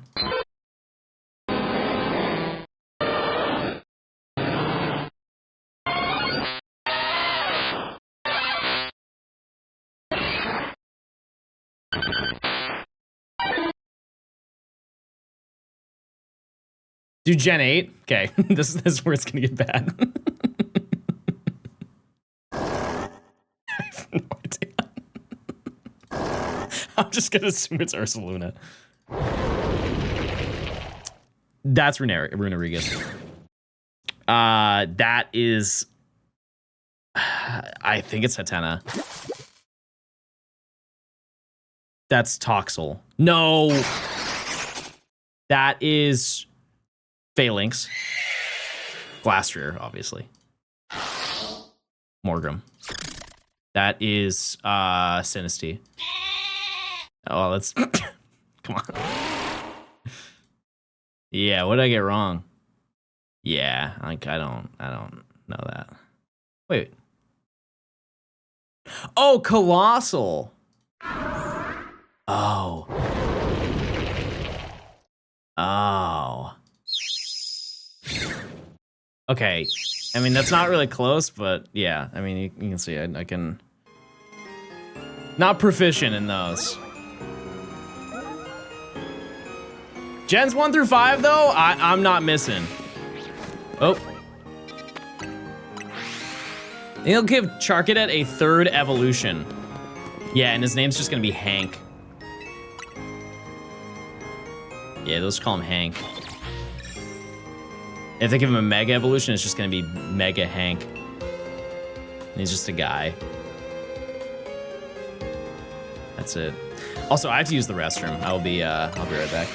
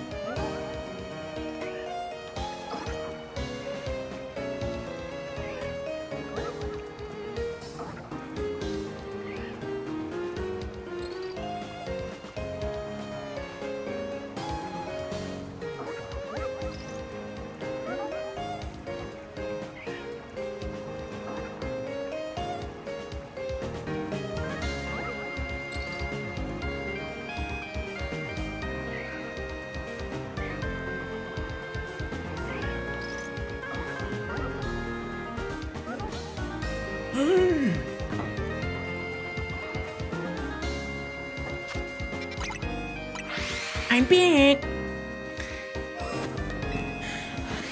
Okay.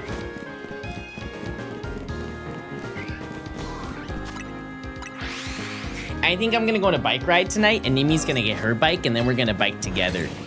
I suggested that we got a tandem bike. I don't think she liked that idea. You guys ever used a tandem bike before? Did you guys know that they invented the tandem bike after Tandem Mouse? Once Tandem Mouse was revealed as a Pokemon, people were like, oh my god, I want to ride my bicycle, I'm so excited. And somebody was like, I want to ride my bicycle too, we should do it at the same time. And they were like, oh, it's gonna be so hard if I don't want our handlebars to lock. And they're like, hold on, what if we were Tandem Mouse? And they were like, what? Based on a true story, everybody. Based on a true story.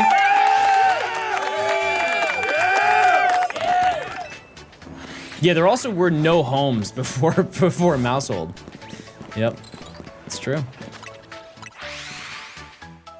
They did not have homes.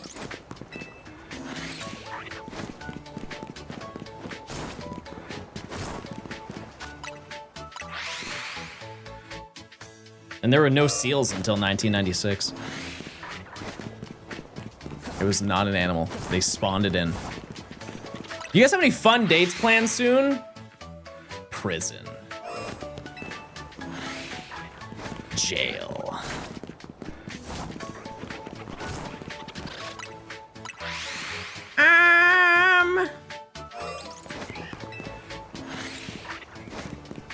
I mean, we just kind of have like a routine. Like we go on dates, but like, I think we just kind of go on mini dates every day. Like I always try while, you know, to make time for her during the morning, day, and evening. Saturday picnic, maybe. Maybe. Yeah, we always just like try and do something. There have been situations where we've bailed on dates, like collectively. We make a plan to go do something. We're like, nah, we're not gonna go do that. For example, we had a date plan where we were gonna do cake decorating at like this place. And then we were like, no, we're not doing that. We went to Go Tour instead. I didn't get a refund for that cake decorating. That may have been a little bit irresponsible, but we did it. We did it. Yeah, no, I mean, we go on like little dates, like we go for walks and stuff like that. I think that the term date is very loose too. It's not like, it doesn't have to be extravagant. I honestly don't think we've ever done anything extravagant.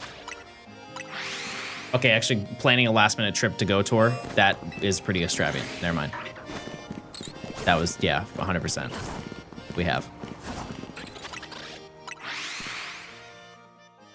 Yeah, I think we'll do it at some point. We'll do cake decorating. It's just like, it was just bad timing. Because we both wanted Diancie. That's the worst part, Chad, is that's the honest truth. We both just wanted Diancie that bad that we canceled a date that we planned a month in advance. Peer pressure, peer pressure. And here's the thing, is we could have waited a week and still got the same event. It's just we wouldn't have got the easier version, so, you know. Hey, it is what it is. Which I will note that I am already working on getting Diancie. I need to record that process because it's gonna be part of the Gen 6 Shiny Living Dex whenever we get around to doing that. But because the Pokemon Go Masterwork research to get shinies, you kind of like naturally unlock some of the things. Like the first page was catch 400 Kalos Pokemon. And because I was already at Kalos Tour, that was destined to happen. Like I did it within like 3 hours. And so I have to kind of record now. Like for example, I'm in the second page, which is, I had to catch a Scatterbug, which you'll get from opening gifts. And then I have to evolve to get Sylveon, which I could do right now if I wanted to. I don't know what the other one was. It's another like small thing that's not like natural gameplay, but it's very easy to do. Thankfully, the next section, or I guess not thankfully, it is tedious, but the next one is you get to catch a Pokemon on 21 different days. I think. It's either 2 or 3 weeks. 2 weeks of catching Pokemon or 3 weeks.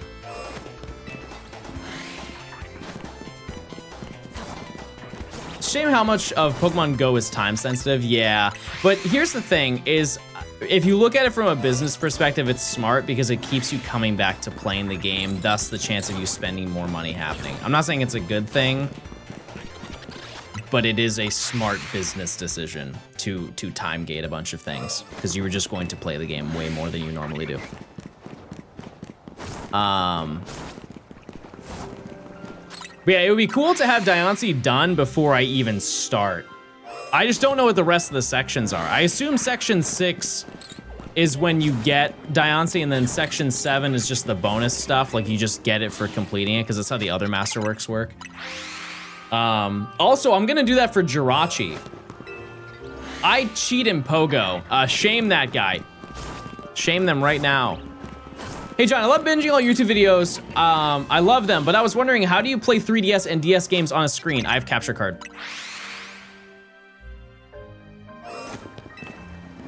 I have capture card in my DS. I fear this is something you will have to Google to find out more information. But that's it. Plain and simple. Where is my 3DS? Well, it was nearby. Oh, that's right, Gian. Gian ate it. Darn. Forgot about that. He even told me he did.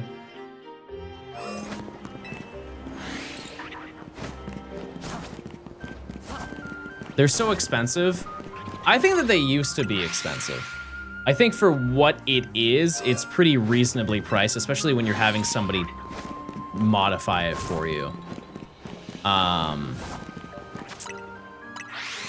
Because I think if you want a new Nintendo 3DS one, it's about 200 bucks, which, like, I'm not underplaying that $200 isn't a lot of money. But for what it does, that's pretty reasonable. Because if you look at like a common branded capture card, it's pretty equivalent to that price.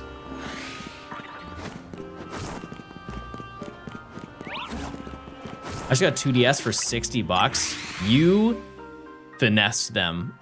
That's a crazy good deal. Is it the doorstop, or is it the clamshell one? Because if it's a clamshell, you are so tremendously up right now. Yeah, the system prices are crazy. That being said, the DS capture cards are really, really reasonable. It's like, I think I got mine for 60 for the OG DS. Not a bad deal. It is check time, everybody. Do we have Fih? No Fih. Do we have Bird? We have no Bird.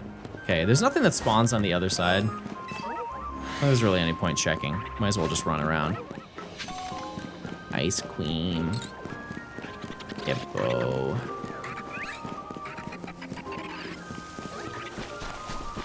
And Floette? Nope. Nope.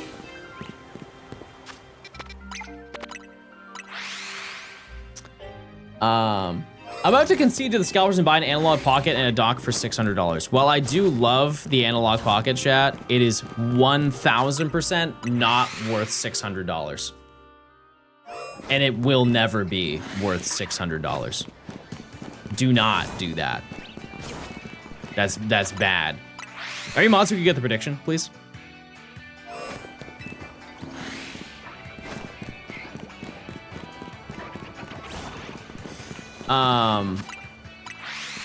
Yeah, that's so not worth it. I don't think $600 will compensate for just like waiting it out. Because they will be back in stock sometime.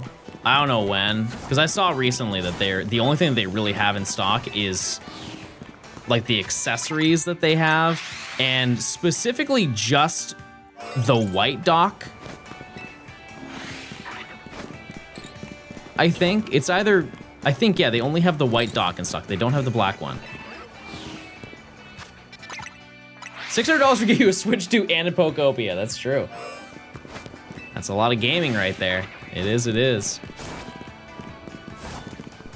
I was my life for 5 hours? That's crazy. That's crazy. Yeah, I think my game plan tonight, guys, I'm gonna go for a bike ride, make some music, maybe do a little offline hunting, call it a day. And I will talk to Nimi about setting up a stream, like a Pokopia night stream, and maybe we can, because I don't think that she has started her multiplayer island at all. And so we could both start our multiplayer island together. Would you guys be down? Music making stream? I don't think that would be a fun stream to watch. One thing I will say is that I'm way more proficient at it than I used to be, and so I can cook up pretty quickly now.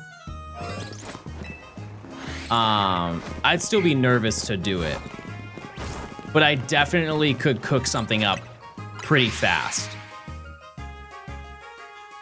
To use a Pokobia stream with you is a sub goal, and she's 30 subs away. I did not know this.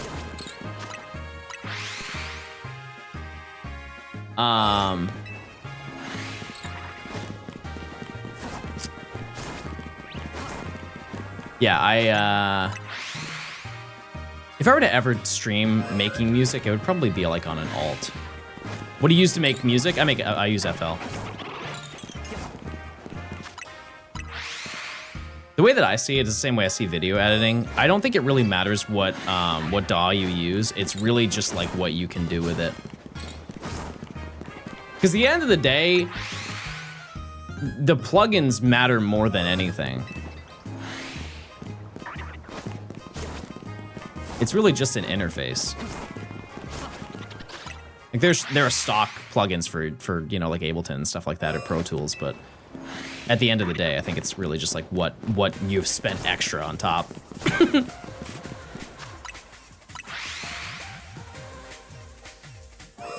You mean you can cook something up just like you would beat anyone in Type Racer at a given time? All right, that was actually kind of hurtful, and I'm gonna think about that at about 2 p.m. Actually, it's 2 p.m. right now. I'm thinking about it right now, but I was gonna say 2 a.m. as well. That's gonna keep me up tonight. That's gonna live rent-free, and I don't like that.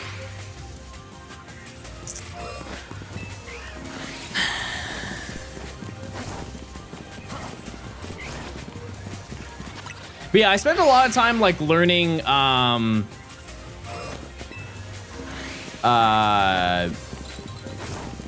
like chord progressions and stuff like that. How to make like unique melodies and all of that. And I've definitely improved a lot in that regard. The one thing I need to work on though is drums. I think my drums are very weak. But that's exciting. I like learning. I just like learning. It doesn't even matter what it is. It's just fun to kind of learn something new, stimulate your brain, you know? My mind is clouded with shiny hunting. Is there shiny you just flat out refuse to catch, Quilladin?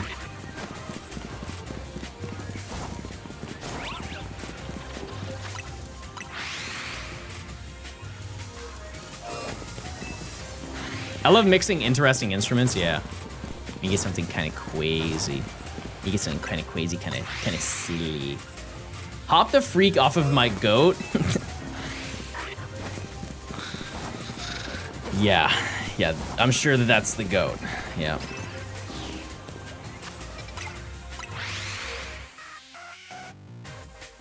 John loves Quillen so much he freezes when he sees him. Yeah, because I think of all the things I would rather see than a Quilladin. Also, those Floette have not changed. Ooh, I also want to learn how to sample. Like, I know how to, but I want to learn how to actually be good at sampling, because I'm definitely not. That'd be fun.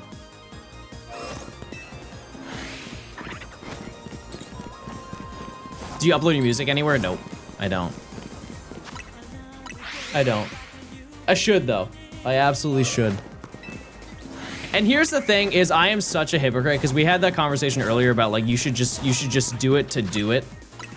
And then like your first stuff is gonna be terrible and you just have to make it better over time. But I don't want to show it to you guys unless I'm like genuinely like this is good. This is good. So I only show it on occasion. It is cool though to look at like some of the first ones I made and then look at the ones that I make now. It is night and day, especially with mixing. Like I actually know how to mix, so it doesn't sound like cloudy and muddy. So that's nice. But yeah. I should make a YouTube channel and I should just upload them. You know what? I will. I will do it, chat. I will do it.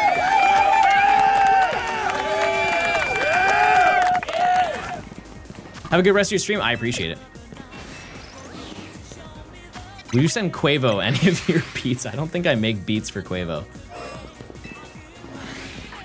I think the closest song to any of the beats that I make would be like Potato Loaded that he did with Destroy Lonely. That's the only time I think he has ever rapped on a beat that's like that.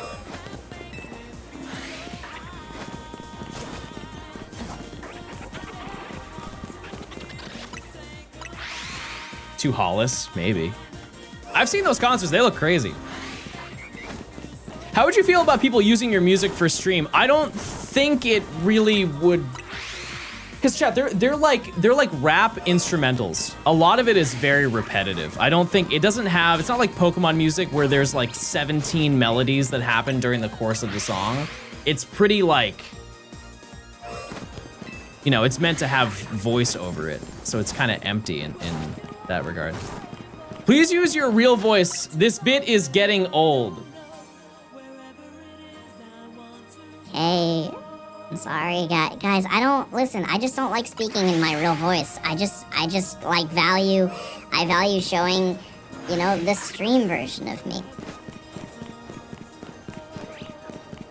You know, it's just easier to be like, hey, everybody, woo! But you want me to be like this, and I don't want to be like this. I'm sick of it. I'm sick of being tortured every single day of my life. We're getting real today, everybody.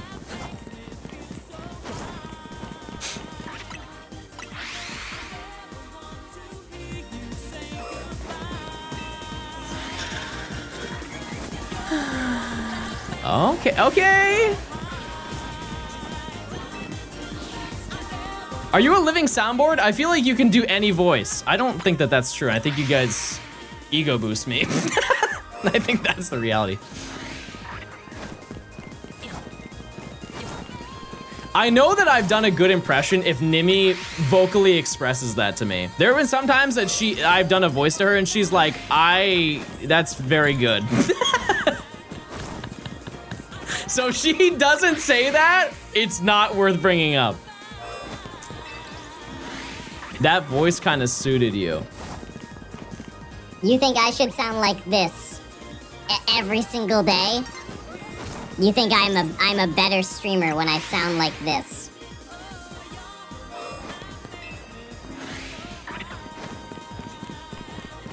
I feel like this is just a humiliation ritual in a way.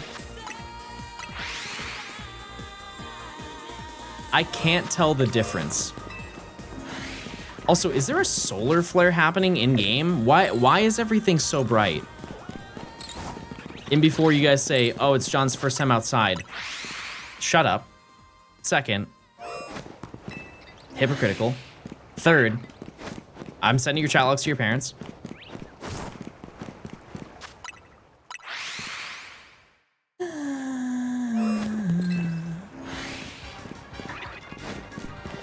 Sports.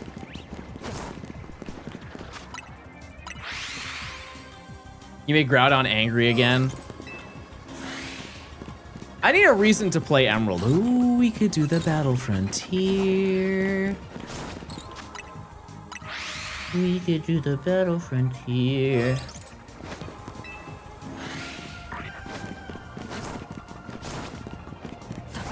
Don't? Why? Why would you not want me to stream the Battle Frontier?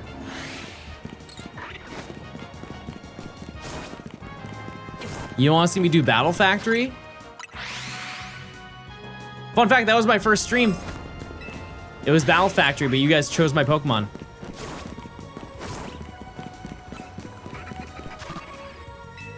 I'm confused. You guys have always said you wanted to watch me do the Battle Frontier. Why the change of heart? Why is it now not a good option?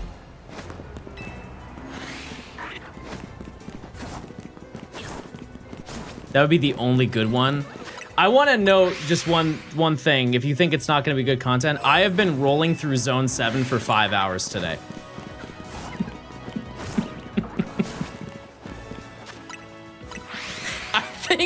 that the bar of good content is pretty like, we got a lot of wiggle room, chat. Can we have another blindfold stream? Good. Good.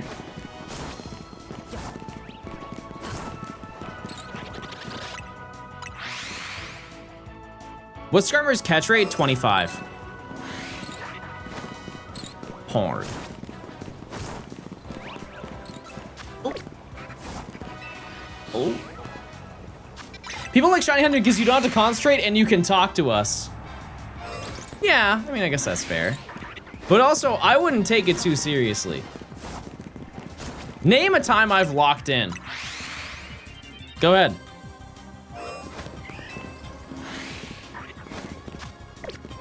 I'll wait.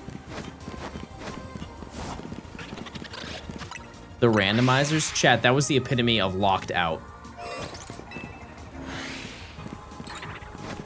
I didn't put a single brain cell into any of that gameplay. Typing race? Okay, that's true. And it did not go well. You know when like it's really cold outside and you try texting on your phone and you feel like you are in slow motion, but your brain can move faster? That's what it felt like when I was typing. My neurons were not firing. I think I need, next time I get a shiny, I'll be so activated and stimulated that I'll be ready to type. So now we just need to find the shiny. Ho-Oh. I also don't think that I was locked in. I think, if anything, I was locked out of getting the shiny. Versus Rayquaza in the DLC, that's true. Shout out to the Pokemon Company for sponsoring that bad boy.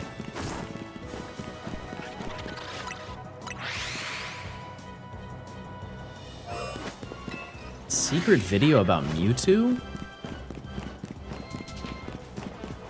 The what now?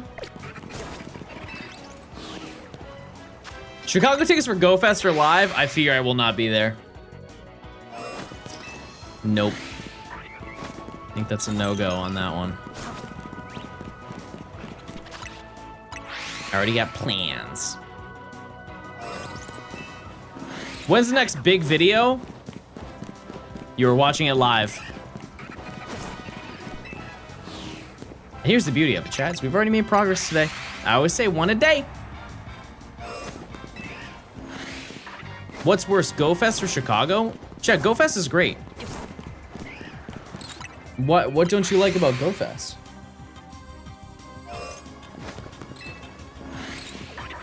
I have always said that if you have the ability to go to a Pokemon Go event with some of your friends, it is genuinely some of the most fun I've ever had playing Pokemon.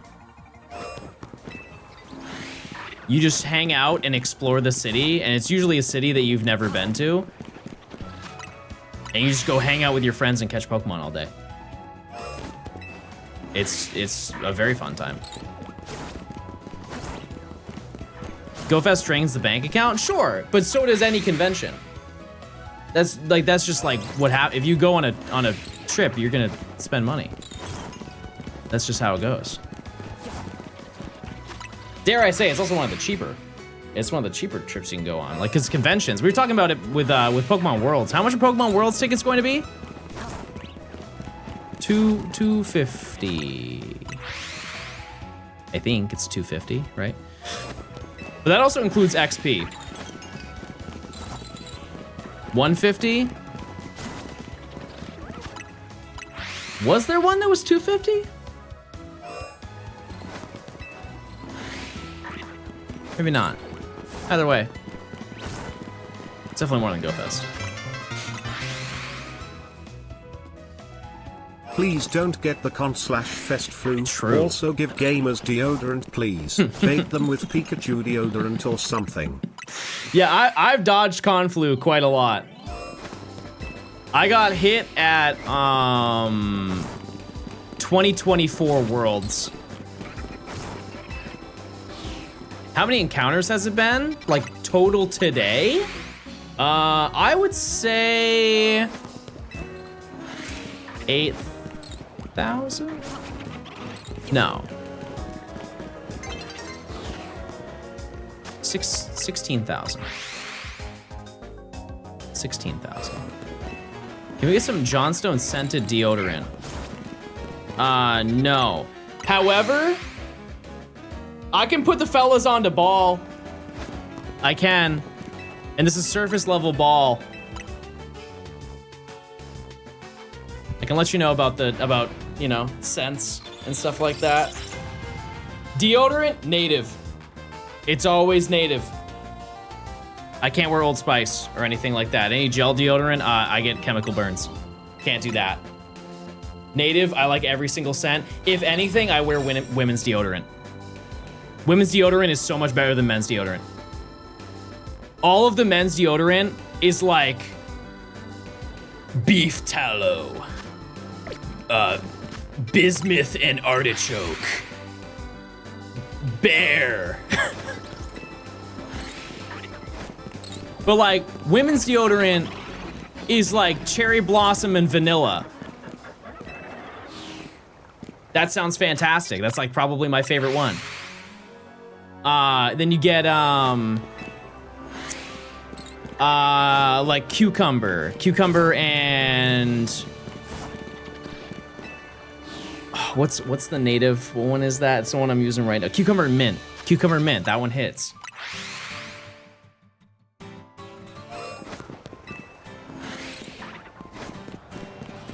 Oh, I swear that was shiny.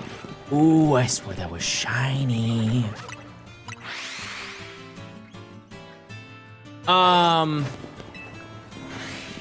Yeah, and then for cologne, I think it depends on the person. I don't like manly cologne. I don't like it. No, thank you. Like where the scent, I don't like any ones that smell like I'm a lumberjack. I don't like those. I like when I smell like kind of pretty. Like vanilla or like some like light citrus type beat. I'm serious though, like there were chat. Fellas, how many times have you seen a selection of cologne and it all smells like you're in the woods? Tree bark and pine needles. Like why I don't want to smell like that. I don't. I want to smell like clean linen.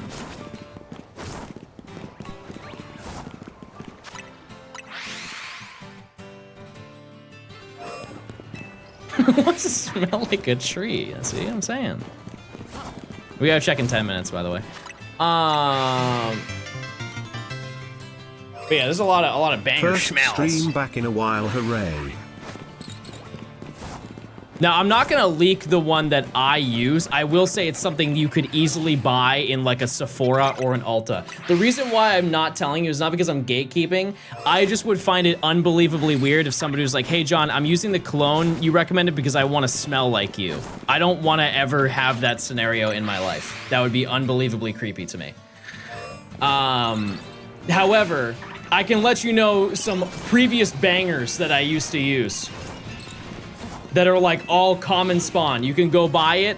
Granted, they're like pricey, but cologne generally is, right? I feel like that wouldn't happen. You have not seen the DM requests I've got. You have not seen the messages that get held back. Absolutely. Yes, that would happen.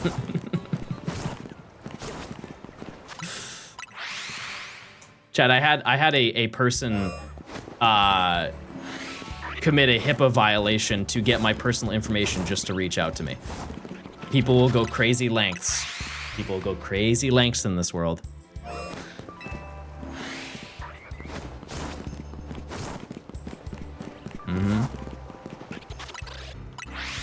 That's why I move like Kevin Gates now, Chad. I got 2 phones.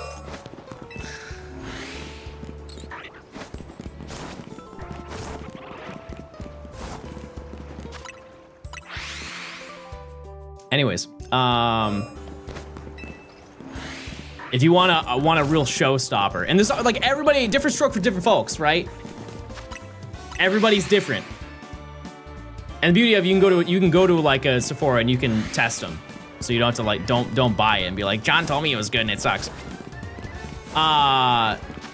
This is like probably the most like common one, but out of every cologne I've ever worn in my life, it was the one I got the most compliments on. I just wore it for like a decade and so I stopped wearing it. That's Versace Eros. It is so unbelievably good. It's insane. The only downside to it is that it's insanely strong. And so you have to use it very lightly. Very, very lightly. And they have 2 different versions. They have the Eau de Toilette, and then they have the Parfum. I'm pretty sure I used Toilette. I think I used EDT.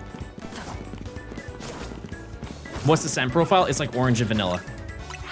It's like, it's so good. It's so good. I'm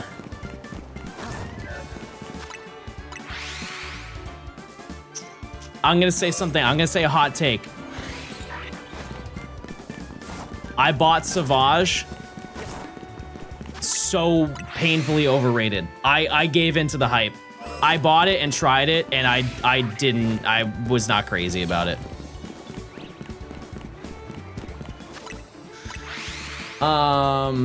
What's another one? Oh, Marc Jacobs Perfect. That one's a banger too. That's if you want to be pretty. Marc Jacobs Perfect. I think that actually is a women's cologne. But that's yeah, that one goes crazy.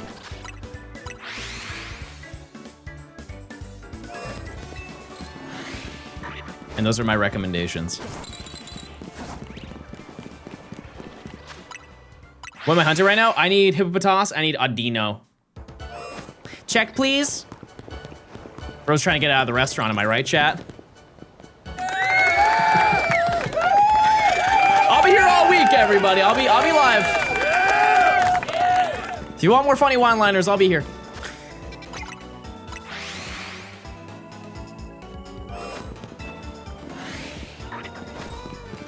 Daisy? I don't think I've had Daisy before.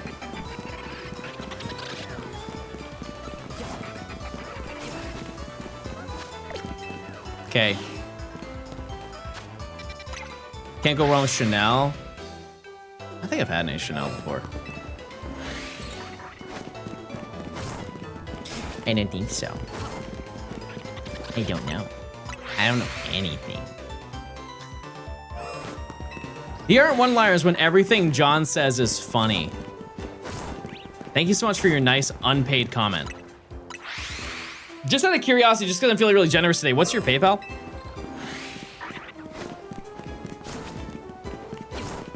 Just want to bless the community one time, you know? I started making plugins for music making and sound design, and now I'm thinking of recreating Pokemon Gen 1-2 Cry Generator because of you. That'd be sick. That'd be sick.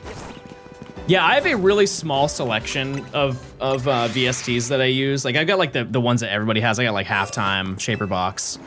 But I've got like Hive 2, Nexus.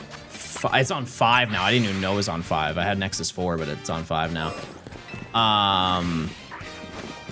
I've like got some smaller ones like Cthulhu. It's good for like making ARPs and like more like raw synths. The one that I want to get is Serum. It's just I don't think I would get a lot out of that. Like Hive 2 is so insanely worth the money. It's insane how worthwhile it is. It's 150 bucks and like I almost never have to deviate from it. John just sent 10 grand to my PayPal. Emily, can you look into that, please? I feel like that may have been a mistake. I feel like we needed that for rent and payroll.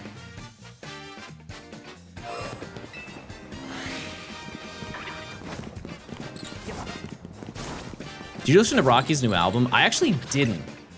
which is crazy because I grew up listening to Rocky so much when I was younger.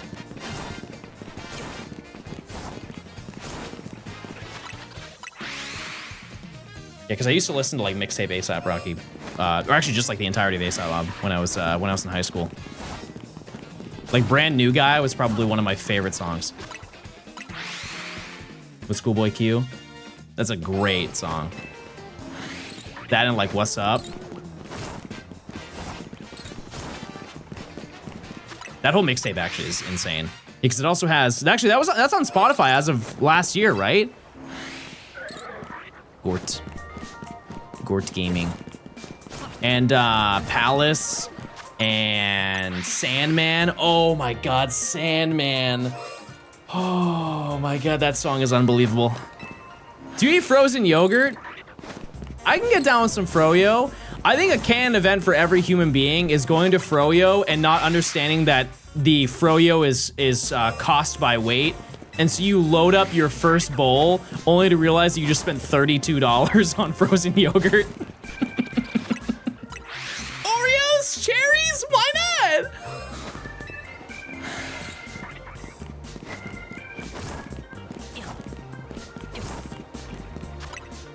Was that just me? That only happened to me? No. That's where you go on no wait days. I did not know that those existed. That's a good gimmick.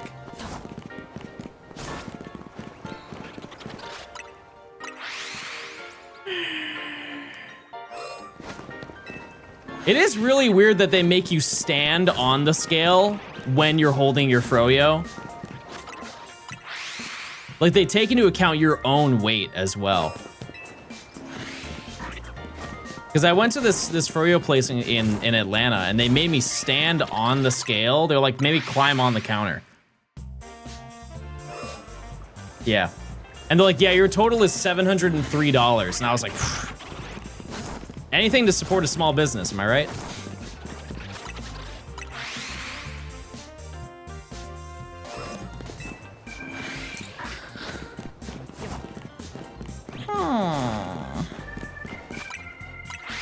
That must have been a big climb for you.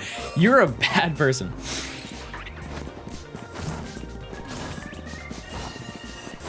I hope you slightly roll your ankle today on a curb. Like, not to the point where you're harmed, but to the point where your heart flutters a little bit because you're worried you're gonna spend the night in the hospital. Ooh, that was a close one. I want you to say that. Ooh, that was close.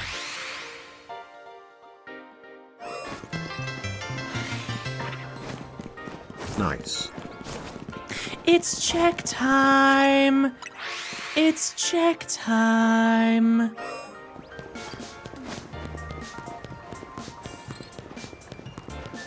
I think it was just check time. We're really, oh, whoa. Sorry, aim lock. My aimbot's on. And we check the left side. Any little gremlins want to say hello?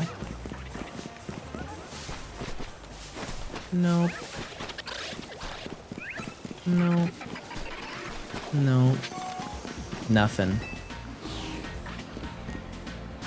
You guys ever play Monkey Ball? Such a banger game.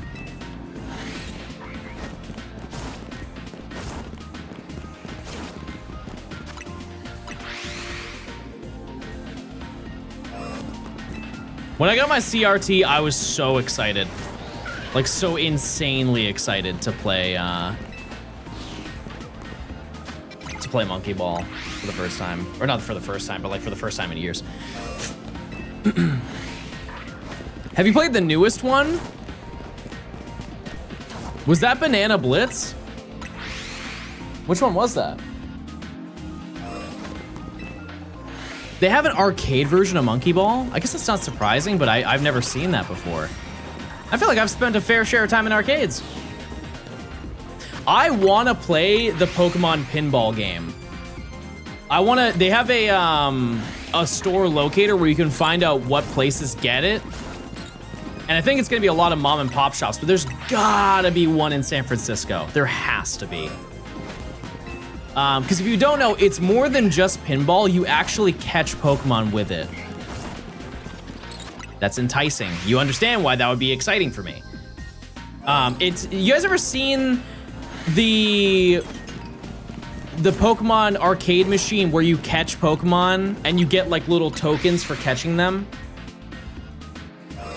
It's kind of like that, but it's based off of like the actual games, like the Pokemon pinball video games.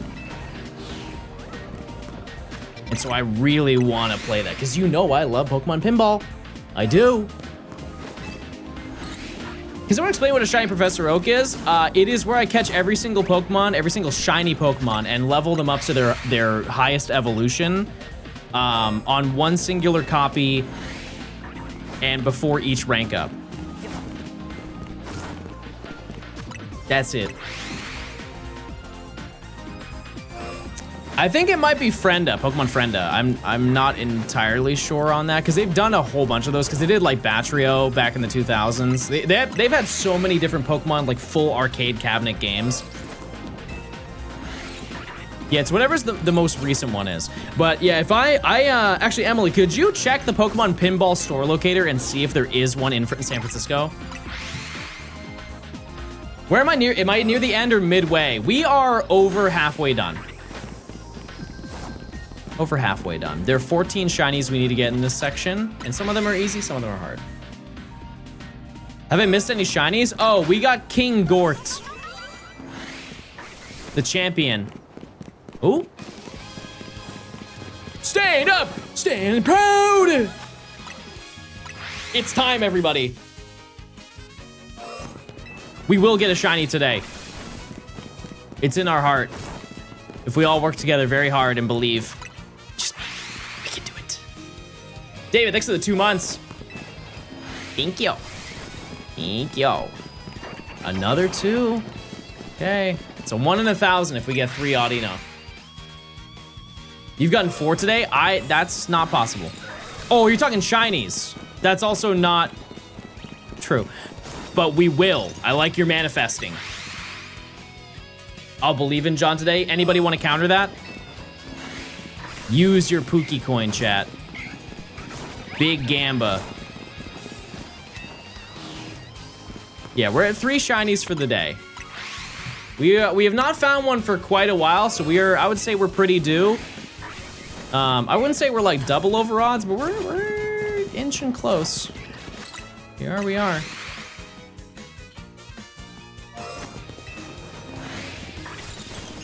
Oh, I'm gonna prove that I was wrong. I always do.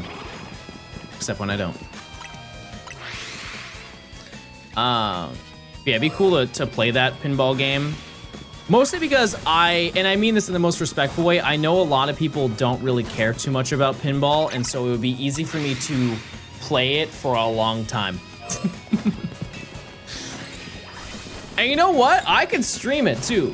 Because I think that the only people who are buying those pinball machines, like I don't think like Dave & Buster's is buying a bunch of those to have them in the stores. I could be wrong.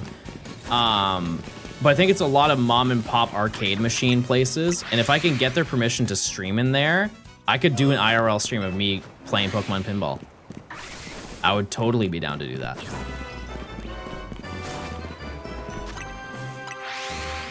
Does anyone else miss arcades? I think they still exist. It's one of the very few like 2000s kid scenes that you can still participate in. I watched a documentary on this, or like a YouTube documentary on this a couple years ago, just about the concept of how there are no more kids spaces in the world, like both online and in person, and that truly is one of the only remaining ones. Because like malls, I would say that that's a kid's space. Parks are kind of like hit or miss.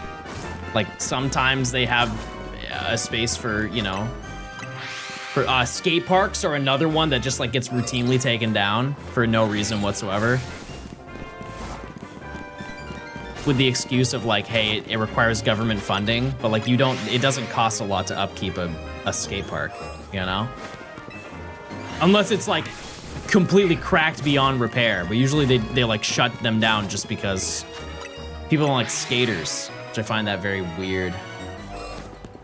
Very odd. And then you have the online spaces. Like there just aren't a lot of the Club Penguin type websites. The Death of Flash also did a number on that too.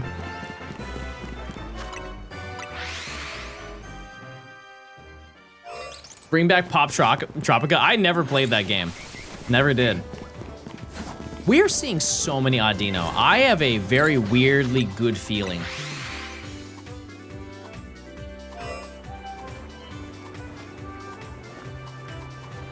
Emily's, which ones are the Pokemon ones on there?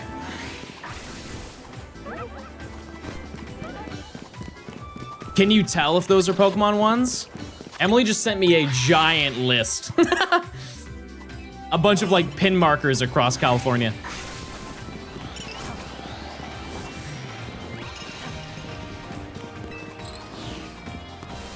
I mean, some of those are in San Francisco.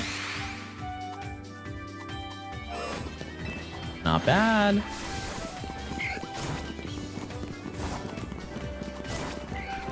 Companies are also catering to nostalgia rather than kids. I think that's because while nobody has money, the most likely people to have money are the adults.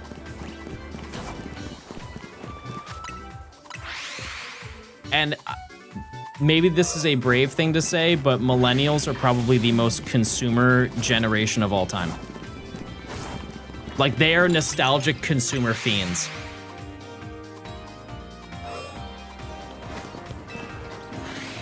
And that is a lot of you as well. That's a lot of people. How many more shiny alphas do you think you'll get by the end of this challenge? Probably a lot. Like, way more than the last section. Because keep in mind, we didn't have alphas until really late. Really late in the section.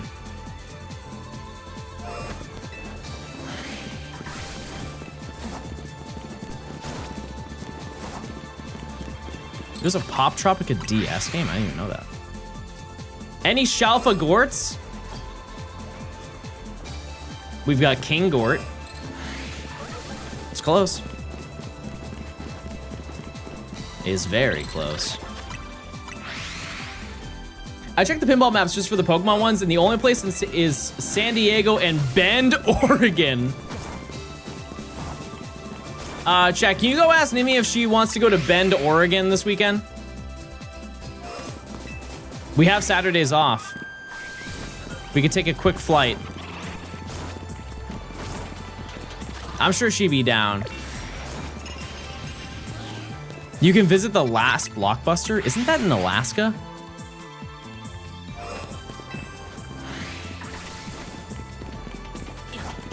I think that's a little out of our range here.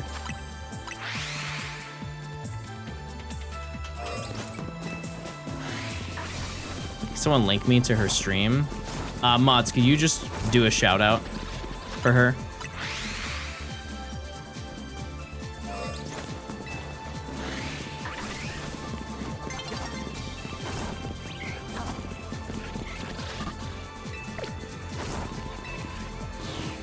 Thanks. Yeah, that's my lady. That's my freaking lady. And she played game too. And she has a foot emote. We do a lot around here. The Blockbuster in my city closed a couple of years ago. Yeah, I know that the final Blockbuster, like, that's their whole brand. Like, you can still rent movies from it, but it's a it's like welcome to the last Blockbuster on the planet type thing. Hey, do you want a t-shirt that says I went to the last Blockbuster? It's almost like an attraction thing. There it is. There's the foot. The foot. She explained to me the lore behind that emote. I would like to clarify it's not her. I think it's a 3D model. I still don't understand why she has it, but you know. Who am I to say anything, you know? Is for a carnival game? Leaving. Getting out of there. Let's go get some Waffle House, boys. Yeah, I don't know if you guys have been to recent arcades, and by recent, within like, since you were a child, they're pretty fun. They are pretty fun. There's a lot you can do there now, and some of those things I don't really care for anymore. But like one big thing is I think arcades are now catered to adults more than anything. Yeah, round one is so fun. That's probably my favorite arcade out of all of them. But like if you go to Dave & Buster's, you can now like you can drink there if you want to. Like I don't drink anymore, but like you can if you want to go do that. And they have like, I guess maybe Dave & Buster's is a bad example because they've always had like bowling and stuff like that. Round one is so fun because you have an arcade, you have a place where you can get food, but you also have a whole section of doing sports. Like they've got batting cages there, they've got like mechanical bulls that you can ride on. They've got real bulls that you can ride on. They really got it all there.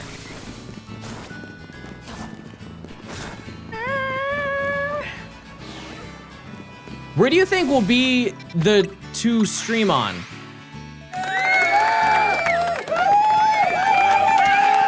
I think we all want to know that. I think we all deep down would like to know that.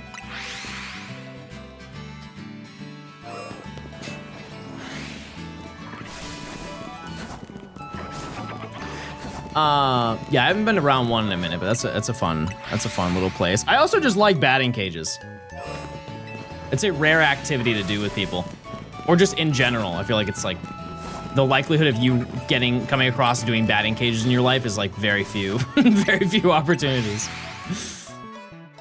That and Topgolf. I think my favorite going out to hang with friends activity that's like nonchalant is playing Topgolf. No one needs to take it seriously. You just go there and you just chill out. Fun time. Do you ever go to Kimball Farms when you lived in New England? I'm gonna have to Goog this one.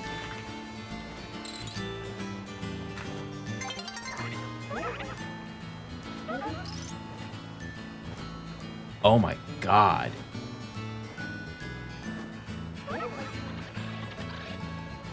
Wait a second, did you just unlock something for me?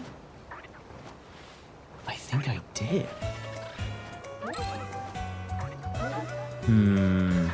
Okay. I'm gonna say yes, but here's the thing, is a lot of New England, like New Hampshire, Vermont, Maine, Massachusetts, looks the exact same.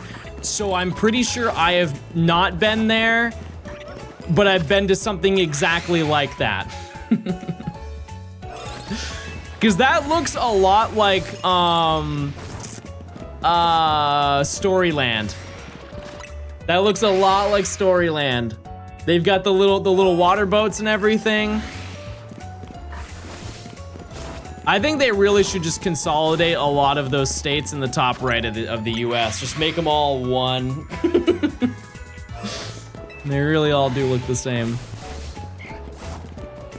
Like New Hampshire and Vermont are quite literally like the same state.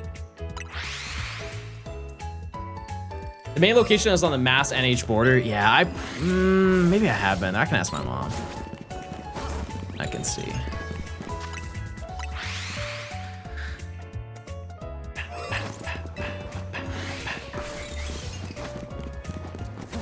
All right. We are droughting, chat. We are droughting.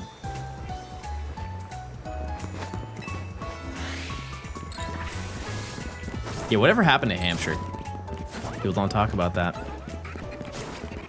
Why'd they have to make a new one? All right. Oh, this is a banger. I don't want to listen to this though. No. No. No. Oh.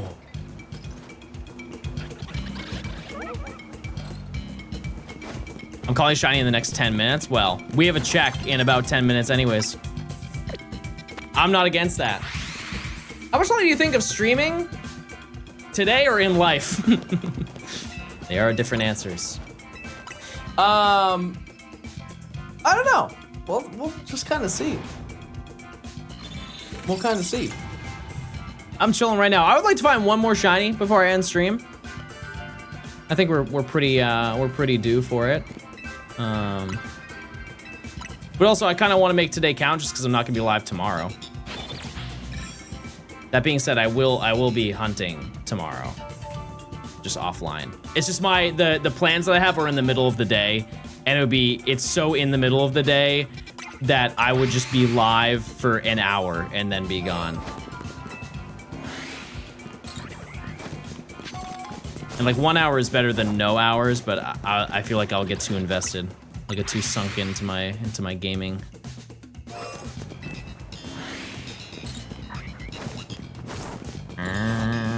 I feel like I didn't see anything. Never mind.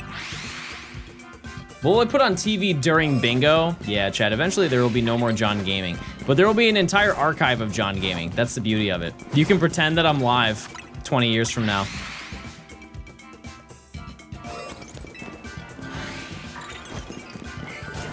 Making a lot of noise over there. I'm pretending right now, Chad, I'm real. And I'm streaming live right now. There's no hypotheticals. I'm still here. You know that, right? I'm not leaving. Prove it? How? In what way? How would I prove that?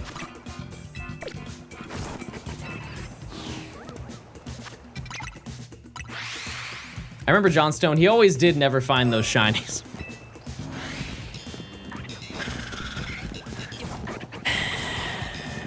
I have found 3 today and a new shiny that I needed. Day one of rank V, I'm already up. Today's date and time right now. No, I got it. March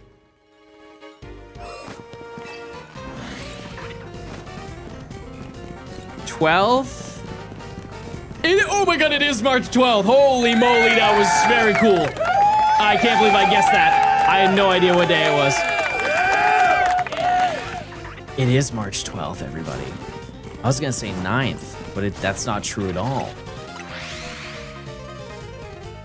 This music is also so over the top for what you are doing at that point in the game of Diamond and Pearl. Like, this is when you're going to go raid the Team Galactic HQ to get to Cyrus to free the lake spirits.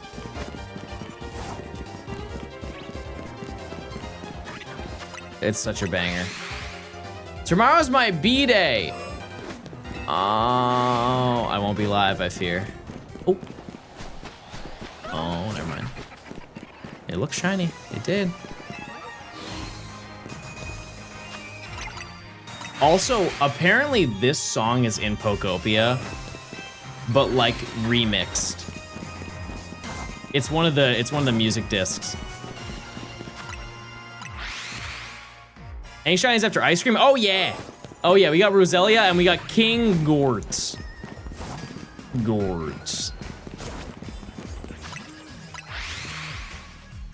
Yeah, the soundtrack for Pokopia is so good so far. I do need to play more of that. I do. I'll get around to it at some point.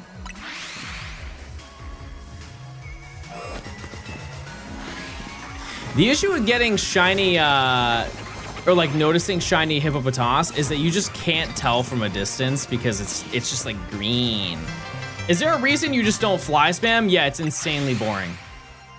And it doesn't feel like I'm really working for anything. I'm just kind of, because if I fly spam, there's such a high chance that I will get multiple shinies at once, and there's no thrill to that for me. It's just like, It's also like everybody does that. And I'm not one of those people who's trying to be quirky. I'm like, I'm doing my own thing. But like there are so many other people who, if you want to watch people fly spam and get 70 shinies a stream, those people do exist. I'm just not gonna be that person for you. It does make the challenge slower, but it makes the video way, way better. Way better.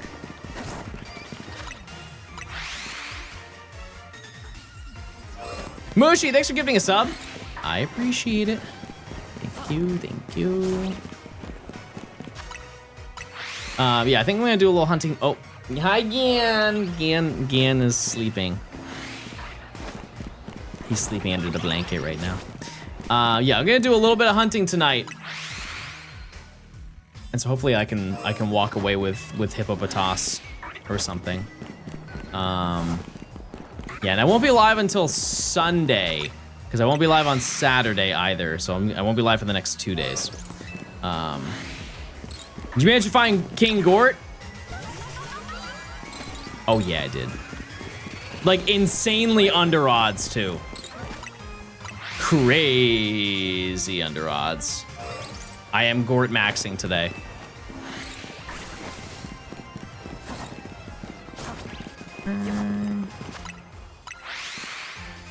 Yeah, I think we're gonna be stuck here for quite a while until we get Audino.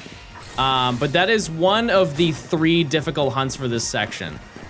And if I were to take a wild guess, one is gonna be easy, one is gonna be hard, and one is gonna be insanely difficult in terms of time. We just don't know who is who. Because the other 2 difficult ones are going to be Gibble and Absol. And I'm hoping that we have a very easy time with Absol. Out of all of them, like I don't mind Audino taking its sweet time. Personally fine. Oh.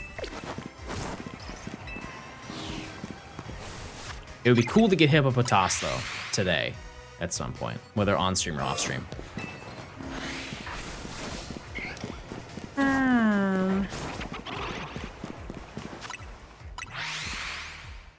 Okay, we have 5 minutes into the prediction chat. What are the odds? 1 in 4,096. Unless you're saying the odds of Audino. Audino is 10%.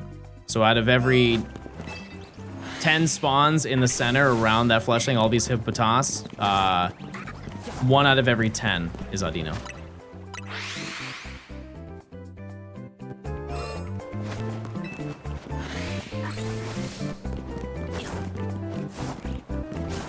And I have a really good feeling that Audino looks nice in this game, like as a shiny, because it's purple. I will absolutely notice it when I encounter it.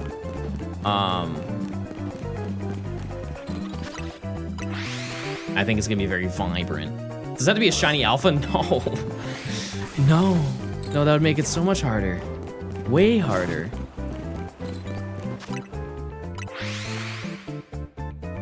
We're going to do the fossils, F. Next rank. Chat, would you want to do a Rancherama of zone 8? 9. No. No, not 8. Which is the one that's the... Oh, that's the next section.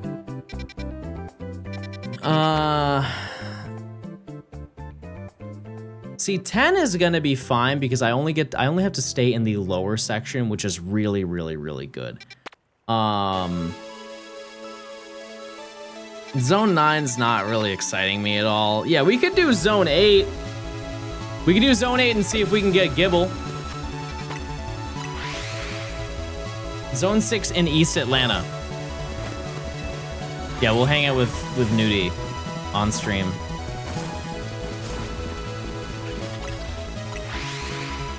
Yeah, I think that would be good. We'll do zone 8. The question is when. Well, actually, I guess we kind of have to do it once I finish 7. Huh. So So it really is dependent on once we get Audino.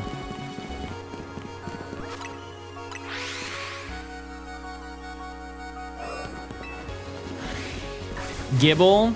Yeah. Yeah, but I just kind of want to finish this section before we go to the next one, you know?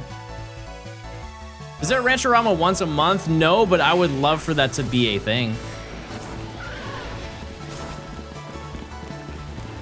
Boy finds out that 8 comes after 7. Guess what number comes after 6? That'll really blow your mind.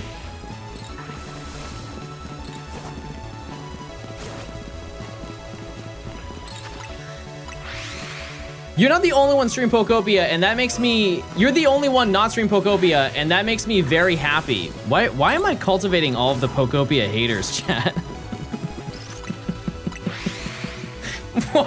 Why today am I getting so many people who are passionate about not liking that game? It's so fun. Why are we hating?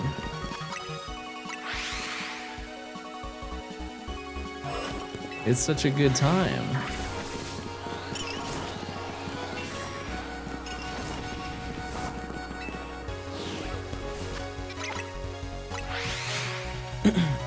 I don't hate it.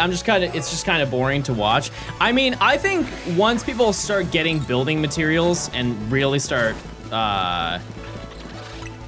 making their areas, I think it's gonna be cool to see the creative process.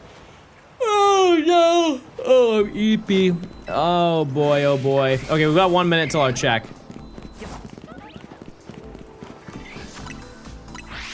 What's a Rancherama? It's just a shiny hunting event where we all just shiny hunt in the same location, and we just post it in the Discord of all the stuff we get.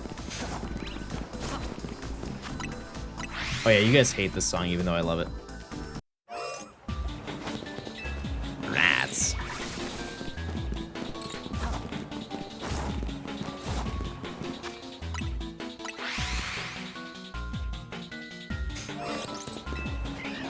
Yeah, I want to get further in Pokopia so I can build some stuff. I want to build some cool little things. Because I think a lot of people are just trying to rebuild all of the towns. Like I saw somebody who was building Pallet Town and Route 1. Like they already did it block for block, pixel for pixel. It's pretty neat. All right, it's prediction time.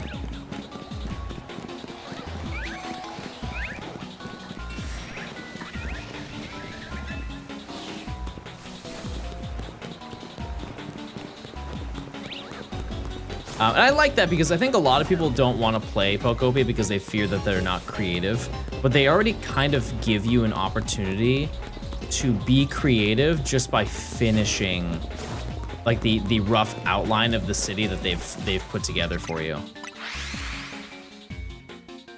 All right, let me just check on this side.